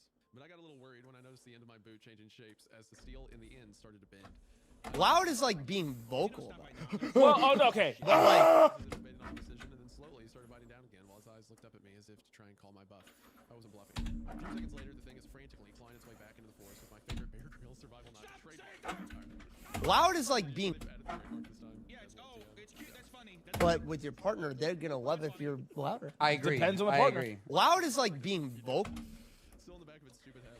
Nobody likes to see. Got back home fine, but I had to replace my favorite knife and get a new pair of boots, so it was a pretty shitty hike. It was the next time I saw one, so when I figured out their biggest fear, and it's so stupid. I just like, it's funny because like the bear. Loud is like being vocal about it. It's like a person who's never been outside before idea of a perfect survival. Well, oh, no, okay. I think he's saying is like, I feel like part 9's gonna be like, none of this matters. I'm in my parents' house forever. Maybe one day. I can live a life of adventure The like this. Bear Grylls joke where you keep talking about it, where it's like, oh, I get it. I get what it's it's funny because it's a very specific. Well, oh, no, okay. But like, So not serious. I get it. But if he legitimately slices his wrist vertically at the end, I will with that Bear Grylls knife. That is his grace. He sits in the woods. He slices his wrist, and he's just like, now I go into the long night since I missed my sweet tree spirit. Right. The tree. Oh, dude, the tree. Bear trap. The tree spirit rejects him, and then he kills himself. That's the only ending. That'd be a hilarious ending. That'd be a hilarious ending. That would. It would be a goated story if that was the case. but like, I'm more so just pointing out that the Bear Grylls knife is a Walmart knife. It's similar to the whole like, oh, after 30 seconds I lost him, I need to work out more. It's like he can't help but expose himself as having never been in the woods in his life. Yeah, no. He is. It's the character that we're painting is every other paragraph for sure. I mean, the Walmart knife is definitely even adding to that. Yeah. I was down in my creek playing with a new toy I'd gotten in town earlier that week. It was this net that was designed to catch little minnows and shit, and it was glass. I don't really have any use for minnows or whatever other little fish I was catching because I can't go to the only pond on the property that had big fish in it since I made that deal with the Crocodile Man. So I was just catching them and letting them go. I'm suddenly greeted by the somewhat familiar sound of the grown man sliding across the ground in a belt. It had been almost 2 months since the last incident I had with the pail, but I immediately recognized the sound. This was the dude that stole my knife, and I really valued that Bear Grylls survival knife that can be purchased at your local Walmart. Okay. It really is a good product. You know. Unfortunately, the pail that emerged this time was the same one. It had a different face and was more of a light pink than original white that was on the first pail. It was still the same type of creature though. This time, things went down different. As it tore into the clearing that I was in about 30 feet from me, it froze with its eyes wide. As it had torn through the brush, I was already facing its direction, holding the net spread out to my side, the same way a bullfighter holds a red cape since I was preparing to throw the net into the creek. The pail's eyes were switching between looking at the net and looking at me, so I looked at the net and back at him, then it clicked. No way. I giggled to myself as I started. Oh my god! Took advantage of my suspicion and started running and flailing the net around. God, you know, I'm rolled over trying to saying like. I then started beeswapping as I walked around with tears running down my face. This thing can bite through steel, but is terrified of a nylon net. I know that might not be funny to some because I have a. Fuck you. Fuck you, dude. I know that might not be funny to some because I have a twisted sense of humor, but it made my week. Long story short, oh my gosh. You know, I'm saying like. Long story short, oh, it's been a minute. It's been a fucking minute. Holy shit. I'll make. Gosh. Long story short, I kept that little net in my hiking bag every time I go out. Like some noise. Just utterly mind screwed at the side of it. Good times, man. Wish all the things around here were that easy to deal with. On another note, I got an email from an organization asking me about the Keela that the lady in the tree claimed that I killed in the last post. They wanted to know if I had disposed of the body and if they could come and remains from the woods if I just left it. And then they said something that caught me off guard. When I said something about having to check with the program that put me out here, they responded with, "We are the parent organization of that program." I'll make like my own address and well as details. some noises. But I'll be honest, there's only one time I've ever gotten that loud. Yo! Okay, all I said was. But he's gonna be like some like Agent X super soldier program he's been put out here to tame the woods or something like that. In all seriousness, I have a dark past and I've always been a great man, but I'm done with that shit and it pissed me off that they would even bring it up. I was bonded with the simple. Fine. Block the email. No one's shown up yet, but I guess we'll see what happens. On a good note, I haven't seen skinny in a couple weeks. So that's nice. See y'all next time, and feel free to please leave your questions in the comments. And if you have any ideas what these spells actually are or what a kill it is, please tell me. If any of you are good with research stuff, I'd appreciate it. Talk to y'all again soon. Into part 3. Part 4. Part 4. Well, I'm back, guys. Welcome to part 4 of this documentary, catalog, diary. Honestly, don't know what this is anymore because I thought it was going to use this platform to tell stories of stuff that's happened to me in the past on this property, but now I'm being forced to bring this journal to the present. You see, those people from that organization did come to see about the tulip, and now there's a guy named Mark living in my house and sleeping on my couch. Well, not really sleeping, more unconscious, but we'll get to that part later. After a few days of this organization, that wouldn't tell me their name, not showing up, I figured it was all just a troll who made All I said was, the last on the third day, he rose. No, not really. But 4 guys did end up knocking on my front door. They were pretty normally, except for the matching gray combat boots that told me that these I know he's being sarcastic here, but it just blends with everything he says about himself. The combat boots told me all I said was, which also means they are going to try their hardest to push me around and play badass. My suspicions were just like this. all I said was, fuck. Walking into like this troll's house. Like, okay, but you guys aren't going to push me around. Okay, that's Good luck, buddy. Good luck dealing with this 2 ton of steel right here. My suspicions were confirmed when the guy in the lead identified himself as Mark and immediately asked me where I claimed to have actually killed Tequila. What a prick. Look, I still don't know what the fuck a keelet is, and I don't claim to have killed one. The lady in the tree said I killed one. I assume she's talking about the hairless coyote I killed down near the creek. At the mention of the lady in the tree, that they all looked at each other with an expression of, this dude is a waste of time. Feeling was mutual. I like the idea that they all like converse with each other and they're like, this guy is clearly mentally. Okay, so this is actually just a police wellness call that his parents called into his like suburban apartment, and the police come to the door. All I said was, fuck. And that was it. And then the guys in boots came to ask about the lady. but it was like a leader. It was like, fuck. Instead of a keelet, they're asking what the smell is and if they need to get like the apartment heads involved. I was getting a little impatient. It was like, fuck. I can take that. I killed the coyote. One behind Mark, his name I don't remember. It was like, fuck. 30 minutes later, That's like, it? Yes. Oh, coward. But whoa. Yeah, I was about to say, because like seems that's like a very light The number. only reason that the organization knew that I killed it was because of the post I made earlier this week. A lot of decomposing and feeding can happen to a body in the woods over that long of time. On top of that, I haven't been to this part of the property in a very long time because there are no interesting locations here. But I was looking back and I saw what had happened to this body over the course of the 2 years it had been out here. Absolutely nothing. This story gets so much better if you imagine all this is his delusion and he's showing like the apartment This is dead house cat. Yeah, this is where I shot Tequila out here in the woods. It's just like a dead cat that he accidentally set on the living room. Yeah, this giant bug that squatted. I think the organization is starting to catch on to what I'm doing out here. You gotta express how you. Evidence that it was older was affected. All the blood and all seeped out of the head and the lungs dried up. But the skin and face and the fur on its paws were completely preserved. It only had fur on its paws, which was odd. When we got to the body, the snickering crew of 4 went dead silent. You said this was killed around 2 years ago, didn't you? Yeah, but I haven't been down here since. Why is this thing still preserved like that? What the hell is happening? One of the guys who hadn't said a word up until this point chimed in. Keelets are so unnatural and dark that nothing occurs in nature will have anything to do with an unauthentic one. This includes bacteria, fungi, and scavenger animals. Then he muttered something about a level 107 beast. Mark looked at me with a serious face and said, So if this keelet story is true, does that mean that all the shit you said in those posts about the place were true? Oh, I expressed it. Low raspy laughter started to surround us and began closing in. I was about to say, in the scenario. We looked out from the body to see at least 50 hooded figures surrounding us. Yeah, bro. But before they could fire a shot, I called out over the laughing. Hector! I told you next time you and your little chosen crew sneak up on me, I'm taking your ass to the head. Yeah, bro. This might be the worst thing I've ever read. I'm telling you right now. You know what, though? Actually, that's not fair. We're not gonna lie. Yeah, it's not true, but I'm being. Can I be a grumpy Gil? Or what? Everyone paused. The chosen 4 organization men and the pale that had just crested a hill 30 yards behind one of the cult members. A few seconds later, one of the hooded figures took off his hood to reveal a chubby, jolly-looking face with it's bold of you to say, jolly-looking face with rosy cheeks and wire-rimmed prescription glasses. Oh, man, we didn't know that with you, Cole. We thought you were trespassers. We're sorry. Victor said with a downcast gaze. Did you hear anything? No, bro. Exactly. No, I had One Piece blasted. Yeah, exactly. This moment, the pale that I You heard cheek. turned and bolted back into the woods. Victor then proceeded to call to the other hooded figures. It was cold. I can't have them. There was a collective sigh as all the chosen looked at the ground and walked away into the woods. I didn't notice until they were all gone. There's timestamps? Yeah, what? You pussy's ready to head back to the house? It gets dark in 45 minutes, and if those guys got you on edge, then you don't want to last. Then you won't last long at night. Mark shot me a look that explained in detail how much he hated me, without the need for words. Yeah, what? Put on thick rubber gloves and put the keelhead into a sort of. Fuck you mean? What moment am I supposed to? Did you? actually just like little white Lego people from like a set of Legos he had on his dresser. It's his family calling him to ask if he's okay. Like, we sent the police over there. We haven't heard from you in a while. The moment Did you hear us? As we're walking back towards my house with the Three Stooges carrying the corpse of the dog demon, Mark starts questioning me. What was that group back there? Some cult, I guess. They told me they worship Cthulhu or something. Did you hear? That's funny. He seems kind of taken aback for a second and then asks, Why do they seem wary of you, but not flinch when we had our guns trained on them? Simple. They don't fear death, but they do quack when exposed to severe pain for long enough. Yeah, I mean, it really writes itself. The guy thinking he's some operator dude. When I put them to pain for long enough. Did you hear us having sex? Mark Wahlberg in that movie Lone Survivor. Again, Mark seems surprised by my answer. Did you hear us having sex? His name is Mark, so this might actually be Mark Wahlberg that he's with. He started to strike me as simple-minded. So how did you inflict pain to them? Can you please? Did you hear us having sex, or did you hear an argument?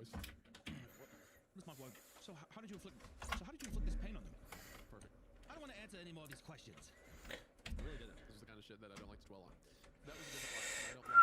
I don't like when it seems back into the present. Sure, it's nice to have the local murder cult leave you alone, but I use methods that I regret to get that luxury. The last thing Mark said to me. I love these videos. It was the middle of the night, and your fan was not that loud. Tell me that. Which one are you? Hey, so me and my friends are gonna go beat up this Chinese guy. Oh, Yeah. Hey, you got a threat. You wanna go blind the Vietnamese guy real quick? Look And then at not the eye. apologize about it. Yeah. For years. But then say that I apologize to God for boogie nights. Yeah, that's all that matters. Also, completely different. And I'm just saying it would have ended with a lot of blood and what do you say? It would have ended with a lot of blood and me telling everyone we're gonna be alright. Yeah, that's real for those who don't know. He said he could have stopped 9/11. I looked him dead in the eyes and mumbled. That's up to you.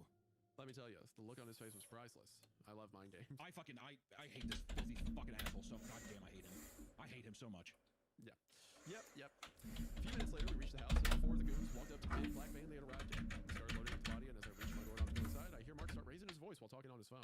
What? This guy's in Hang on, actually, 1.4. That's better. Look, let me get a takedown. Okay, yes. He does have experience, but wait, what did you just say? Dude, I'm telling you. Okay, I'm back in. This guy gives Mark Wahlberg like doing that on the phone, like full operator gear, and then he's like the fattest dude ever. He's like, this guy. Go ahead. Call your boss. I love playing mind games. But it tells him who sent you. He then stares at me with. You don't imagine Pezzy going, I told him where it came from. I could tell by the way he looked at me. He hung up the phone, nothing more arguing, and began to walk over to me. As he reaches me, he says, My ops have told me that I need to stay with you for a while and keep an eye on activity around you. I responded with, You can't be serious. Wish I wasn't. imagine like a foot of height difference between them. They're like so close to each other. Mark's looking straight at him. He's head back and at him. They also wanted me to remind you that you didn't pay for this house or this property either. That I opened my door with my best butler impression and gestured for him to enter my home. As he walked through the door and dropped what I assumed to be his emergency bug out bag on the floor, he froze. Can I just say one thing real quick? Screw Skinny. I didn't hear how heavily he was breathing at first because the van was making noises that was driving away, but as those sounds faded, I realized that Mark was breathing like he had just sprinted a marathon. His eyes were trained on the window with his body completely rigid with his hand on his hip, ready to draw his gun. I followed his gaze to the window. I confronted Skinny many times before, and sure enough, there he was. Tall and athletically blonde woman. She was smiling and holding a heart-shaped balloon. Upon closer inspection, I could see the balloon read, "It's a girl." I rushed in front of Mark to try and snap him out of whatever trance he was in, but I soon realized that tears were welling up in his eyes. By this time, this balloon was no longer with us, and the girl most likely wasn't either. Screw you, Skinny. I calmly started explaining that what Skinny was to Mark, but soon after I started, he stopped me. I heard the stories, Cole. I know that you've talked about this thing before, but I'm trained to handle these kinds of things, so don't worry about me, because I'm gonna fucking kill it. That's an excellent Mark Wahlberg, by the way. The kill it. With What? that, he made No. What? No. Ma'am, no. With that, he made a mad dash to the back door in an effort to get outside and confront Skinny. I managed to block him and push him to the ground, saying that He won't come inside, so just keep your shit together and we live. Mark wasn't in a listening mood, though. He jumped back to his feet. Itchy. Oh, great. After a few seconds, he threw a fast left hook straight for my face. Itchy. It wasn't fast enough. I ducked under the swing and connected my elbow to the underside of his skin. Alright. Oh god, fuck you, dude. You fat piece of shit. I fucking hate this Just the cocksucker. lowest punch ever. Just like, boom! He went out like a light. By the time the scuffle was over, Skinny was gone. I put Mark on the couch and now I'm typing this, thinking about going through his computer before he wakes up. Anyways, that's it for today. Please, if anyone knows what a key light is, let me know. What did I kill? And why did Mark mean by he was trained to deal with this kind of stuff? What is he? Wow. Alright, part 5. Wow, no, dude. We're not gonna lie. What is he? A monster hunter or something? I know. I didn't. Wow. I Wow. It's a collection of everything we hate. It's a collection of everything we hate rolled into one. It's what the I'm story looking is over the about. hillside and I see a cresting. There's something that happened. Something in the basement. Like it. Wow. That was like paying respect to your grandparents. I like that one. So monster hunter, huh? I'll try to get some answers before my next post. See y'all soon. This story was cosmically. This story was. It's 8 years ago. It was put back in time as a landmine for us now. I think this is a penance that from the signs I'm seeing and the callbacks to previous stories, we're supposed to serve. This is our destiny to read this. But honestly, I am having a good time imagining Mark Wahlberg with a guy who like waddles everywhere he goes. Like. All right. Nearly done on the visual effects. So that probably took me about, what, 5 or 6 hours to do all of that. So this is probably, it's not that this is like honestly, the most amount of time is probably spent doing the inking. And that's something that I want to try and cut back on just for time's sake. So eventually I'll need to figure something out.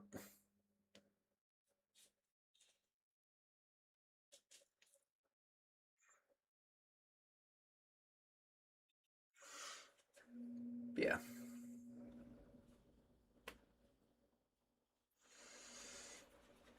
Well, that's fine.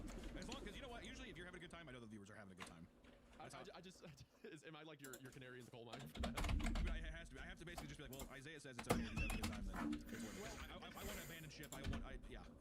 Well, it's just at a point now where like, I mean, obviously it's been ridiculous the whole way through, but with details like Mark Wahlberg and just him like him being so unfit for everything, but also revered like a massive hero. What? Are you loud nutters or quiet nutters? The character is such a badass is such a weird concept to me of like. Because obviously the fact that your character is like a perfect hero with a dark past is so strange. Yeah. It's obvious that he was like a badass military guy before. Yeah. Or whatever. And he respects the troops. Let's remember that. Well, absolutely. Oh, absolutely. 100%.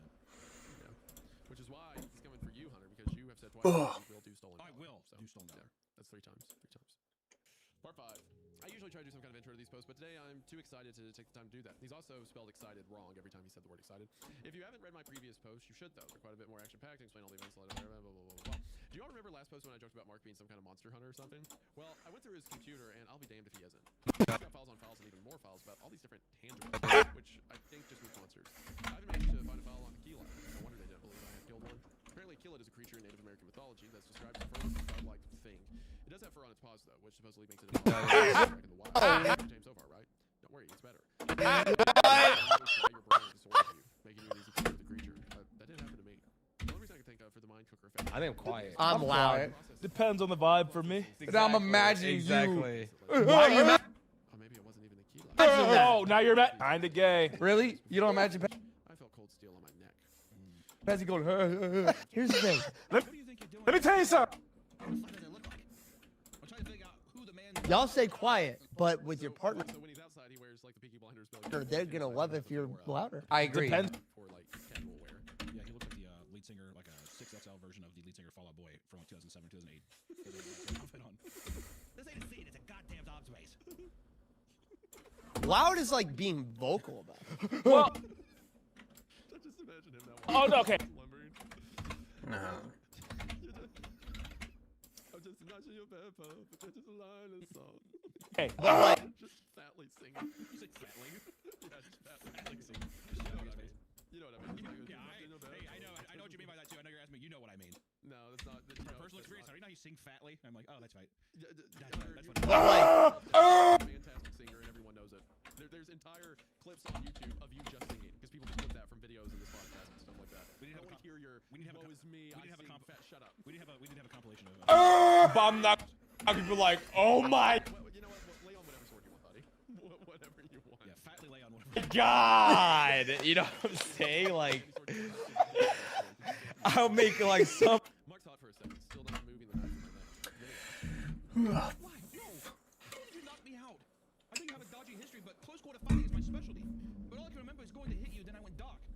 Careful not to move and slit my own throat, I said. You got desperate and I went for one-hit knockout. Frankly, your left hook is too slow for your opponent, when you clearly telegraphed exactly what you were planning on doing with your hips. I dropped under the blow and threw my elbow to the bottom of your jaw. Like he's doing like Dragon Ball instant transmission 5 moves. Yeah. Like appearing around him. The knife loops him a little. You seem to know your stuff. Why pretend to be a dumbass then? Excuse me? First of all, I'm not pretending to be anything. Second of all, fuck you. So on excuse or excite, he never puts the C before the X. Yes. So it's just excuse me. Excuse me. Excuse me? Excuse me? Also, he'll say that the story is 9 times funnier when not only is it like this morbidly overweight guy, but Mark Wahlberg is legitimately impressed. Like he truly believes this guy's a super soldier. Yo, you're pretty impressive, actually. The knife. You want to be in the sequel to Mile 22? The knife fell away completely now. I took the opportunity to turn and start asking my own questions. So, you actually are a fucking monster hunter. But dude, monster hunter, huh? The word monster hunter. It does feel like this is. It feels almost too close to what we're talking This about. feels like a punishment for something, right? Like because Noises. Yeah, that would do it. Monster hunter, huh? We had a bear trap. A bear trap come up. We had what was the other thing we said earlier that was a reference? Long story short. Long story short, like they're just. These are our demons come back to haunt us. And then our character is basically David King. I mean, that's what I keep thinking of. Yeah. This is pretty much David King at this point. Stolen Valor, got that coming up. Like, man, you know how like in all the kids shows, all the animated shows, there was an episode where someone attacked them at their base, like Kids Next Door, Teen Titans. This is that episode for us. They found us. All I said was fuck, and that was it. And then I guess I am. was like fuck. That's like, it? Yes. Oh, coward. But whoa. I love the guy who types this dialogue and is like, yeah. He's like, we can fight, baby. Yeah. Why is the organization that employs monster hunters the owner that's helping me escape my past? Whoa. Yeah, I was about to say That because seems that's like a very light Mark wins this. Not a good sign. You gotta express how you feel. Escape your past probably doesn't exist. My organization has many false copies that's used to gather intelligence and run experiments. I have reason to believe that they put you here knowing your past is an evidence. That's when I lived the tough. That is Yeah, bro. They also knew that if you would die, We're not gonna lie. I mean, I've had somebody over when I live with y'all. Did you hear anything? No, bro. the high ups haven't actually told me so, but they can't possibly. Bro, Exactly. no, I had Yeah. one piece blessed. Or have fun with it. Yeah, exactly. I might have cheek heard clappage. something. Oh, which one? You heard cheek clap. Okay, I know flesh gates are creatures that exist in nature. Was it here? But I don't Cheek clap. Which one? Oh, which time? Yikes, Sorry. which- That moment, or are you talking about you heard like other stuff? No, There's just- time stamps. Yeah, what fuck you mean? What That Oh my gosh. timestamps? Yeah, what fuck you mean? That moment. Yeah, I'm sorry. Which still sticking with that. Or That moment, or you heard like other. protagonist is the Sorry. which That moment, or are you talking about? Yeah, what fuck you? What That moment am I The supposed moment. to? Did you hear us have? Holy shit, that was a lot to take in. I took a deep breath and cautiously asked. What the fuck is a flesh gate? Mark put both of his hands on his head and let out a. Seriously, dude. Does anything even phase you? Flesh are those things you call pigs. They are only. The moment. Did you hear us having sex, or did you hear an argument? I love Oh, I didn't hear an argument. It was the middle of the night, The story is of Mark Wahlberg telling the protagonist how cool he is. and your fan was not that loud. There goes that level. I had seen levels ranging from 2s and 3s all the way up into the hundreds on the reports that on his computer, but I had no clue what they meant. What the hell is this level shit about? All the monsters in the computer have one, but I don't have one. But I don't know what they mean. I wonder if it's a level of severity of danger, dumbass. What? It's not that hard. All right. I think that is pretty much all I'm going to do for now. So I'm going to end stream there. Got some stuff I got to do. But yeah, hope everyone has a good rest of their day. Hope they have a good weekend, and I'll see you tomorrow. Try and do some gaming if I can. So yeah, I think that's pretty much it. So yeah, thanks for watching, and see you tomorrow.